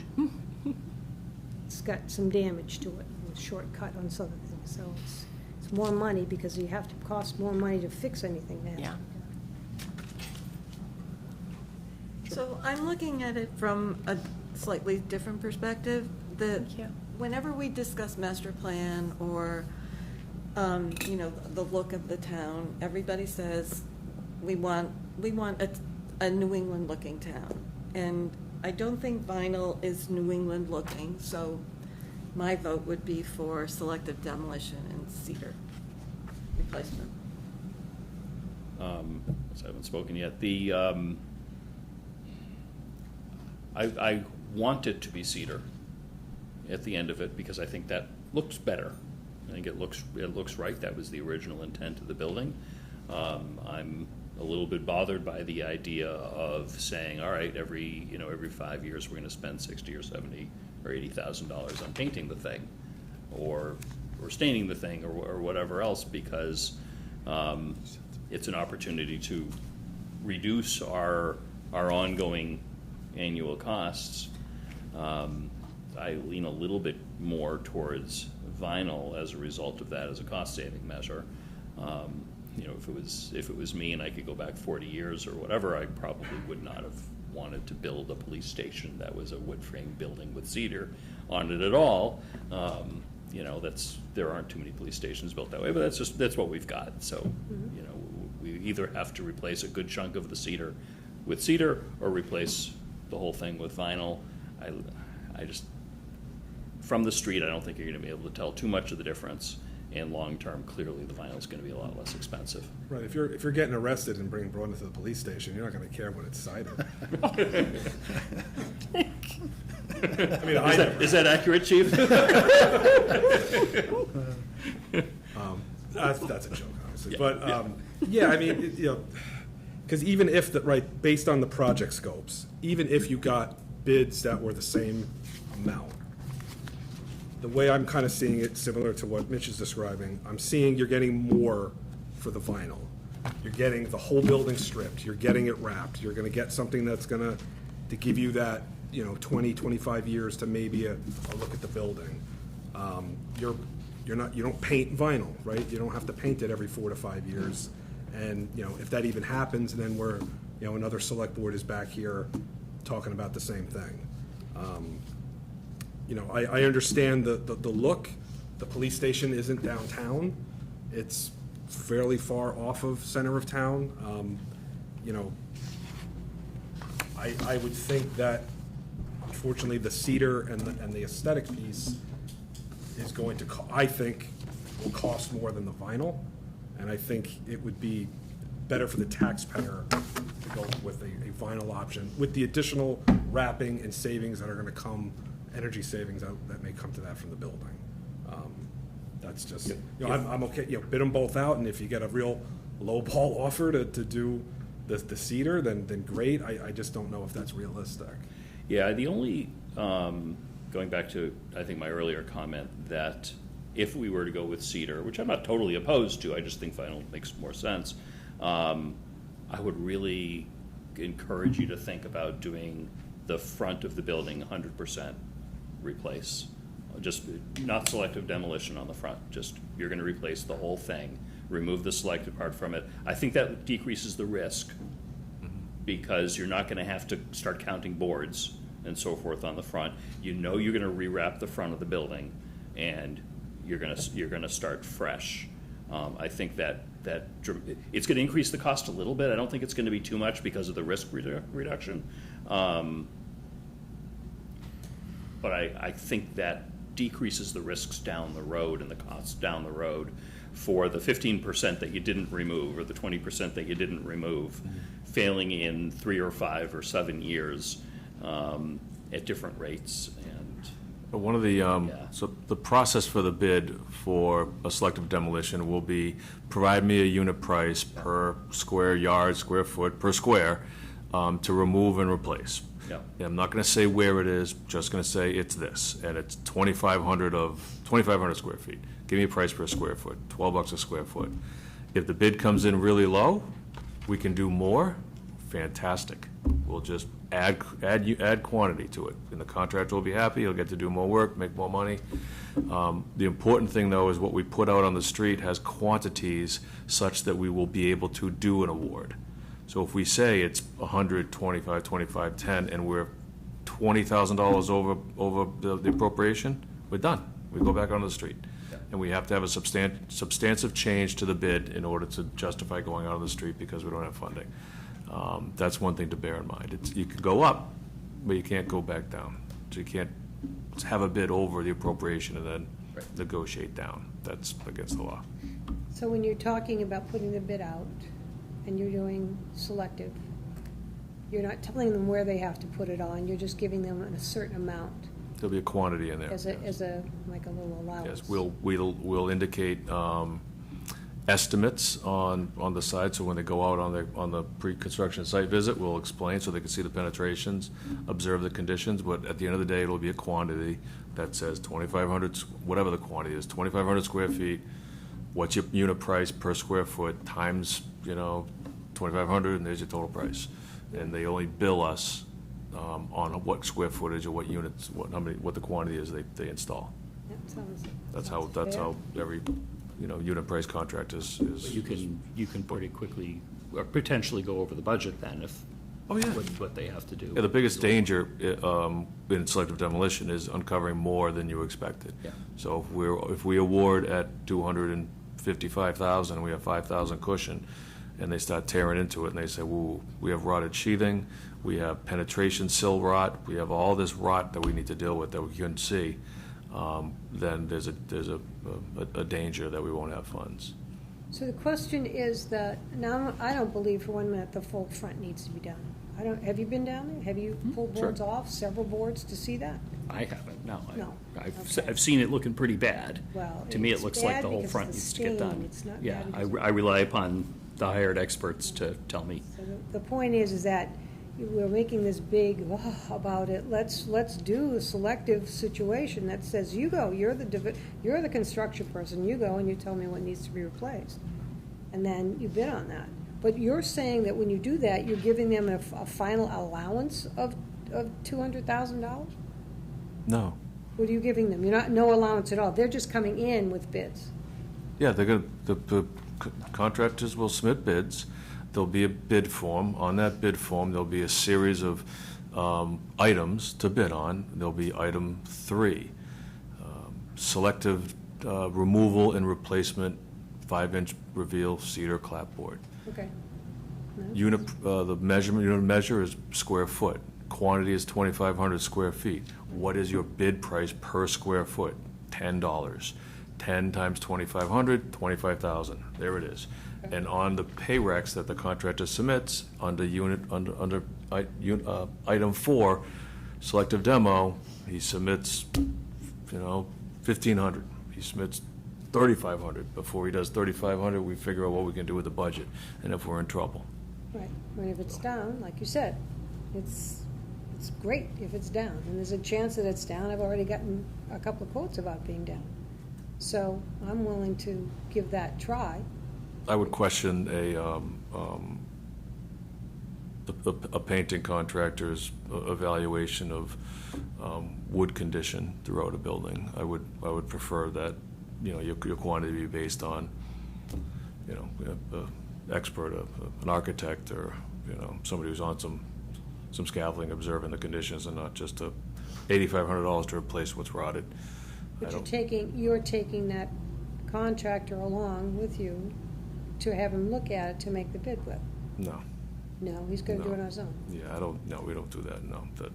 No. General contractors act on their own independently. Right.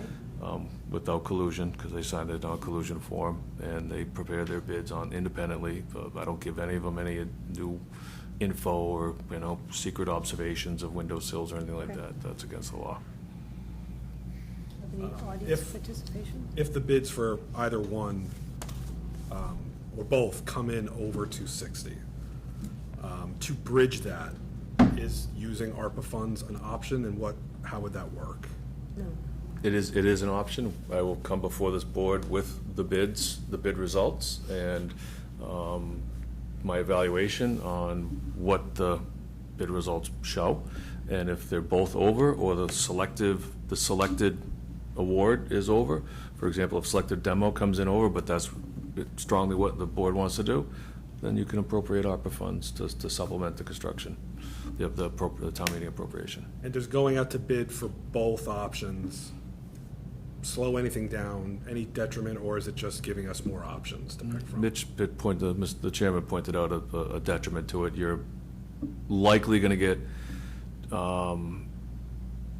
carpenters, carpentry companies bidding on it and having a vinyl siding sub provide that price. Okay, so that would be the same scenario in going out with both. That was Yeah, if you described go out with earlier. both, then they're gonna bid on both numbers. It'll likely be carpenters and then the vinyl siding subcontractor. We would be subject to paying overhead and profit through the general contractor. So if the vinyl guy is $200,000, we're gonna pay $230,000 or something like that, because you're running it through a general contractor. Otherwise, if it was just vinyl, you just have vinyl guys, companies bid out, and they would have, their own laborers to strip all the clapboard off and everything. And the same in reverse, so that you said there probably wouldn't be vinyl people that would sub out to a carpenter. I seriously doubt that. That would be shocking, but you never know. Maybe there's a couple brothers that own two different companies, and they get together a lot. I have no idea. You never know until you go down the street. In a bid alternate, you specify the first and then you specify the second. Yep. In this case, it would make, I believe, little difference on which one's the base bid and which one's the alternate, considering they're kind of two independent projects. So. Well, the vinyl would be more defined Yes. than the selective. So you might go vinyl with the alternate on the selective. Yeah. It's probably, the vinyls are very. That would be a fixed number. That's an easy number for them to get. Except for any contingency in what they find. Yeah. Which, That's a good point, John. But do you limit the bidders, the number of people, if it's vinyl and there's alternates for wood? I don't think so. No. You're gonna want I think the more bids, the better, especially in this case. I just don't want to because- limit it because you selected one as an alternate and one as the main. No, you'd probably just lose some vinyl-only companies unless they want to sub to a carpenter. I'm guessing most of them would be carpenters submitting, carpentry companies submitting. But You who couldn't knows? do both, right? You couldn't do wood in the front and vinyl in the back and sides. I mean, I don't know. I don't know if it's a thing. Here's what I'd say. If we did the front, just the cost of the cedar is more than doing the whole building in vinyl. In other words, the cost of vinyl, you could do the whole building. To do the front of the building, it's almost as much as doing the whole building in vinyl. Just the cost of material. Because of the cedar prices right now at $1,000 a square.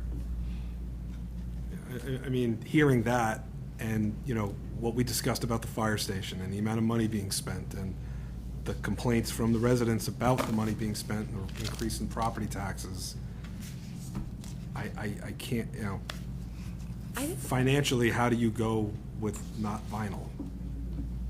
You're taking that at face value and assuming the gentleman's correct.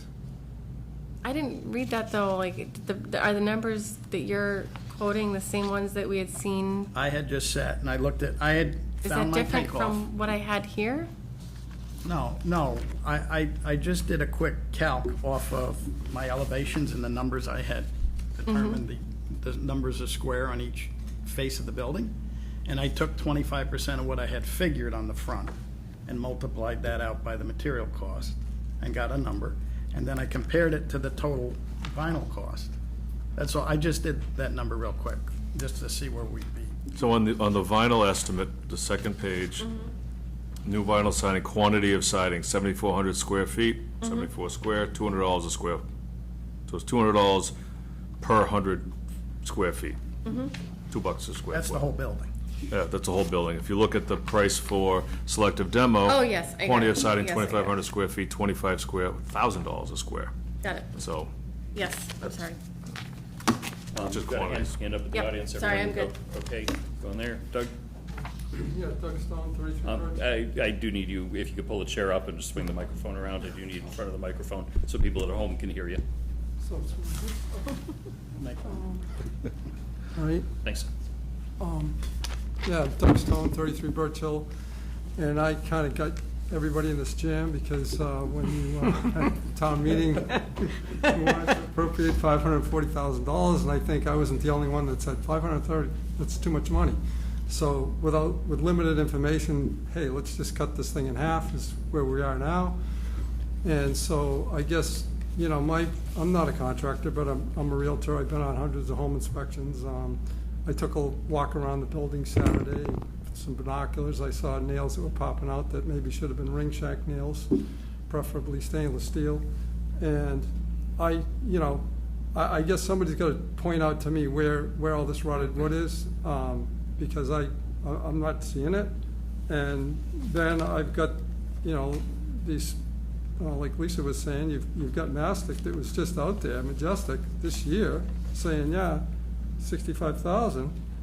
And then you've got this Sherwin-Williams that was just out there last month saying, quote, even with the repairs needed prior to coating, your building is in very good shape and would be a great candidate for paint coating versus vinyl siding, which would save you a significant amount of money, as coating a building is typically significantly cheaper than vinyl. So so that you get these two different, opinions, or I don't know what the facts are. It's like a political discussion, right?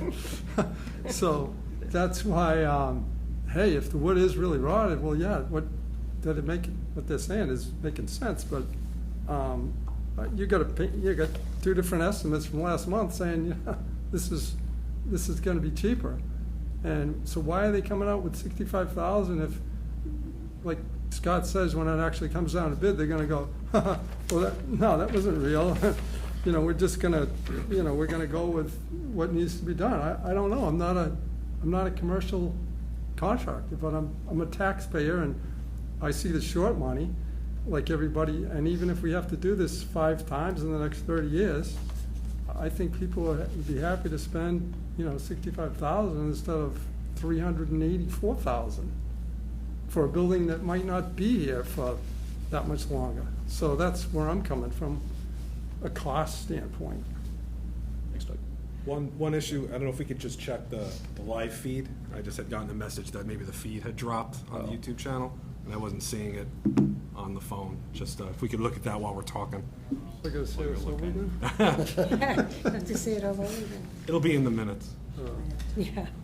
Not likely. In the meantime, we have been talking a lot about having to paint every 5 years, but you do have to pressure wash vinyl, and how much does that cost? It depends on. Does DPW have a power wash? Yeah. I'm not sure how much it would cost with prevailing wage to power wash a house. I mean, power washing my mom's house, she's got a power wash for $1,500, and it's like a 2,000 square foot cape with a lot of weird nooks and crannies. I don't know how much would be the prevailing wages. It would be below procurement thresholds of $10,000, so we could just get 3 quotes from 3 local companies and have them do it. Mm-hmm. I'd have to explain to them what the prevailing wage process is. I'm not sure there are many local power washing companies that do a lot of municipal work, but that's easy enough to do. So you are guesstimating 10,000? No. It's at a private firm just did my mom's house for like under 1,500, so maybe you double that because it's prevailing wage. I don't know. Okay, so let's say 5,000. Something like that, maybe. Every year, 5 times. Okay, you're still under a painting situation. Yeah, I don't power. I mean, I have a vinyl sided house. I don't power wash it every year. I got some dark spots that I hit, every year, but I don't hit the whole thing every year. Your house and the municipal are 2 different buildings. You need to make your municipal buildings look good, because that would be the hope that they're maintained. I try to keep my house looking good as well, Lisa. Well, I understand that, but thank you. the back of your house has got no neighbors behind it. It's not going to be as important. Owen, are you working on the live feed? Yes, I'm working on it. Okay, yeah, I can confirm we're showing the cable slideshow. We're recording right now, so it's... Okay, good. All right, so we'll get it fixed in post, as they say. Thanks for letting us know that. So how much of it was not recorded? I think Owen's saying it's all being recorded. Some of it just hasn't been live broadcast. Anybody still up? Yeah.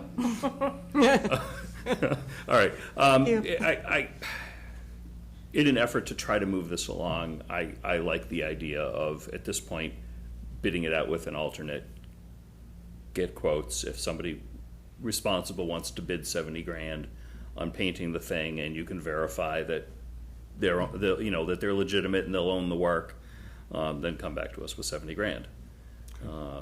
And if it doesn't happen, then we'll have two options to choose from, and we figure it out. And if it's over the amount of money that's available, we just came back on. If it's over the amount available, we discuss allocating ARPA funds to it, and I imagine this will take a few weeks to bid out. I don't know what the turnaround time is. It's a solid 3 weeks to get the bid process done, and we're not even at technical specifications You're not ready yet. to release it yet. To be- Probably our September meeting. Yeah. It's important to understand that there is a reference component to public bids. You put a bid out on the street, you ask for certain information from the contractors. There's some mandated things like tax compliance, non-collusion, but there's other things like project references.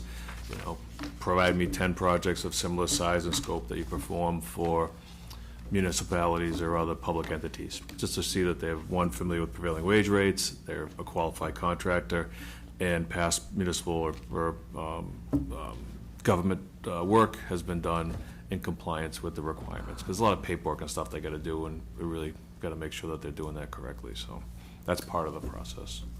Mike? One last question. If, say, the base is vinyl, alternate is cedar, would a vinyl-only company be able to bid on that, not the alternate, and could we accept that, or do they have to do both for it to be a legal bid for us to review? I don't know the answer to that. I've never run into somebody putting like not applicable under a bid alternate. And it may be protestable, so I'd have to reach out to the Attorney General's office to find out about that. And maybe that doesn't happen because they would just throw something on there. Well, that's a good question. I'd have to know that before you throw in open $1 million. envelopes. That would be non-compliant. Yeah. It's a non-responsive bid, yeah. Well, well, we've got some numbers from different painting people. You did have a painter come out and look, but you never formally bid the paint job. No. Do that first. Get out the selective demo first and see No, what. painting with any selective repair. Yep. Do that first. That might get you into your budget. Mm-hmm. Now, if somebody comes out and says, I can't do it, well, we'll know, because you'll get multiple either bids back, or people might say, I don't want to bid it because I don't feel the surface is adequate enough. How do you deal with it? We're in winter if I do that, before we start the project. I understand. If that happens. I understand, but I've talked to painters who said they won't go near it, and then we've gotten quotes who say, it's easy, we can take care of it. I think one of the quotes even said something about power washing the cedar. I'd be very leery about power washing that building with paper backing, with penetrations through the nail holes. Right, power wash. He's been provided that. Yeah, I thank you. I did see a copy. So, that might be something, again, they come out, they look. We had one who said he won't paint it. Right. Yeah. Again, that was just on a recommendation by somebody asking somebody to come out and look. But if you put that out first, again, if So, how do you deal with a situation where, say, somebody bids 50 grand to power wash and paint this building, and well, that's the low bidder, and how do you know? How do you do something to make sure that that person owns the issue so that it actually lasts, a reasonable amount of time? You get 1 year warranties under municipal construction law. There are manufacturer material warranties that are longer. Yeah. I'm willing to guess that any paint manufacturer is going to base their warranty on a solid found substrate. Mm-hmm. So you can't just paint an old rotted log in the woods and expect the painting manufacturer to stand by their product. So I'm not sure how the warranty piece of that after the first year where the contractor owns it would play out. Probably not well. Yeah. Considering the conversation that we're having I now. guess I worry about someone bidding on just the painting, and somebody could paint it, and they'll make 50 grand, and it'll last a year, or they'll patch it in a year, and then we're doing this whole thing again in 18 months. Well, I'm pretty sure the paint manufacturer will probably look at this video in the past couple of meetings and say, "Oh, the wood was determined to be rotted, and we didn't replace it." So I don't know. I don't know how you. My concern. So we'll go forward with a vinyl base bid. The selective demo as bid alternate with quantities. Clearly identify that both are available and warranting award. And we'll see where the numbers fall, and we'll come back. Thank you. Board good with that? Yes. Yeah. Although that does limit who can bid on it. Likely, yes, likely. Confused as that. And I don't Why is see the cedar Why as is a vinyl realistic base? You'd said something about the Financially. base. Why is vinyl base? Why is vinyl Because the it was base bid? simpler. I'm sorry. That would be a fixed number, pretty fixed number, because they would be taking all the cedar off, wrapping the building, putting all new vinyl on, being able to determine, their contingency would probably be lower because they may not find as much or have as much to do because it's clear, wide open space. The labor is less over time than fitting and piecing in sections over an area of a wall. So I think the vinyl should be a fairly firm number. There's less guessing, is what I'd say. If you start doing your selective removal, well, you might take a few boards off and then find that, well, underneath where they overlap, they're cracked. Between, the piece that's behind, it's overlapping. Piece of siding above it, oh, now we gotta go another piece, oh, wait, the one above that's cracked, and then all of a sudden, maybe a 15-foot by 3-foot section becomes 6 feet, 8 feet, 10, it's gonna vary depending on what they find. Well, it's true, but they're not gonna put a full long board on if it's a 2-foot piece. They're just gonna put a 2-foot piece. One of the risks is the quantity going up for selective demolition. I indicated that earlier. We specify it as 2,500 square feet of removal and replacement. During construction, they start getting into it. They say, oh my goodness, this is going to be more like 4,000 square feet. And then when you multiply the square foot number overage by the unit price, if it's over the $260,000 appropriation, I don't know what we do. Do we, I mean, if it, Especially if they've already pulled stuff off. yeah, and if you have to do it, and if it's after December 31st this year, ARPA money cannot be allocated toward it because Right. it's after that, so then what do we, I don't know what we do. We go to the, I don't know what If we we do. start this, if we start now, let's start doing the alternative, and, because that's, Right, so, yeah, I think bid it out as soon as possible, and we'll have a lot more information. Okay. Everyone good with? But I'm not clear on which one. What are you bidding? You're bidding base vinyl, cedar alternate. Exactly. Base vinyl's easy. It's a hard number. There's really no variable with it. The selective demo, carpenters are gonna have to put their thinking caps on. The trim work gonna be Yeah. PVC? Yep. In both scenarios? Yes. Yep. And the selected demo will include paint. Yes. Yeah, we can't stain that. what do you mean you can't stain it? Selective you can. You can't, the stain on the existing remaining clapboard will not match the stain on newly installed clapboard. I'm sure that there's a material just like primer Majestic, from paint. isn't there? Majestic was gonna prime with oil primer and then paint with latex. I'd have to look into that a little bit. A stain would never match, so. Yeah. Well, it's solid stain, it's not like regular. Sherwin-Williams gave you all the specs. I can give you the package if you want it. So do we want to have this colored stain, or do we want to have it paint? Because I think your colored stain is the better, if it's matchable, which it's always been matchable in the past, it's matchable, then you're better off because you won't have peeling. I've had very bad experience with trying to match old wood stain to new wood stain. The wood is a lot different. It takes in the stain differently, plus this building has already been stained once, so the likelihood of the new clapboard looking the same, I can't imagine it's gonna look the same. Well, I'm sure a painter would make sure that it did, because he wouldn't be able to have a job if he couldn't. Okay. And if go back to remove all the. Yeah, no, I go back to tearing not the whole building down, just the stuff on the outside. My opinion is paint, because we're guaranteed a consistent result. Well, we can have the painters comment. Yeah, it's a painter. But can we, I Well, don't know if we, we I were don't gonna know. No, we have to define this as a bid. We got a spec. Yeah. It's We gonna be have to spec define what they they're want. doing. There's And no, I will talk to a couple different paint manufacturers. Okay, thank you. I will, Thank you. are we okay leaving it? Yeah, I see the police chief here, who's gonna be impacted this, I'll recognize in just a second. Are we okay leaving that paint for sustained decision to our architect? Because it needs to get into the bid spec.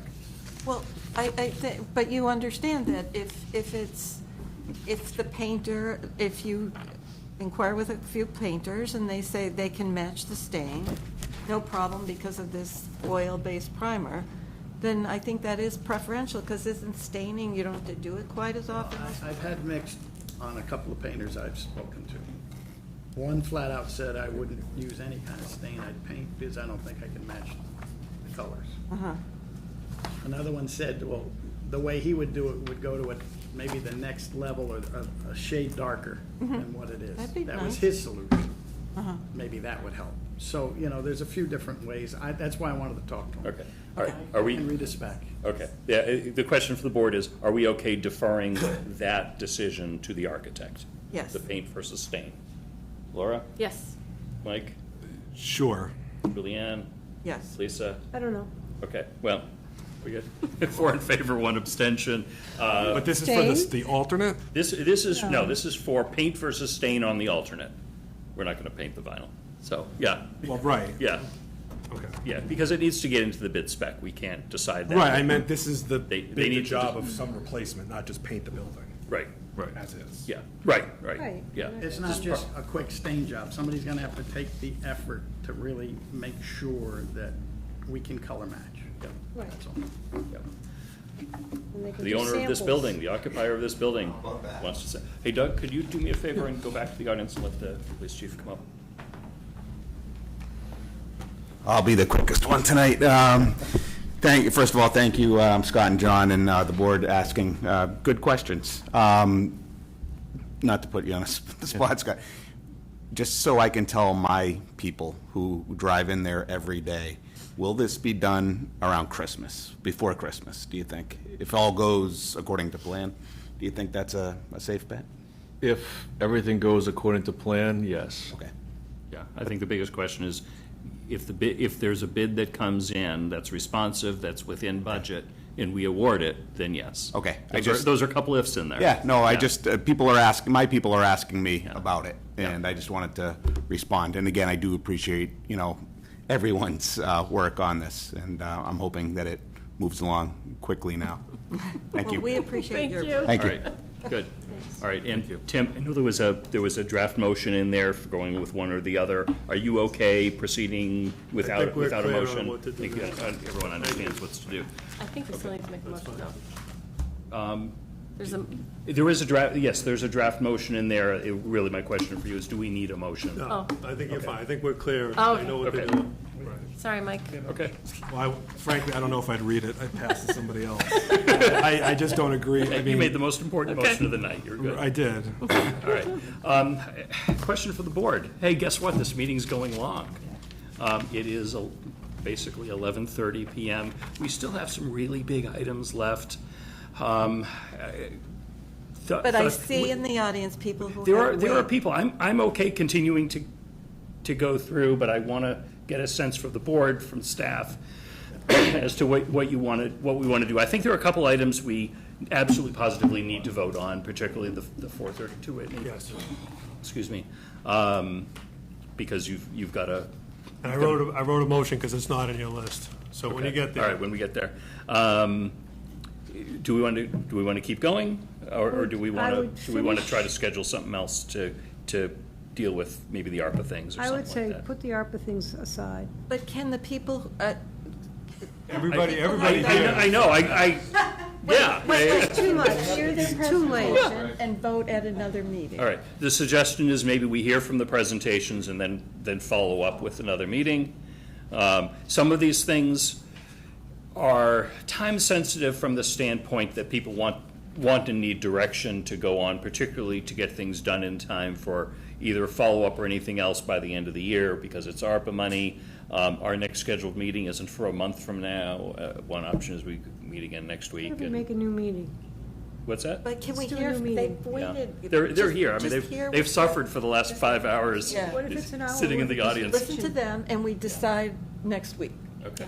Well, let's listen and decide. Some of these may be pretty quick decisions. I don't know. I don't All right, know. I would like, so are we okay at least hearing from the ARPA folks? I think to be respectful to the Yeah. people who have sat here all night, Yeah. we need to hear from them. Yeah, Yes. I completely agree with that. And then we'll see how long we think the deliberations might take. Some may be quicker than others. I would like to hear from the school department first at their request. And then we'll move otherwise in order as it is here, I think. Always got to go first. Well, you're used to these long meetings. Not this long. Well, you add up all of your meetings together. Yes. Yes. So good evening, and thank you for taking the time to listen to the school department's request. This is very timely as the weather has been very hot. And the topic really is about thinking about air conditioning for Melkin Middle School. So it's our only 3-story school in our fleet of schools. And the second and third floor of Melkin Middle School gets extremely hot during the shoulder months, so at the beginning of the school year and at the end of the school year, and is really not conducive to learning. It's really not conducive to teaching. So our request is to allocate ARPA money to fund air conditioning for the exterior rooms on the second and third floor. This would allow for window units to be placed and allow for the facilities managers to actually control the climate. Not only will this help with the temperature, but also we are, I think, in a space with all of our facilities where climate control is really important for mold mitigation. So for those reasons, I'm requesting $98,000 to outfit the exterior classrooms in the second floor of Melkin with window units. We did evaluate the energy costs, additional costs. It's about a 5% increase. We used Proctor School as a comparison, which does have air conditioning units, and it's about a 5% incremental cost, energy costs. We will look to the solar savings to offset those expenses. And I would give some consideration for, once we're talking about the Peasley project, putting air conditioning in there. Absolutely. Our schools should have air conditioning. I think all buildings Yeah. should have, Yeah. public spaces should have air Yeah, conditioning. it's besides the point, but it's surprising to me. I will briefly say that, we sort of did this 5-person budget at $320,000. Mike put in $98,000 on his base $320 to fund this. So in theory, if you're okay, with as presented, it does need, vote by the full board and majority to support it. But, it would in theory be $98,000 off if you were $320. And if you're good with that, I'd say just, let's just dispense with it and do it. Right, yeah, I mean, I would like if other board members would help fund it, but I'm certainly prepared to have $98,000 of my allocation go to the air conditioning. I mean, we wouldn't be sitting in this room without that running, and to have those kids sitting in those hot classrooms, it's not fair. So, but, I would ask other members to help fund part of it, but I'm certainly, 98,000 from all me, that's fine. I mean, I agree with you. Yeah, and we all put in $320,000 in full of different things, so I'd say let's start with what we've done, and then we can figure it out later. Do we want to act on this? Yes, Okay. I'm ready to vote. All right. Where is, this one is towards the end. I didn't assign these because. Yeah, I can make a motion, Okay. Mr. Chair. Page 2. Yep. I move the board vote to allocate $98,000 in ARPA funds to the school superintendent for the purposes of Melkin Middle School air conditioning project pursuant to Massachusetts General Law, Chapter 44, Section 53A. Second. Okay, any other discussion? Nope. Let me just make sure no one on the Zoom has their hands up. Nope. Okay, any other discussion? All those in favor? Aye. Very good. See, this was easy. We could actually vote on something. So thank you, I appreciate it. And Thank you. Also nice to see everyone in person. Yes. Thank you. Even though it's a long Thank you meeting. very much for joining us, and Good night. I apologize for the long meeting, but we obviously had some big stuff to do. All right, let's continue on. Next up, we have Library Director Jen Bruneau. Last day of school event, AKA the carnival. Hey, Isabella's still here. Okay. Okay, we will make this quick, I promise. All right. And the other person that was on this memo was Ally Lane, who could not be here. So we are requesting $8,675 for the purposes of holding the end of the school year, last day of school carnival event for the 4th year in a row. For the last 3 years, it's been growing and growing in popularity. We have well over 1,000 people at the last one. Our plan for fiscal year 26 would be to try to work this into the annual budget under somebody's department so that we can continue doing this. It has become one of our favorite events of the year. I think the community really looks forward to it. I know all the town departments that participate and the community groups that are invited to participate as well find a lot of value in connecting with residents in sort of this unconventional new way. So that's my spiel. If Do you have have anything you want to add? questions. Okay. I will say that there are a lot of town departments that see value in it. Initially, this was like a last day of school event for kids. So many town departments and committees and outside groups participate in it that it is valuable to a lot of them. I was at the Council on Aging meeting last Tuesday. They couldn't stop talking about how important it was to them because a lot of kids are there with their grandparents and they get to talk about senior-related issues, and the Senior Center got to promote their programs. And, the library is there, obviously, in full force, and a lot of other groups in town. The town Rotary was there, Rotary Even Club. the town clerk. Yep, even the town clerk. Still Popular here. table. Yeah, Veterans agent was there. Yep. Someone was giving out pies. It was, just a great event. Kids of all ages, really like little kids, but then I saw high schoolers as well. Just a great event. Yeah. So I would like it to continue, and I would like it to become part of the budget. We weren't able to do that this year.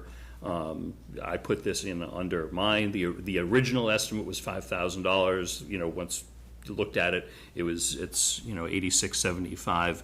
I will continue to support that fully under my project. So I'll have to reduce something else on my list by $3,000, and I'm happy to do that.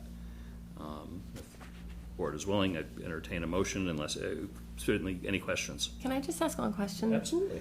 I really appreciate the thought and time you put into this. For me, working full-time, I can't take my kids. Is there any way we can shift the times so that families that don't have that extra time can still attend? Because when it takes place in that 1 to 4 block, so I can't bring my kids. I know that the reason that we went with the 1 to 4 was because there's a half day for school, so it's easier for the kids when they get out to go. I could talk to Ally about the timing. We were also trying to avoid a meal time. So if you push it later, then it gets into dinner time. So there's a little bit of logistical considerations there, but certainly we could look at the timing and try to make it more accessible. Somehow making it part of bus routes. You'd have to think about lunch. Right. Which is probably not within $8,600. Right. I mean, would the school lunch qualify for this? Yeah, it's a half day, so maybe not. I don't know. I don't know. I mean, watching. It's just. Yeah. I would love to be able to go, and I'm sorry that I can't. And so. Yeah, I mean, that's a legitimate question. And then who would be responsible for my kids? If I'm not there. And I have a question about how this works if it rains. There's usually a contract with Crystal Entertainment, who does the inflatables and the DJ and the popcorn and all that. So if they're unable to set up because of weather, there's a rain date. And do you think that would work? I mean, it's kind of like last day of school is kind of a special day. And is it I according imagine to that it them, would. their schedule, or is it the very next day? Usually, Ally would work with them and set up an acceptable rain date. So whether it's the next day or another day during the week, they just kind of work based on their availability and what we think would work. So like we try to avoid a rain date of a weekend so that we're not paying overtime or anything like that. So fortunately, we haven't had to have a rain date yet. I do think it would probably affect the attendance if we had to go on a different day because it's easy to remember the last day of school. Yeah. But the other option is to not have a rain date, and then if the weather prevents you from being able to hold the event, you cancel it and you don't have it for that year. Could you have it like in the Algonquin gym? I mean, it's huge. I don't know if that's ever been discussed. And I don't it's know if feasible we've or ever not. discussed trying to do it indoors. Yeah, I think don't. we've I don't just- know if you can anchor down the Yeah. the inflatables the right way. I mean, obviously Right. you wouldn't be able to stick nails in the floor. Yeah, and just the size of Yeah. I don't even think Okay. really chairs in the gyms at Algonquin. There's rules. Yeah, it's the end of school, whatever. I'm only kidding. Okay.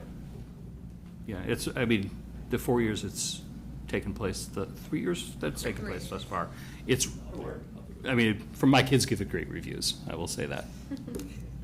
Aren't they a little old for that? Do they go to the bouncy No, castles and everything? They just, it's just, neither of my kids don't go in the bouncy houses anymore, but they just go and hang out with friends, and they get the snacks, and they get the giveaways and doohickeys, and they had a blast. There was There's a big, music. yeah, there's music, there's volleyball going on, there's usually pickleball. We always bring our pickleball kits from the library so people can try them out. I saw several soccer games going on too, so I think it's just. A big community event that just people come together. And who watches the kids? Are the teachers there? So or- it's- No, the parents, yeah, parents bring their kids there. Yeah, So while kids the have to kids come are- with parents. If they're old enough to get there by themselves, they don't necessarily have to bring a parent, but a lot of the smaller kids, they come with parents. It's not a school event. The teachers aren't present. Right. Unless they want to be. Yeah, I think the school event happened the day before.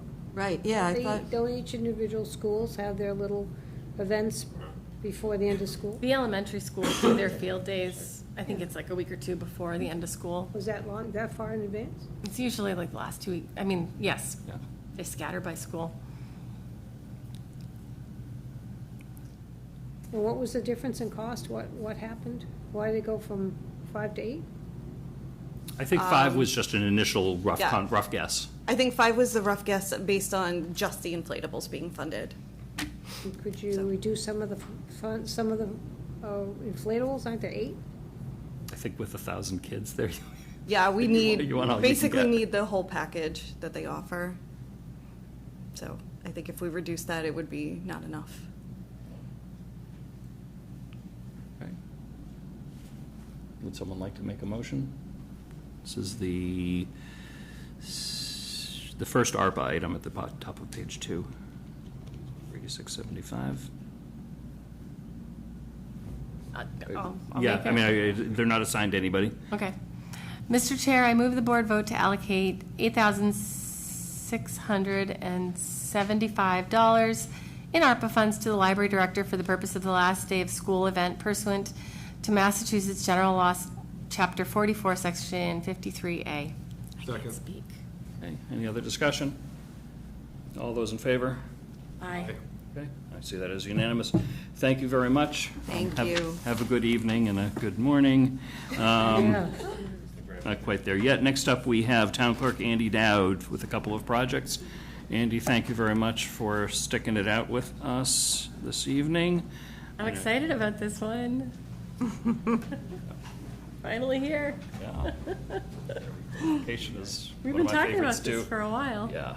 Good evening. So I have 2 projects to present to you for consideration this evening. The first is a Records Archive project, and that would be a Phase 2 of a project that we completed back in 2023. And what that involved is a vendor came in and basically addressed the long-term record storage in the building by conducting an inventory an analysis of the material that we had, installing new shelving, reboxing materials that had to be kept into OSHA-compliant boxes. We had a slew of massive bankers boxes that were chock full that most people could not move by themselves, and that's not a safe way to store things or expect staff to move them.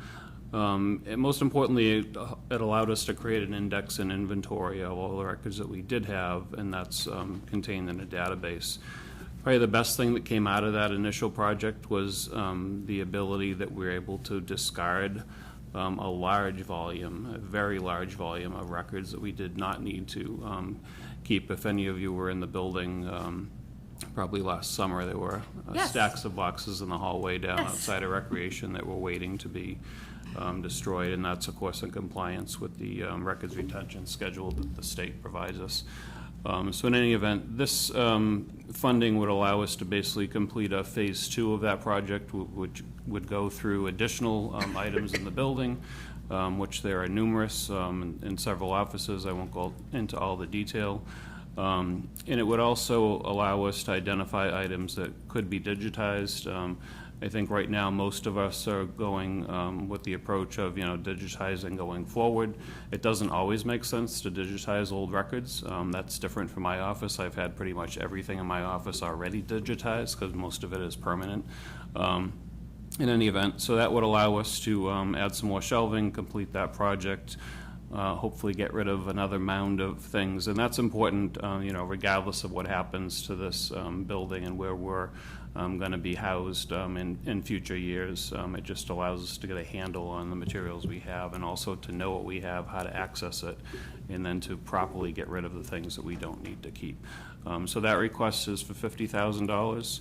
Do you want me to pause, or I can go right into? Yeah, let's ask some I have a questions quick about question. that. Now that they're digitized, can we access them and read them like old minutes? Old minutes, yeah, we do have a lot of old, more town meeting records and things like that have been digitized, but It'll be easier than having you have to go to a basement archive to pull up papers. typically we don't have to go down there very often because if we have it in digital format, we're just pulling it up on our PC. So we're lucky that we can search a lot of materials now that way. So good question. Is there the possibility of making some or all of this available online so that residents from a web browser can search and find this information rather than take a guess as to what might be available and have to go through you? Certainly. To be honest, a lot of the materials are probably things residents would have little or no interest in. It's just a lot of the basic documentation that we have to prepare over the years, and some of which we have to retain for long periods of time. Not necessarily something that would be of interest to residents, but certainly if there are items identified within that make sense, we could make it available, online through the website. Or maybe you have an index to everything that you have? We do. Okay, at least put the index available Certainly. online, and that way people would know what's there. And Absolutely. maybe from that you might realize, this category of thing, not that everybody would be interested in it, but there are certain nerds that are interested in some obscure things, and there are a few more like me out there that, maybe some of it would be there too. Sure, that makes a lot of sense. Any other questions on the project? The funding of this one is a little different than the last two that, we saw this on the initial list that came through Tim. I put a portion of it, I put 16,000 of the 50,000 in my base 320. No one else did. Mike, you put it as on the Dream $1 Million list. You funded it, and no one else mentioned that project. So at this point, we do not have. If I have room in mine, Yes. I'm happy to support that. If Okay. you want to attribute. Yeah, I mean, if you want to put the other 34,000 in from yours. So wait a minute. And then you can decide. Do you mean 25? Because it's 50? It's a total of 50. I put 16. But 17's for the recodification. Right. That's I put just a portion Okay, of it perfect. on there because that's all I had in the hopes that somebody else might. I think I had enough to cover the other half of digitizing. Yeah, I mean, it would be upon you to reallocate Yep. your funds. Sounds good. If you're good with that? Yes. Okay. Unless anyone else wants to Thank you. volunteer some of their budget? I'm not giving up. Yep. If we all chipped in, it would only be 10,000 apiece. A lot of these become small amounts if we're all. Yeah. I know, but I had a little bit extra in mine. There was And a actually, you'll buffer. have more because we both Yep. fully funded the recodification. That's what I'm really excited about. Yeah. So, All right. can I So make a motion? Yes. Mr. Chair, I move the board to allocate $50,000 in ARPA funds to the town clerk for Phase 2 of the Records Archive project as presented and for expenditure of such sum pursuant to Massachusetts General Law, Chapter 44, Section 53A. Second. Okay, motion made by Laura, seconded by Julianne. Any other discussion? All those in favor? Aye. Okay, great. That was easy. Can I just make a motion? I want to hear about this. I'll be I'm real very quick. excited I about guess. it. Sorry. First of all, thank you for your support of that request. I appreciate it, and I believe it's money well spent. So the second one, as was mentioned already, is a recodification of the town code. And I defined in my quick memos, oftentimes we say the town code, well, what is that? It comprises our town charter, our bylaws, and other procedures that are codified into one document. Basically, it's the operating manual for the town, the constitution for the town. In any event, it was originally adopted back in 1970, our charter. In the last recodification, which is basically when you go in and revisit all of those current materials, sorry, I'm losing my train of thought at this late hour, that hasn't been done since 1997, so it's long overdue. Our own bylaws do speak to the fact that it should be done, I think, every 5 years. We talked quite a bit over the years about doing this, and it just never happened for some reason. But in any event, we're way overdue to do it. It's important, to go through everything. There's many things in the current bylaws that are outdated. I'll give you one example. Tim mentioned, it says you shall post meetings with 24 hours notice to the public. I mean, that hasn't, the state law requires 48 hours, and that's been the case for years and years. So there's a lot of inconsistencies in there that should really be cleaned up. And other things like changing it to gender-neutral language, updating the name of the select board, which would be part of this project. And of course, all these changes would be reviewed and adopted at town meeting if necessary, depending on the type of change that was made. So that's the basics of it. And there'll be lots of opportunity for, for folks, especially on boards and committees and other departments, to have input as to, what needs to be changed and during that review process. Perfect. Lisa? I do want to, I like the idea of doing it, but I do want to have it updated and things that we've waited and not changed yet, that we expect to change. How long is that process for you to get? Is that like a year's process once we've started it, where we would have meetings for the ones that we wanted to update? Yeah, I think I don't have an exact timeline, but my guess is it would be at least a 6-month or longer process of review. And I can certainly update the board, with that information once it becomes available. Okay, and then each board that had something to do, they could all have a meeting and discuss it and put things forward so that it would be as current as possible. Of course. So the intent isn't to change the end result of what takes place, really, but just to make sure that everything is up to date. Yes. Yeah, exactly. Good. So as far as funding on this, both Laura and I fully funded this on our budgets. So my proposal is that we each split, we each pay for half. Yep. Unless anybody else wants to Money. pony up some more Yep. money, but yeah. You can flip for it, whatever works. And I just know this is something that we've all been really looking forward to for a long time, and I know that it's something that you've been wanting to do since, for a lot of I think, years. 97. So. Yeah, well, not quite that long, but for a long time. The amount specified is a rather odd 17,530. Is that a quote that you have in place? So it's I got okay a if we quote from the vendor that currently hosts our code online and is, one of the likely, bidders on a project like this. So. Okay, so you're comfortable I allocating am. exactly that amount? Yes. Okay. Can I make a motion? Yeah. Mr. Chair, I move the board vote to allocate $17,513 in ARPA funds to the town clerk for the purpose of recodification of the town charter as presented pursuant to Massachusetts General Law, Chapter 44, Section 53A. Second. Motion made by Laura, seconded by Julianne. Any discussion? All those in favor? Aye. Aye. Aye. I see that as unanimous. Thank you very much, Andy. Thanks for your support. joining us late. And we, Can we, okay, we're spending money very quickly here. yeah, Jason's keeping track. yeah. I just make one other point before, because I know where you're going to get to. I know you're worried about, pockets of money. Some of our constraints deal with timing, and the reason why we kind of got all these people in the room at one time.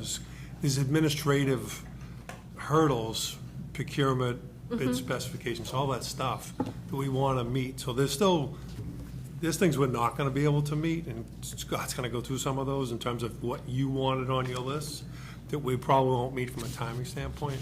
So just so you remember that we have to get things under contract by December 31st. Right. And then it has to be spent a year after that. 2 years. So some of those time horizons are really important to pay attention to.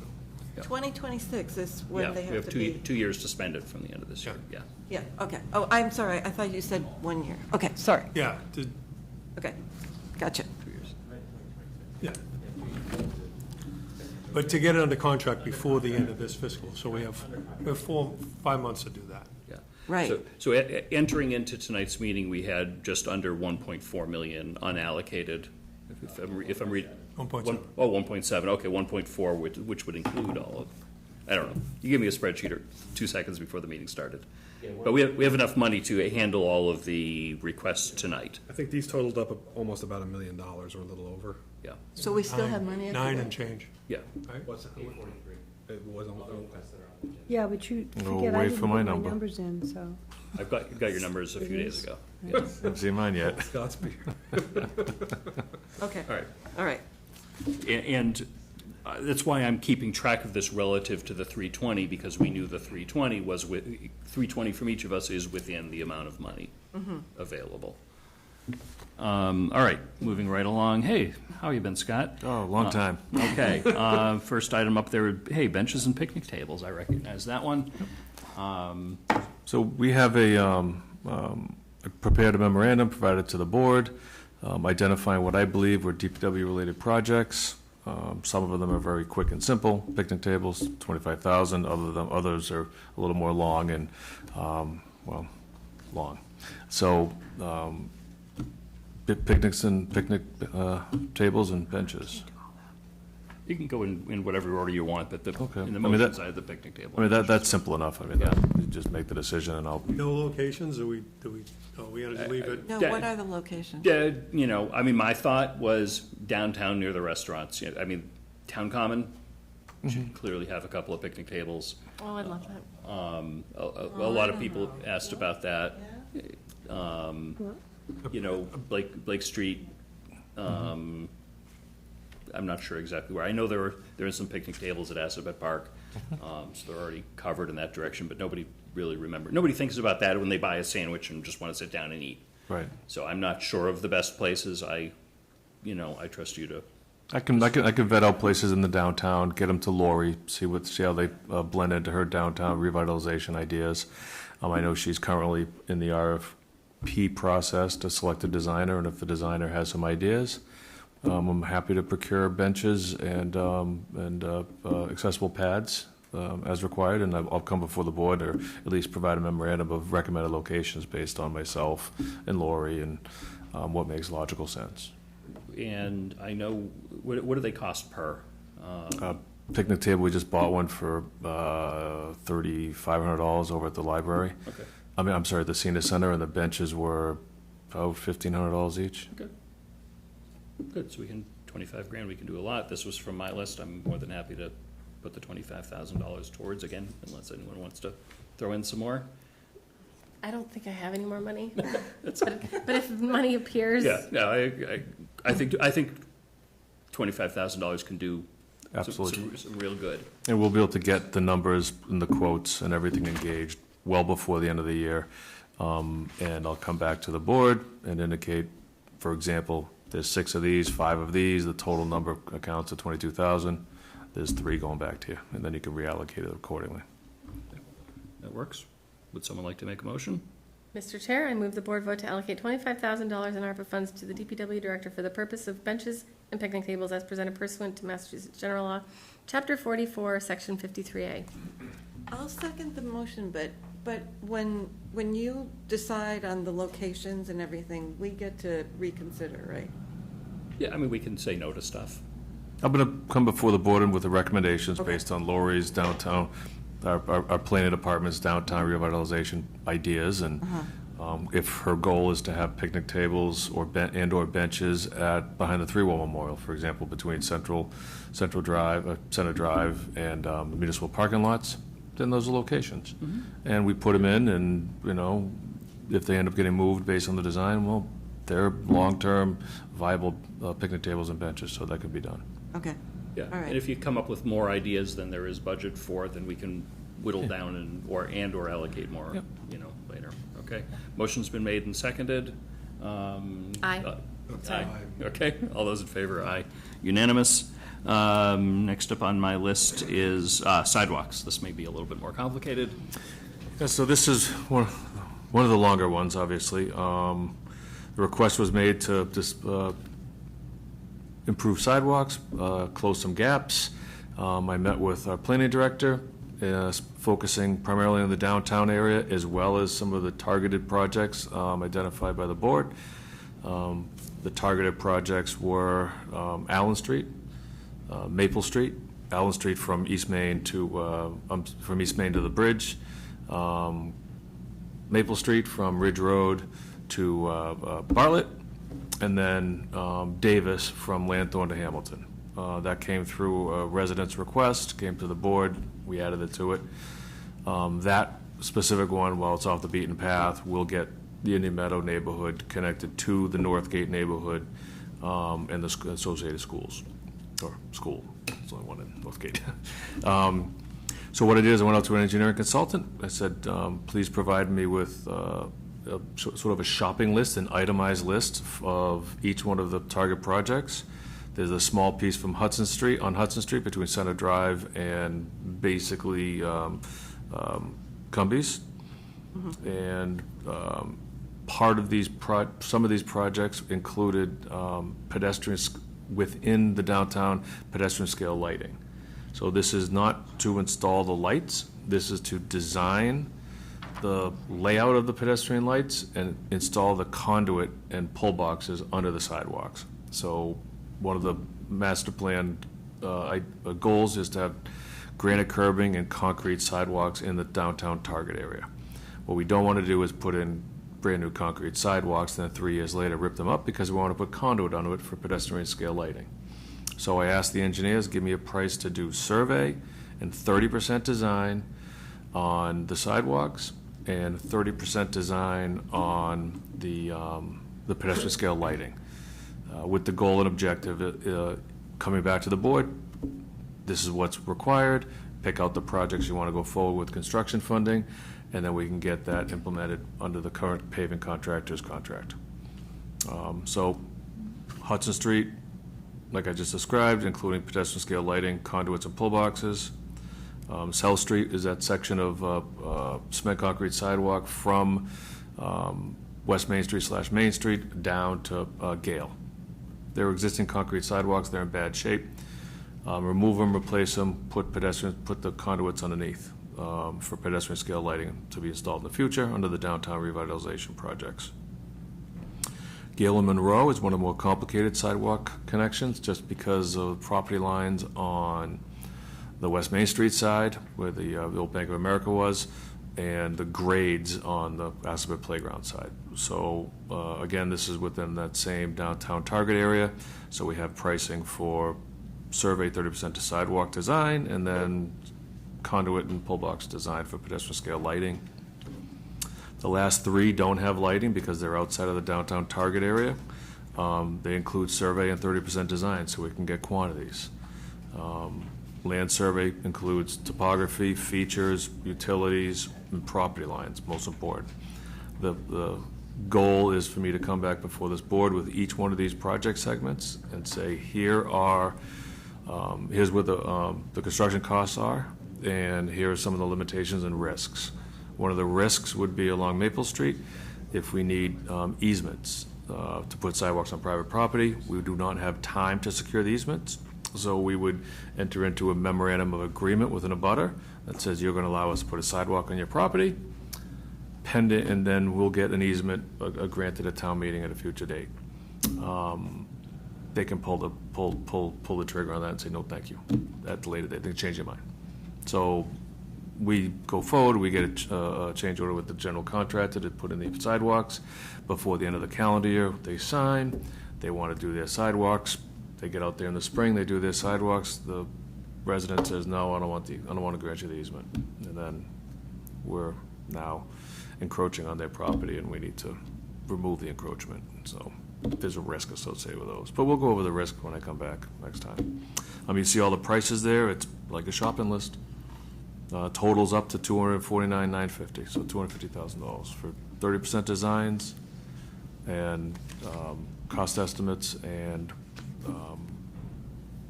limitations associated with each project. It obviously doesn't get us any actual construction.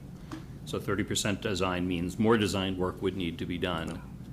No, my goal is to get these designs done on the easy ones, so absolutely no way Maple Street can be constructed, one, because the cost is going to be far prohibitive for what's available in ARPA, but we'll know what we're getting into. And there will be additional design money for that because there are wetland impacts. We have a aqueduct crossing. There's going to be substantial drainage improvements needed. Allen Street, that's easy. It's already been built for the work. There'll just be some easement risks, I'm thinking there. Davis Street, that's going to be a challenge. Those lawns are dead flat. When you turn the corner from where Davis goes by Thayer, the lawns on the right-hand side, those things are dead flat. And we're going to put a 6-inch wall in front of their home. So instead of them draining slowly to the road, there's going to be a huge puddle there. So we got to think about design and how to manage the drainage in that area. Absolutely not. There's no way that'll fit for construction. We would need final design. The rest of them, I think we can get there. Gale Monroe will be the one big challenge, but the other ones, they're not bad. They're pretty benign designs. 30% design will be good enough to get pricing from the contractor and them to do the work. Can we mix and match some of these things? You mean fund the design of some but not others? Well, yeah, because Hudson Street sidewalk from Center Drive, would that not be a short run, and you'd be able to get a sidewalk in as well as a design? Oh, yes, absolutely. Yeah. As opposed to, what is pedestrian scale lighting? Is that the type that I was talking about, the black ones that have the planters on them and the, or are they lower? What you're referring to is a decorative street light. They're generally 14 feet tall. These are pedestrian scale lightings. They're a lot shorter, and they're usually on the back side of the sidewalk as opposed to the roadway side of the sidewalk. So think of sometimes there'll be even small lighted bollards, for a modern look. I did those in Webster, and they're about yay tall, and they got a couple rings there, and there's a down light in it, so you kind of lights the walkway, the path. That's one example of those. Well, for me, we haven't, as MPIC talked about their program of what they want the appearance of downtown to look like, or whatever. I think those lights are probably something I'd probably hold off on. But you are wiring, when you put wiring in, We're just going to do this is all this is, it's just design wiring. just conduit and duct bank, conduit and pull boxes, no wiring. So conduits just, they're PVC tube. maximum 300 feet between pull boxes, and a pull box is just an iron box in the sidewalk. You can pull wires, no foundations, no poles, nothing. And on Hudson Street, where would the pedestrian lighting be? The pedestrian scale lighting on Hudson Street, along the sidewalk corridor, between Center Drive and just past, I don't know the name of the church on the corner. Trinity. Trinity Church, thank you. Trinity Church? So it's just going past- that up to Trinity Church? Past Trinity Church's gigantic driveway opening, yes. Yeah, as much as I'd like the safety, that one I wouldn't be as happy to get the lighting for, even though it's only conduit. I can't imagine lights going down there. This, in terms of the housing and the way the church is laid out. Church is almost on the sidewalk anyway. So is the house right after before the, it, right, yeah. that first house there, that's going to be a conversation to have with them. Yeah, so that's one I wouldn't go for, but I would go for the I sidewalk. I think we should still do the design on it and find out. And you may have that conversation early on and realize it's not going to go anywhere, and you're smart enough to just say, I'm not going to. The contractor's not going to do the work until the spring anyway, so hopefully the design firm is under contract for the downtown revitalization. I get the numbers, I get a change order with the contractor, the appropriation is made from ARPA, come February, March, you decide you don't want to do that, we just don't build it. They're not going to do this in January and February. They're not putting in concrete sidewalks within that time of year. And there's no streetlights there? There are. Is there redundant lighting? I'm putting in what the planning director and the downtown revitalization folks wanted, so I'm indifferent when it comes to pedestrian lighting. I mean, I think some of that's the cart before the horse. We got some other things that we could be getting Might be done. a more detailed conversation than we have time for Right. now. So maybe later That on. design can be done later, I think. I mean, the biggest time frame here is the survey. I got to get the survey done. Yeah. Got to get out there and do the survey, because I can't do anything without survey. Well, I mean, the surveys are great, because I want to do some RRFBs and a couple of sidewalks, too. I want to talk about the funding for this one, because this one's a little bit more complicated than the ones we've already funded. So almost everyone put in sidewalk money, but different amounts and sometimes with specifics. So I want to mention them. And so the total of sidewalks out of all of our 320s was $641,000, which obviously more than funds the design and only funds probably a small piece of construction if we want to do that later. I had $40,000 on mine for whatever without specifics. Laura, you had originally 302 for Allen Street. I'm flexible. If there's sidewalks, you can reallocate however That's what you I like. wanted to find out. That is my most important Yeah. Julianne, priority. you specifically mentioned Patty Lane, Pierce Street, crosswalks and signage. Lisa, you had Maple Street, Allen Street with 185,000, and that adds up to the 641. So we would have to pretty quickly decide how we were going to divvy that up if we wanted to approve this. And it's not unless everyone is like sidewalks are sidewalks, That was my intent on mine. Okay, in which case, I would suggest we do it proportionally, that if we funded the Not just full survey and 30% design. 49. $250,000, we figure out how that divides into each person's amount. So Well, that's just I mean, per above all, location. a sidewalk on Allen Street, complete. Yes. Put in, not a present, not a, we're thinking Well, we don't- about it. Right. Well, we have no idea what that will cost. Yes, yet. he gave us quotes for that. Okay. Yes, and we have, that's why I put 185 in, is because I know Allen Street was already, didn't you have prices for Allen Street to have it done? For construction, no, we rebuilt Allen Street in 2016 with the understanding that a sidewalk will go in there eventually. And I did speak with the neighbors where I believe easements are going to be required. They were in favor of the sidewalk, so it has been laid out for a sidewalk. Do you know, but didn't you when you did the complete streets, you had a list of different streets of which this was on. Yeah, and There was an amount of money, like those are not, 400,000 or those are something. not estimates. Those are just order of magnitude budgetary ideas. They're not even close to estimates. So how do we get an estimate for Allen Street You to have the sidewalk put in? you authorize $33,000 for land survey, property line survey, and a 30% design.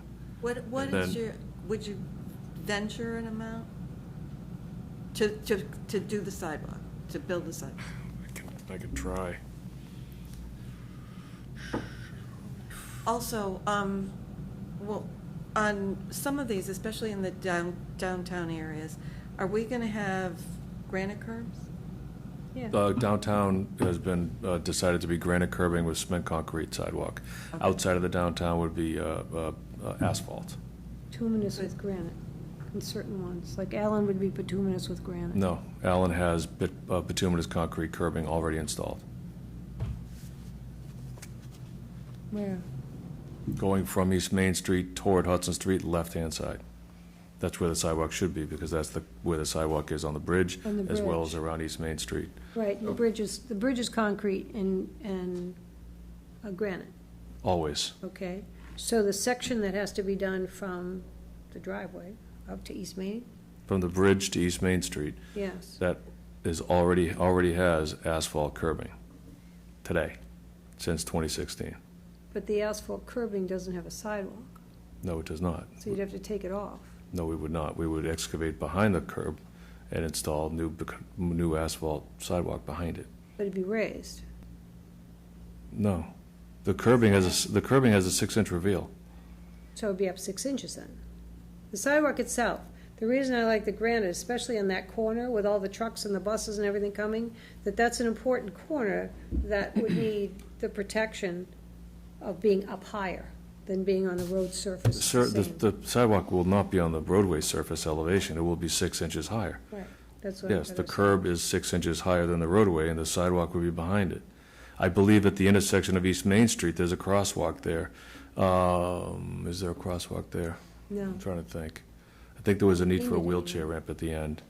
Regardless, no, there's a 6-inch reveal asphalt curb on Allen Street between the bridge and East Main Street as we speak, and the sidewalk will go behind it. Oh, I have another request, kind of. I do want to make, Lori Connors has raised her hand. Are we okay if I bring her in to, she may have something on this as well. Lori, I'm going to bring you in, turn on your camera if your pajamas aren't on yet, and let us know anything on this.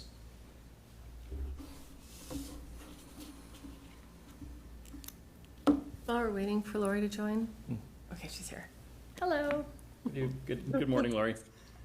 Hi, I just wanted to make you folks aware that I was here to be available to answer any questions that you might have about sidewalks, the decorative streetlights, as well as a couple of memos that I submitted for tonight's meeting.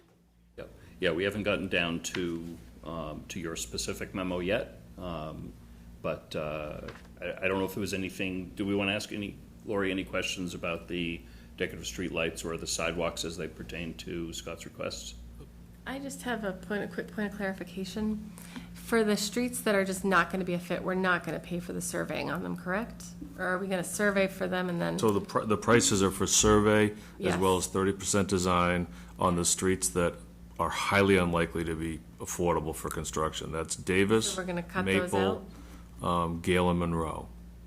We're not going to do those ones, or are you just going to get this? Those are in the 249, right? Correct. They are. So we're just going to do that so that in the future, we'll have the necessary information. You would have the necessary information to To put determine sidewalks. if it's Okay. viable and if it's something you're interested in doing. Got it. Sounds good. Thank you. Okay, so width of sidewalk, 5 feet behind the curb. Yeah, they require that. that's the requirement. Mhm. What is, can we talk about at some point in the future, making those wider? I mean, like when I walk down South Street on that sidewalk, and it's especially the sidewalks that are really close to the road, I feel like a wider sidewalk is, you feel safer. Do You have an would opinion feel on that? safer with a wider shoulder than a wider sidewalk, because you're not going to get, the curb's not going to be any further away from moving traffic. So instead of having 6 inches between the solid white edge line and the face of curb, have 18 inches. So you're 1.5 feet away from the travel way. That makes you feel safer, just generally speaking. It makes you feel safer. So, okay, It just does. You're not walking like right next to the white line. You're thinking you're going to get your elbow hit by a side view mirror. You're 2 feet away from it, so it gives you a little more berth. do we have white lines on that? Yes. It's all the white edge lines, yeah. Okay. But you still have, right now, you still have to put whatever we do is 5 feet. Yeah, We 5 could be bigger foot's if the we mi- wanted to, but 5 feet is the 5 foot behind the curb is the minimum. You're allowed 3 feet at point restrictions such as utility poles or what have you. So, what's the one that's on Main Street by Gale? Right? Isn't that the one by the Main Street and Gale, they don't Playground or- intersect. The crosswalk? No. Sidewalk. No, the sidewalk. You've got Gale, oh, you're on the other side. Oh, I see. Because we had talked about fixing, there was part of it that was broken on South Street. Yes, this This, This is different. It's on the no, other side. No, this includes both sides. South Street sidewalk from Main Street to Gale Street, both sides. $14,200 for limited property survey. You don't need any feature surveys, just property corners, and 30%, not really design quantities, because it's a remove and replace. So that's a low hanger. That's easy. You can afford that. Well, it should be an affordable project for construction implementation. Hudson Street should be an affordable project for implementation. Gale and Monroe will be expensive. Allen should be affordable. Maple and Davis will be too expensive. So the 30% that you're putting aside for design, correct? No, it's 30% design complete. So the design will be 30% complete. You get a land survey, you do a layout, you confirm that you develop grading to make sure you're not doing what I described on Davis, having puddles in people's front yards. You identify if there are manhole covers that are going to be in the way of a sidewalk. If you have a manhole cover that's right on the white edge line, not that there are white edge lines everywhere, but right on the edge of the pavement, you can't raise this half a manhole, so you got to do something. You identify point restrictions, a utility pole, a mailbox, what have you, and you design the sidewalk to get around that, so you have a minimum of 3 feet clearance. How much, are we looking at dividing that 250 by 5? Is that how we're going to break it down? No. So each person put in a certain amount of money for sidewalks. The only way that I can quickly see how to do it is everyone to say that proportionally they would do it. So, so Laura, you had more money than anyone else allocated to sidewalks. You would be paying for about half of this, roughly, Okay, fine. roughly speaking. I make 'em. And I would, you put in nothing for sidewalks on the 320. I put in only $40,000, so my piece would be the smallest piece, and so forth. I mean, I could do the calculation, but it'll take a few minutes. Well, it's 50,000 apiece. If we divide that by 5. If we divide it by 5, but I don't have $50,000 to put into it. Laura, her very top priority was sidewalks. So proportionally, that's my opinion, that's the way to do it. Well, Yeah. and I agree with some of that, but I want a sidewalk put in. Yeah. So I want money for Allen Street to have a sidewalk complete. Well, we don't, That's definite. that's the one that you have said is pretty challenging, right? No, Oh, Allen is the. Oh, Allen, oh, okay, And that was sorry. my top priority after okay. me. Allen South and Hudson Street would be my recommendation if you want to go forward. Well, you want to go forward with sidewalk construction. Those 3 are relatively simple. Okay. And Jason, we can afford it? Well, we don't know what the cost. Well, I worked with the numbers from Complete Streets. Are those really far off? They're way off. It's they're That's how I not. budgeted everything. Yeah, they're not close. Yeah, so we don't know what the construction, all we know is 30% of the design will cost this. There will be more design done. Probably not. Oh, okay. I don't. I think 30% design, I think it's a only 30% design. Well, a final design would include details and all sorts of stuff that you would need to bid out. Yeah. We don't have to bid this out. We have a contractor under contract. If we were to run into a project, one of these that became very complicated, then, yes, we would need more than 30% design. But for simple sidewalks, like a remove and replace on South Street, that's easy. So my suggestion might be to remove the design from the 2 that you're saying Yes. are incredibly Yeah, complicated. Totally agree with you. And because people have wanted those sidewalks for a long time, and if we have the design and a grant comes up or something like Oh, that, that's true, too. then we're ready to go, right? Yeah, I mean, They love the shovel ready. These will not be shovel-ready. This is not going to be a shovel-ready Maple Street sidewalk. This will identify all the easements that are required, the utility restrictions, and how we get a compliant sidewalk from Ridge Road to Bartlett Street. And it will also identify the challenges. The aqueduct will be a challenge. The utility poles will be a challenge. The drainage will be a challenge.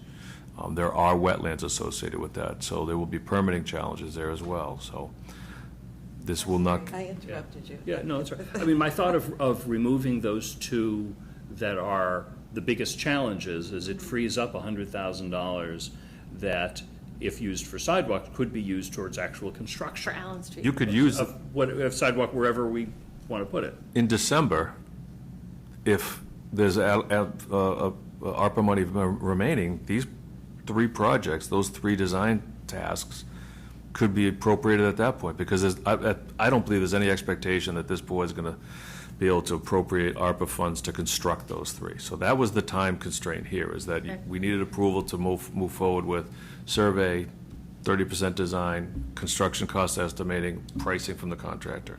The ones that I just described are the ones that can be done. I don't know if Gale Monroe is going to be incredibly challenging or not. I would suggest moving forward with that one, because that's a gap that should have been closed decades ago. That would probably be a high priority for town meeting to fund if we couldn't take care of it now. Right. So that's one option to preserve the possibility of actually funding some real sidewalk construction, is limit the design to the things that are more likely to be able to be moved forward quickly. I agree. I mean, I think we should move at some point forward with design on those other 2, but those are longer term projects. And we're thinking about shorter term items with ARPA.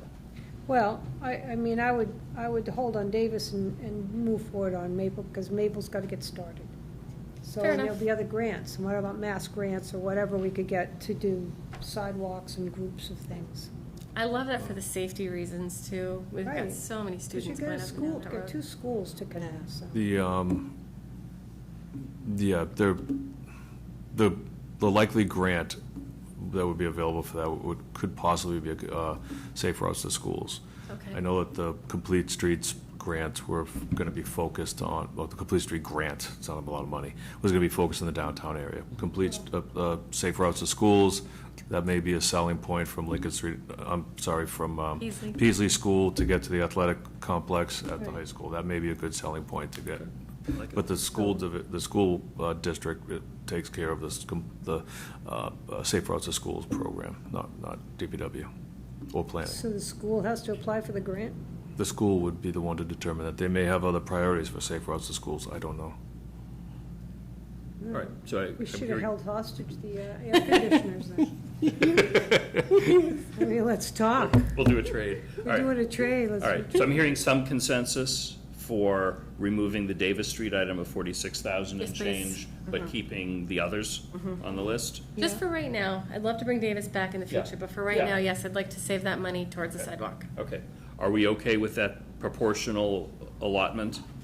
It's all We have to figure out a way to do it. Yes, that works for me. Well, I still don't know about, Laura, what kind of lighting are you going to put on Hudson Street for pedestrian lighting between Center Drive and Main Street? I would really like all of the pedestrian lighting in the downtown to match. So I would imagine that the style of pedestrian lighting will be chosen as part of the downtown streetscape project, and then it can just be carried through to the other locations. Are you looking at short lights or tall lights? I was thinking maybe 12-foot tall lights. So nothing you can So hang plants there is on? an option to include banner hardware. Oh, so there's a tall enough. Inside the LED lighting. So it'd be the LED decorative light with banner hardware. There is also the option of doing hanging pots, but I would envision that would be determined during the streetscape project. And in so doing, would you be putting that on the west side of the street or the east side of the street? Or northbound versus southbound? Hudson Street would be on the east side of the street, connecting Center Drive past the Trinity Church. So it's just on that sidewalk, which again doesn't give you enough space to be able to put those on, does it? Across the street you could, but you're right against, the building is right against the sidewalk.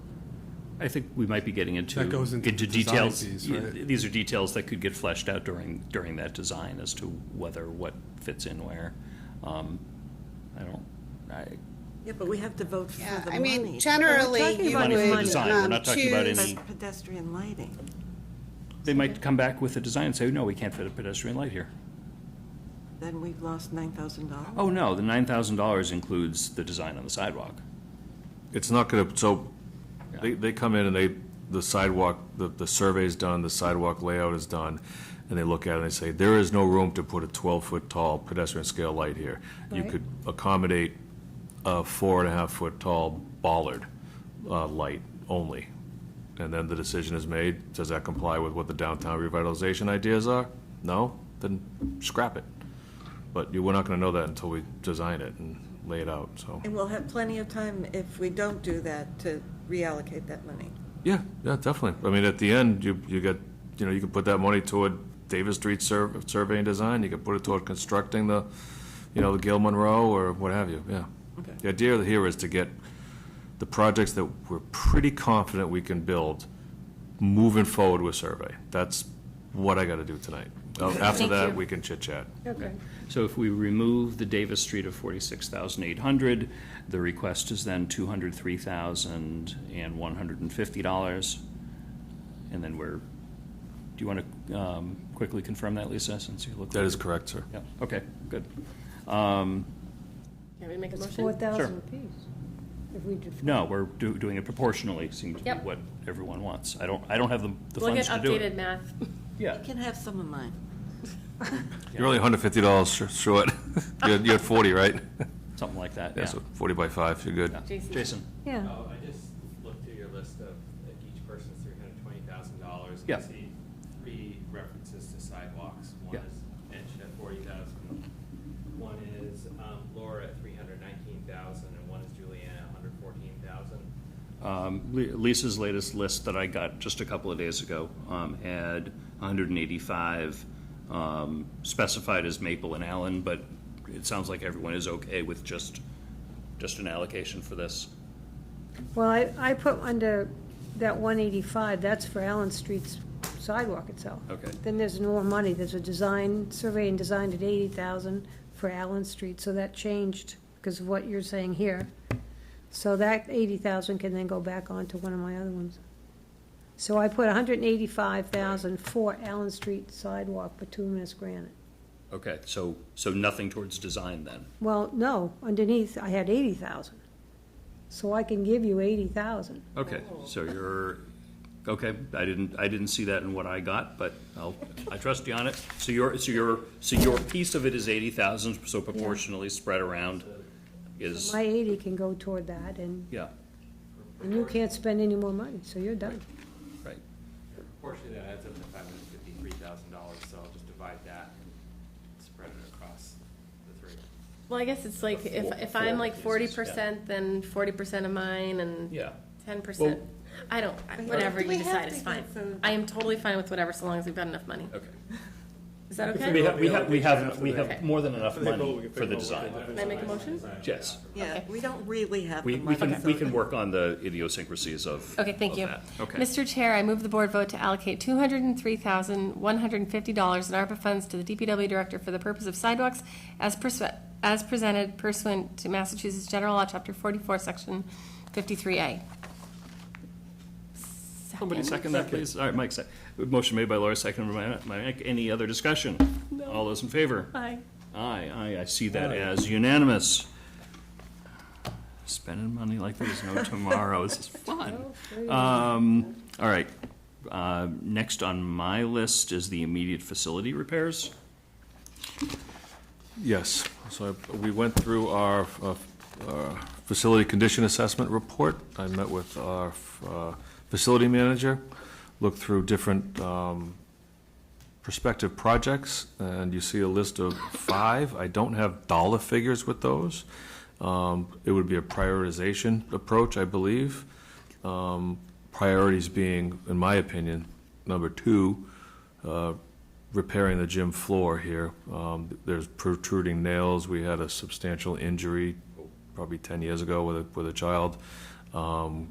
the floorboards are loose. It's just a bad condition floor. So a rec director did get a quote for the repair. It's an old quote. It was in the $9,000 to $10,000 range, but we'd have to get an updated quote. But that's order of magnitude number for the gym floor repair. You're aware that we received HVAC funding at town meeting to do some improvements at the library. We've all been in the great room there, and you look up at the tray ceiling, you see molds.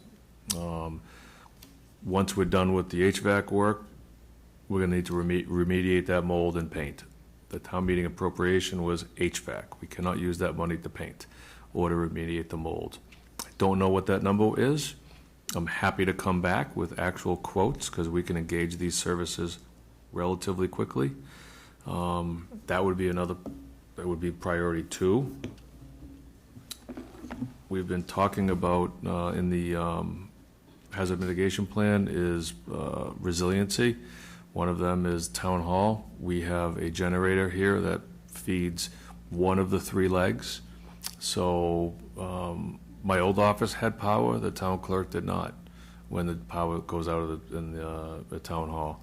Town administrator has power, building department does not. I don't know about the new office, family use services, if that's on the leg that has generation. I know the pump station does not, that's why we put one out there.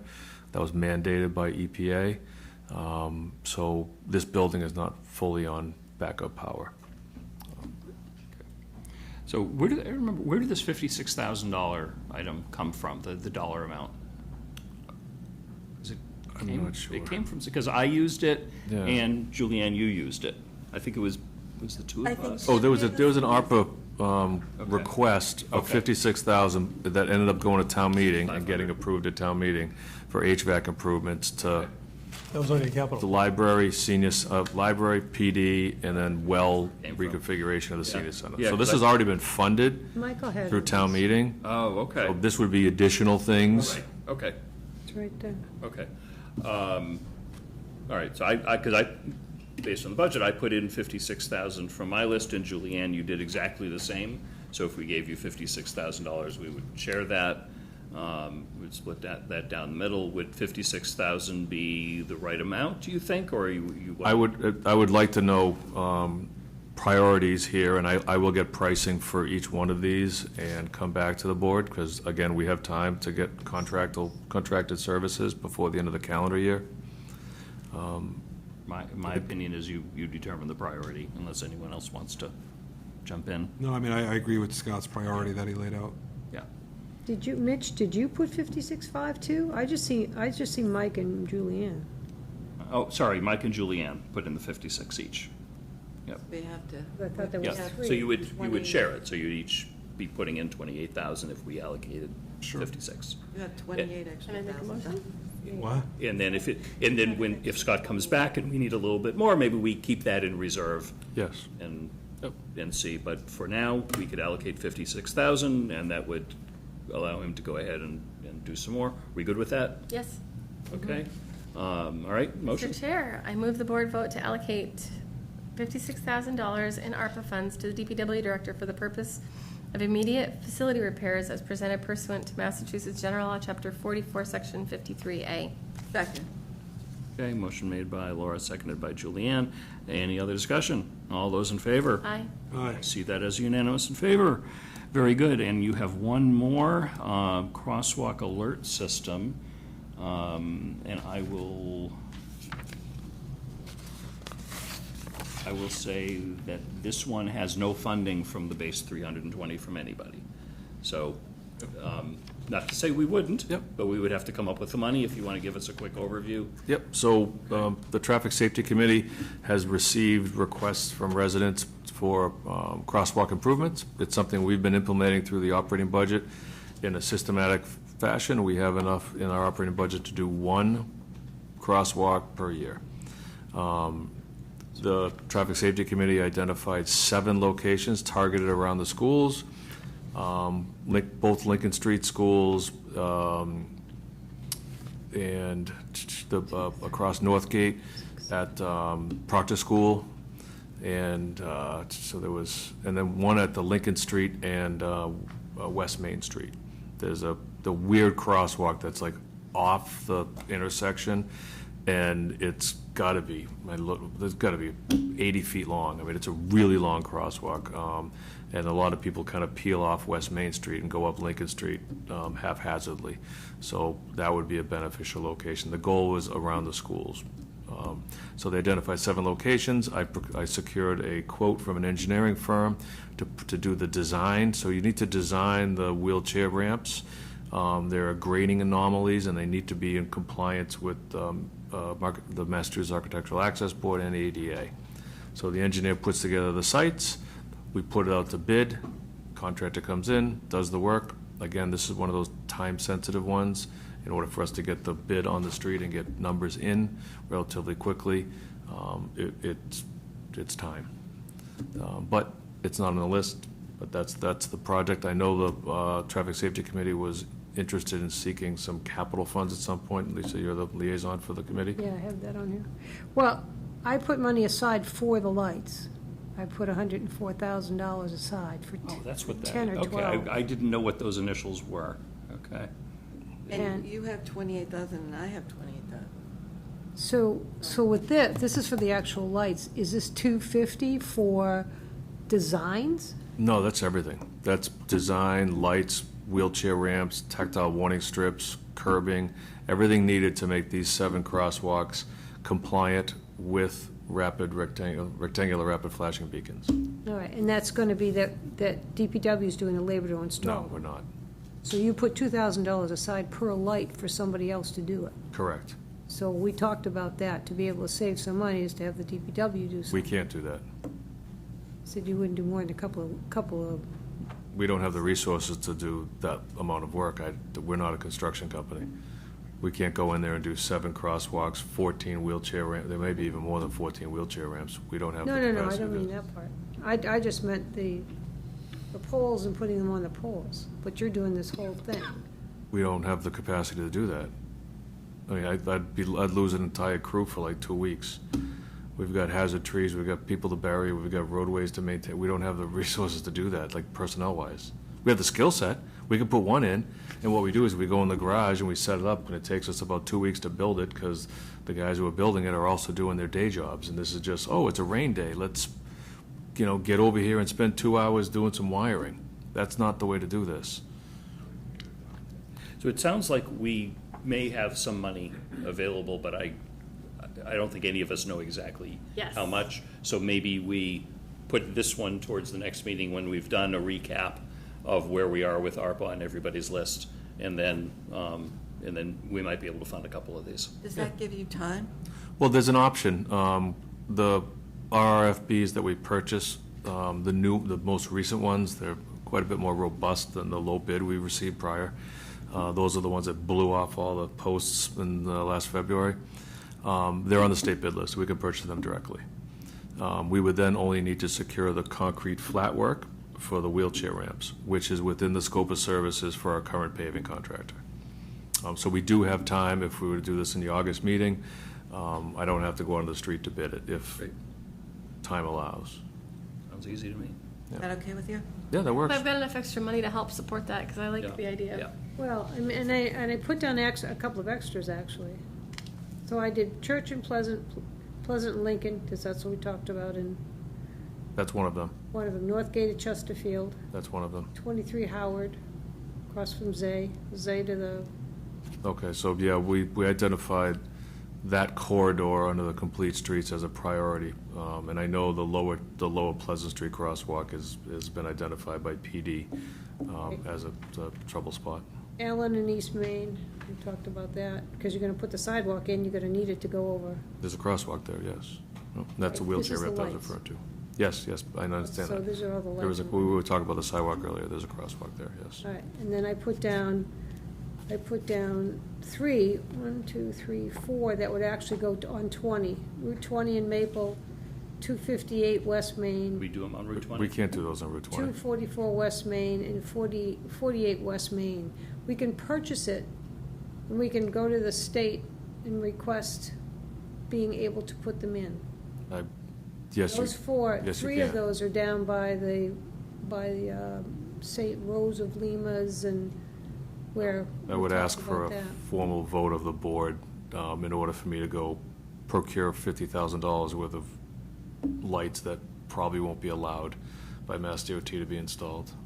Why wouldn't they be allowed? They're on 20 other places. Why can't we write a letter and ask to have it done? Where are there rapid flashing beacons on, and there aren't any in Northborough? Not in Northborough, No. but there are in other towns. Oh, okay. Well, we've solicited we've requested them from the state several times on Maple Street, and they've I always know. said no. But I They think still we say have to- no. I think we have new reps, and I think we have to make new approaches into it. So barring that discussion being later. Yeah, I agree with Scott. We shouldn't buy them until we know 100% that we can get the state to okay them. Maybe through the discussion that we're going to have with them about the fire station project, maybe we can bend their ear and get something done. I like the idea. But we've got to get the We've gotta okay table before we this buy one. the things. We're tabling this one anyway. Yeah, I think we're going to table this one. And Lisa, by the way, I did reread, and there are just different names that two of you, and I see your 104,000 for this. Oh, that's right. So We should have we'll, that. yeah, it's just, again, different naming that different people used.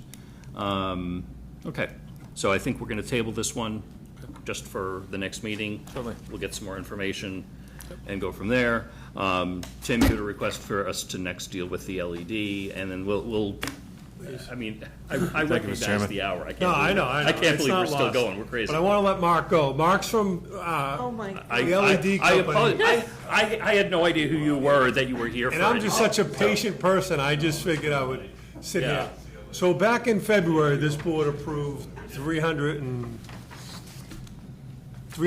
$376,015 so I could buy LED lights for the entire community. And Realtek sent this information to one of your previous interims. Yeah. I dug that up, came to you, sent you a memo, said, hey, there's a good return on investment here, let's change all these mercury vapor lights out to LED, 700 and change of them. When you approved it back in early spring, late winter, I went back to Paul, who might be our counterpart, our boss, however it might work, and I said, hey, you sure this is still the right number? And he came back, and National Grid had updated their specifications for the mast down pole that these lights would sit on. So it drove up the cost by $56,000. And so instead of coming to you 2 months ago and say, hey, I want $56,000 more of your opera money to do these lights with Realtek, I decided to do a couple things. I went to CMRPC, I went to the Collins Center, and I went to the Metropolitan Planning Council to ask them if they could provide me with technical assistance so I could go out to bid and use one of his competitors. Nobody had capacity in which to do that. And then Scott, who left, also solicited from other folks that could help us with this project, and we found no one. So I forced Paul and Mark to come here today to say, hey, they are well-equipped, they're ready to go, they're going to meet the standards, they've used ARPA money in the past for this particular project. I need an additional $56,000 to get your return on investment of 2.7 years to get these lights changed over expeditiously. So I dragged him out because I thought he could absorb some of the arrows for asking you for an additional $56,000. But because he stayed here so long, I don't think you should sling any arrows at him. But I'm asking you for $56,000. If there's particulars about the proposal, that's what Mark is here for. Mark Carter, RT Energy, and I'm glad we finally got to the meat of your agenda here.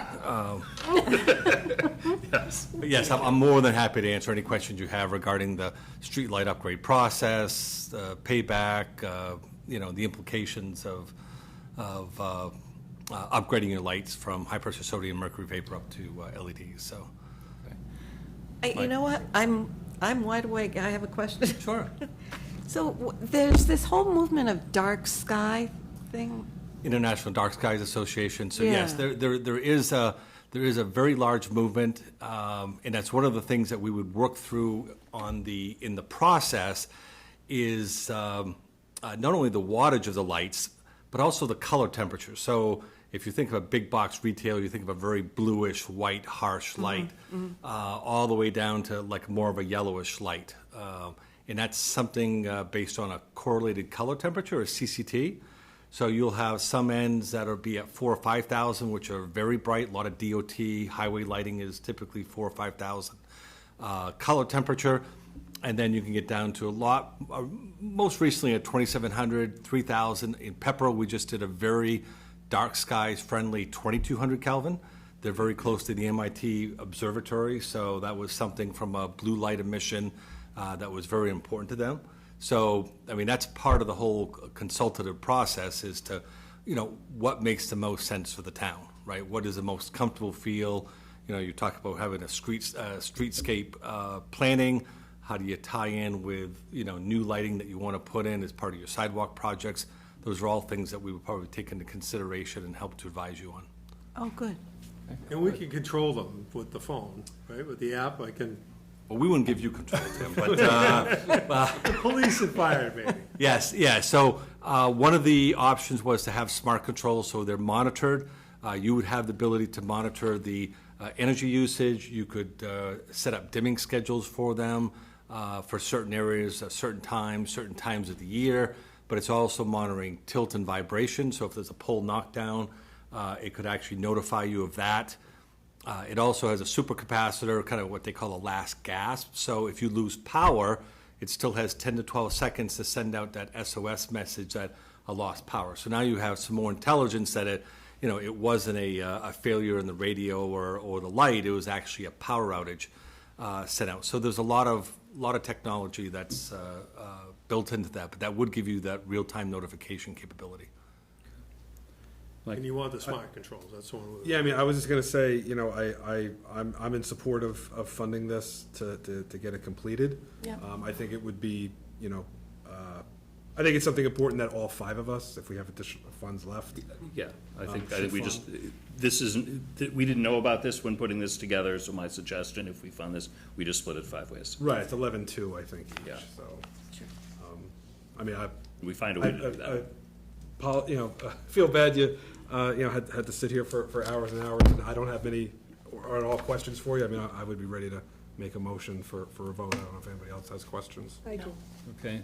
What happened to the timeline of getting these? Wasn't there some sort of a long-distance timeline that they weren't available? What happened when you first looked at it? So typically in the process, it can range anywhere from like 6 to 9 months.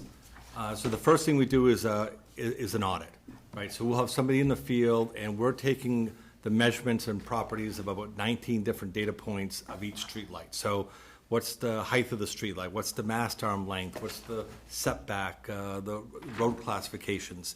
And that's all used later on how do we determine what wattage light and what distribution type?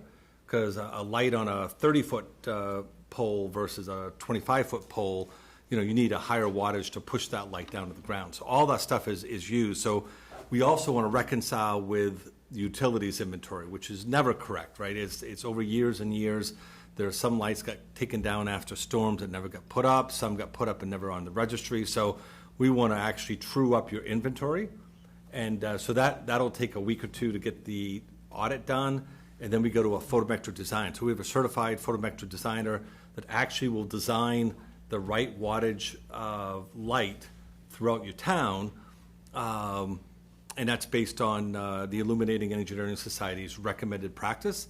And that's really going to be your one time to cure a lot of the sins of the past, because lights installed in the 1960s may have a much different look and feel and a design than what was put in the 90s or 2000s. So now when you go down to one street, it should have the same visual comfort as every other street of the same road classification. So that usually takes some time. Then we put together an investment grade audit. We competitively bid for the town, so we use an open portal for labor and all the large components, the hardware, the labor. And at that point, we come back with an investment grade audit when we have firm fixed bids of everything. And then when the town signs off, then we go to the construction period, and it's typically 4 to 8 weeks on delivery of hardware. And then depending on if they use 1 or 2 crews, it'll probably take anywhere from 4 to 8 weeks for the actual install period. And then we do the reconciliation, then we do the billing changeover with the utility and all that. So beginning to end, it's usually 6 to 9 months. But you have materials. What prevented it from going forward the first time? Cost. Nothing. Other than the fact that they revised their prices because National Grid changed their specification for the mast arm pole. So their design spec changed from when they gave this document to Bob or whomever in December, or maybe even earlier than that. From the time I made the request to when I said revise your proposal to me so I get the right number, that number changed. So there was no, the only delay would be is if I had to find another vendor to do this work. And that was the whole, you know, the prologue to this was I had to go to these 3 other organizations to see if they could provide me with technical expertise to find another group that could replace them.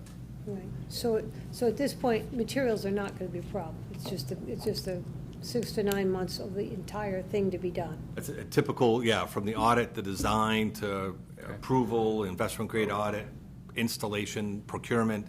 Are we going to be able to do this within the ARPA timeline where we need to have a contract? Yeah, you got to have the in place? contract, and then since they're procuring the whole piece Okay. with these funds, Okay. those funds are going to them, they're paying the contract. Gotcha. So we pay you and you pay others? Correct. Okay. Yeah. Okay, so we could, And then we're Work going that to out. be able to Okay. get it done by this year. What's the timeline on what you're doing? Like I said, typically total from the time it's fully installed is 6 to 9 months. Yes, but what's the start? When will you Oh, start doing I'm it? sorry. When you sign a professional services agreement, a PSA agreement, so that's the contract to get moving, and that's when we'll actually do all the engineering phase. So that'll be the audit and design and the bidding, and then once we bring to you an IGA, once you sign off on that, then we can do all the procurement, and I think that's well within this, to do within the calendar year. So, I mean, we're if we talking do about, it right now, talking about next spring. We do procurement, we'd issue purchase orders for procurement by the end of the year. And then if you look at 4 to 8 week delivery, and then they start the installation, they may start as early as January, February, and winters being warmer as they have been, hasn't been a problem, but, bad years, they typically have to push off due to weather. Okay. 6 months just to get, All right. Are we ready to move forward on this? yeah. Okay, I'll entertain a motion. Do you see the motion in there? Yeah, I'd like to make a motion. I move the board vote to allocate $56,000 to provide a supplemental allocation for the streetlight conversion project and for expenditure of such sum by the town administrator pursuant to Massachusetts General Law, Chapter 44, Section 53A. Second. And again, we're going to just split this 5 ways. Everyone's good with that? Yes. All those in favor? Aye. Okay, very good. Thank you very much. Laura needs to leave. Thank you. So sorry. That's all right. Good to meet you. Let's see how quickly we can buzz through remaining items. We have Check minutes. $2,547 in ARPA funds for the planning director for the purpose of the planters. These are the I'm not even going to ask Lori to speak because I'm sure she's half asleep. These are planters that we've already installed. Some temporary money was used because the timing was right to go ahead and do them a few months ago, and the intent was to come back with ARPA. Somehow that was left off of the original list. I will volunteer to put this out of my budget. Julianne, you planted in these things. You know the big... Yeah. Yeah. These are the ones we bought. This is the money for the ones we already That was bought. on loan? So, yeah, well, we just, to bridge until you get to this point, we funded general fund money until this could... Oh, I thought you grabbed Tim's credit card. I did pay for some things on a credit card. It was my own. I got reimbursed. Okay, all right. Unless anyone has any objections, entertain a motion on that one. Okay, is that, Again, this will come out of my allocation. I move the board vote to allocate $2,547 in ARPA funds to the planning director for the purpose of planters in the downtown area pursuant to Massachusetts General Law, Chapter 44, Section 53A. Second. Motion made by Julianne, seconded by Mike. Any other discussion? All those in favor? Aye. Okay, I see that as unanimous in favor. Thank you very much. Chief Griffin, are you still awake? I think so. Okay. I'm up. You're up? With the chief. Okay. Yeah, Is this okay. for their communications? This is communications? That's all I have on, chief. That's me. This is the most important one you're ever going to do, so that's all I'm going to Save say. the best for last. All right. This is the most important one. Yep, give us a quick rundown. I'm sorry. I've talked enough tonight, come on. You're gonna talk more. This is, yeah, thanks, buddy. In the memo I had sent, this is, we're looking to do a communication study. What happens in New England is when, New England, actually everywhere, the fire service, the police department, as towns grew, we just kind of piecemealed stuff up. The only place this didn't happen, it was in the Southwest and out west where they had county government, and they did an incredible job. So we would find dead spots, throw a voter in here. We'd find an area where PD can't hit, put a repeater in there. Our system is old, it's outdated. We're still running on UHF. Just about everyone else around us is running VHF. Or 800. I'd do that backwards. We're still on VHF. Everyone else is on UHF or 800. I had to get it backwards, which leads to some interoperability issues. What we want to do is get up to $35,000. And originally, my original request had three steps. We don't need to do 3 steps. We can get away with it with 2. So we don't need to do an RFQ to figure out what our RFP is. I hate procurement. I truly do. So. Well, up to $35,000 to do a study. We've already got one. Thank you. Yeah. And we have 2 more pending. Okay. And as soon as we get those quotes, we'll be able to kick off immediately. Okay. So in your memo, you're requesting between 25 and 30,000. So if we 30,000. 30,000. I think and this is 30,000 the we can get by. design, Do it. And the procurement later. Rough guesses as far as what that is? You want me to be honest with you? Yeah. About $5 million probably. Ooh, okay. You asked me to be honest. Yeah. So Yeah. Shrewsbury All right. just did theirs at about, Shrewsbury was about 5 million, Marlboro was about 4 to 5 million, Right. and Boylston, I think, Okay. was around 3. Okay. Yeah. So obviously, we're looking at a major town meeting. It's a major thing, and it's also something we may be able to, one of the reasons we want to do this is so we get that roadmap. Yeah. That says, okay, you need to do this right now, because this stuff is 20 years old. Yeah. And then you need to do this, and then you need to do this, and then you need to do this, right? So that's what we're hoping for from this. Okay. Budget-wise, Mike is the hero on this. You put in Thanks, Mike. $20,000 for step 1 and $40,000 for step 2. Right, now is there's only- just one step. There's just one step. Yeah, it's See, just am one I good? step. Saves you 10 grand. Got it all. Oh, you Can see? I ask for some other money now for some? Okay, so assuming you're still good with Yeah, that? yeah, let's Any rock and roll. questions from the board? In which case? I'll make a motion. Yeah.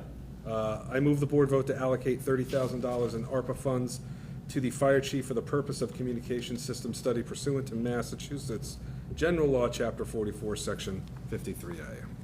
Second. Motion made by Mike, seconded by Julianne. Any other discussion? All those in favor? I do need to point out, I'm tired of looking at my shiny head, the back of my shiny head, so I don't want to do this.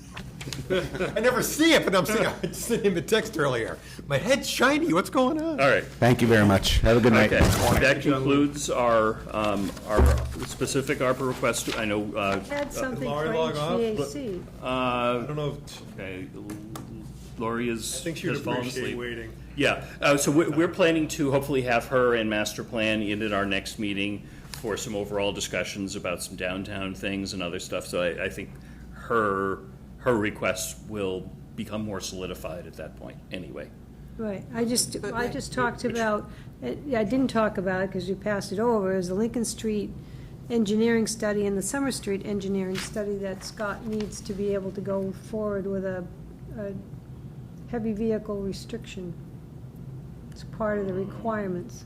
Okay, I was reviewing over the draft motions. How much money did you put to it? I put 15 for both, 15 where- each, so 30,000. Okay, where is it in his? I don't know if he even put it on. I don't remember seeing.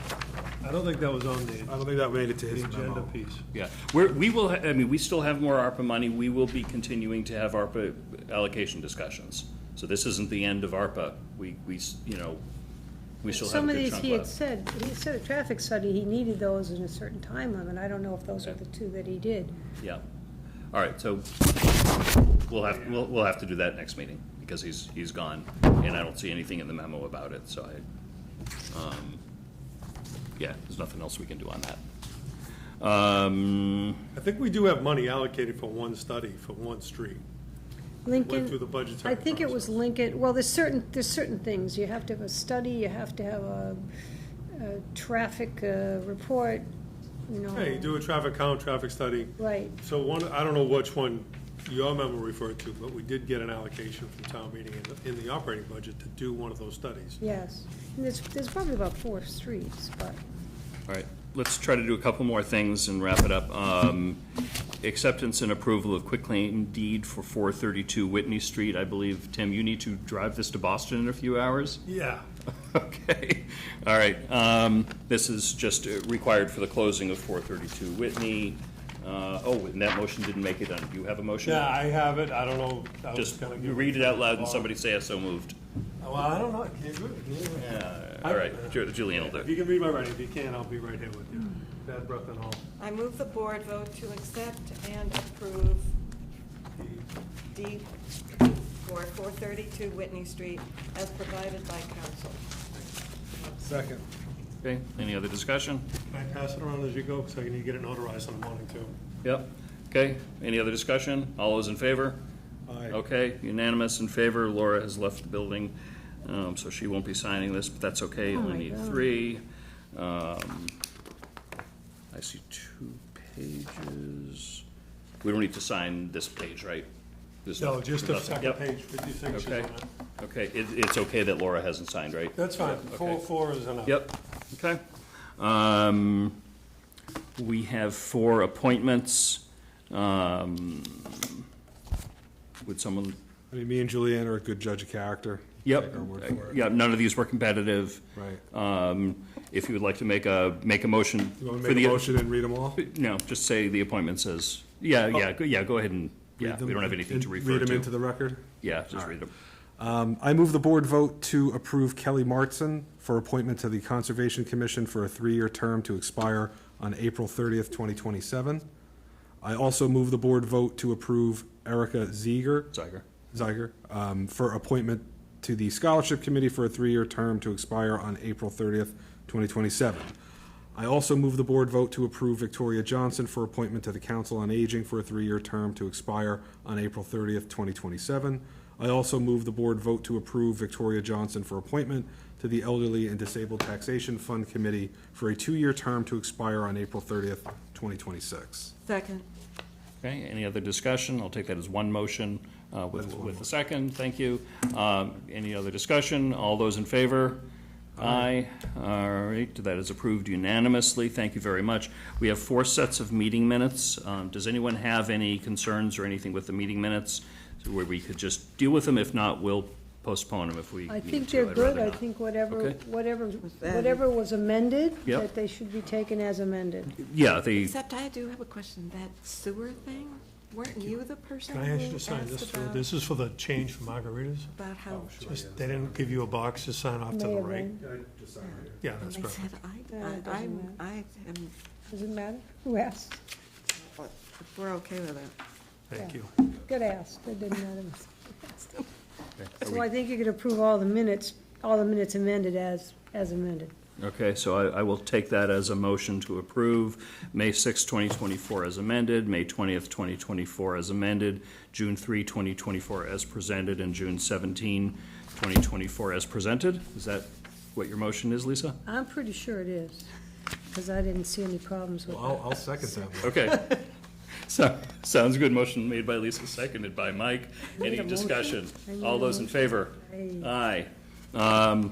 Reports. Oh, Yes, I God, have no. some reports. I'm sorry, I have reports. Really? Yes, I do. All right, Lisa. Okay, I'm the only one with reports, you guys have no reports? Oh, well, hey, I waited for weeks for these reports. Okay, doot.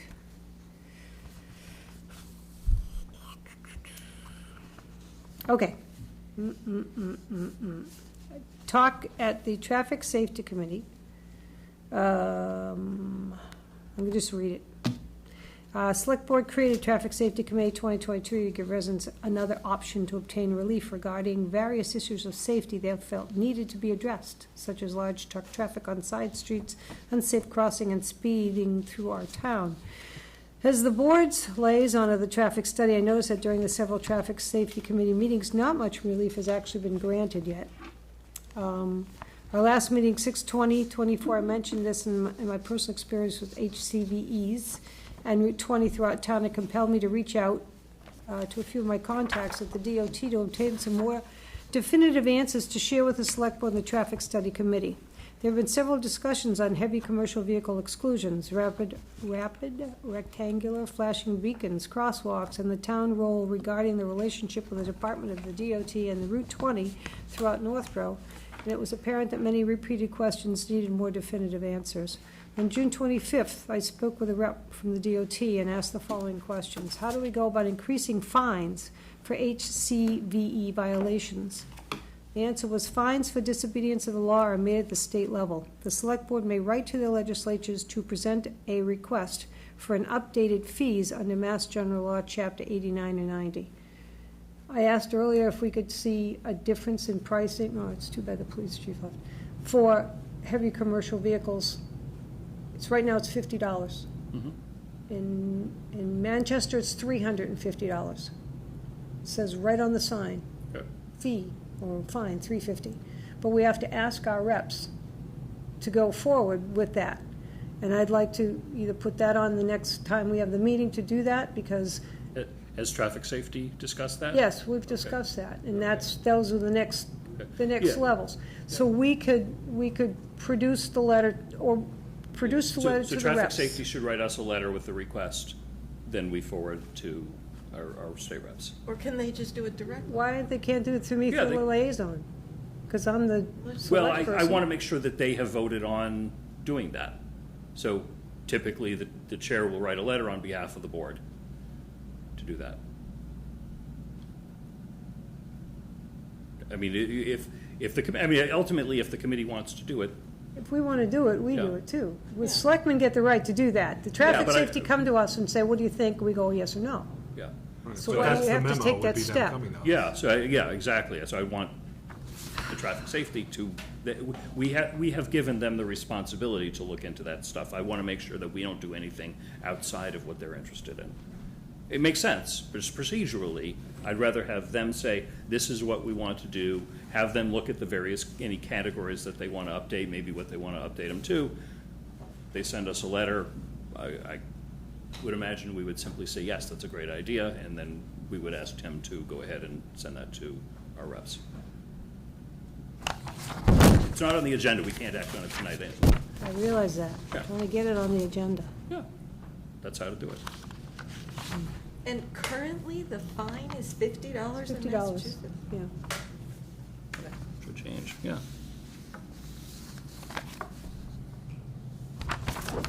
All right, same thing applies to the RFBs along Route 20. We should talk about that and get a letter from the reps to the DOT and ask about it. Find out what you need to do to create it, not, we can't do it, we've asked, they won't do it. Yeah. I don't know that we have to do, is that something we also have to have traffic safety write to us for? I'm not exactly sure what it is that you're referring to. Tell me again. Getting the the crosswalks up. blinking Okay. crosswalks across 20. That I would say, just based on our discussion tonight, that I'm not sure the best way to do that, whether we want to try to formally send something to DOT and say, we would like your permission to install such and such, we will pay for them, and let them say no. I would ask for, did they do it in these locations that you identified, and see what their response is. Yeah. Well, I know that we tried it with Maple, and they weren't interested in paying for it. All right? But I think at the time, we even offered to pay for it. But these are along certain areas of 20. So they'd be at least 4 locations. And these are scary crosswalks. I think they should have these things. So what's the next step then? If the board voted to direct me or Scott to send a letter to DOT because you wanted to put lights in at a certain location, we'll send a letter and ask. All right, because I think I don't know if you have to apply, put an application in, or you just send a letter and then say, well, how do we go about doing this? But Yeah, it'll be one or the other, right? They'll come back with some bureaucracy, I'm sure, and we might have to use the legislative delegation to leverage some support and so forth. Okay, so I think we need to start making some changes there. I'll put that on my notes for next meeting to have to send them a letter to vote that. All right. And then, this was just something that you weren't here when we got this report from your report back on the 17th of June? And I just wanted to ask about the mural in Town Hall. Is this something that they're just kind of kicking around, or what's the mural in Town Hall all about? Angie's coordinating this with a student who painted, I think they took part in the Doors program, and I said, hey, that's nice stuff. Can we do it in the entryway to Town Hall for that back side door? So that wall, I envision that being a mural. I don't know what, any other detail other than I asked Angie to kind of coordinate that and see if it could happen. So you don't know what the price is? I know no details other than asking Angie to see if she can coordinate it. Because, I mean, if it's a couple $100, I guess it's not a big deal, but when you go on, I mean, there's a lot of other things that could be done here. No, there's a million things that could be done. Right. Carpeting. Yeah, I mean, I'd say embryonic at best right now. It's not something we're actively moving on, we're exploring it. Yeah, that wall could use a little Well, it's color. Every wall. Green paint could be taken off and made into decent color. Lisa, does that conclude your reports? Includes my report. I don't have any reports, but just a quick comment or whatever. I just want to say I appreciate town staff, and now we're down with you, Tim, as town administrator, hanging out with us. And Owen back there. Yeah, and back there, and everybody else who was here all night. Appreciate staying super late. I know I pushed us to keep going, to get to the ARPA stuff. I know tomorrow is, I mean, Tim, you've got stuff to do, but tomorrow's also the late day, right? So town offices and staff are here from 8 to 7, after some of them being here till midnight or past that. So I know this meeting was maybe a little special, but just, in general, maybe some more consideration for our meeting lengths, comment lengths, things that we discuss in relation for town staff, the police chief, the fire chief, having to be here that late. So maybe something, I will say that before you went on vacation, you and I spent a lot of time on this agenda, and I spent more time with Diane. We couldn't come up with ways to cut and postpone. Right. The only item that sort of I put on there as a request was the update on the immigrants at the Econo Lodge, which I thought was important for us in the community to see, which was a relatively short item. Everything else we just had. And this we just meeting had is to an do. outlier, but Yeah. even going to 10:30, 11 o'clock at night, 11:30, town staff has to be here at 8 in the morning, so. Yeah. Until 7, so they're here late. So would you prefer more meetings as opposed to a?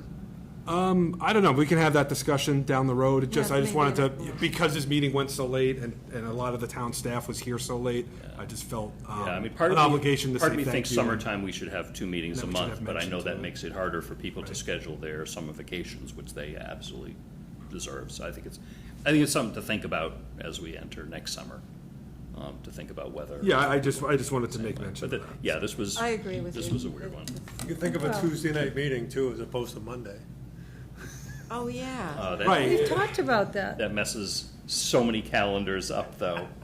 Yeah, I mean, yeah. Well, because everybody's here, right? Staff is here for you, because they're your staff, so. Well, right. But so it's something to again, it's consider. for another day. Yeah. Motion to Julian, no reports from you. Any reports from me? Only thing I attended some pretty neat thing. Hold on. It was an MMA webinar on climate leader communities. That's the next step beyond green communities. It was actually really interesting. If you're interested in such things, it's a recorded webinar on the MMA. And I know the geothermal one is coming up. Yeah, I know. I'm excited about that one. Timing. Yeah. That was the only item I have. Laura has no reports. With that, any other business before us tonight? I'll entertain a motion to adjourn. So moved. Second. Motion made by Julianne, seconded by Mike to adjourn. All those in favor? Thank you all. I'll take that as unanimous. We are adjourned 1:16 a.m. in the morning. Thank you so much. Tim, thank you so much. I can't.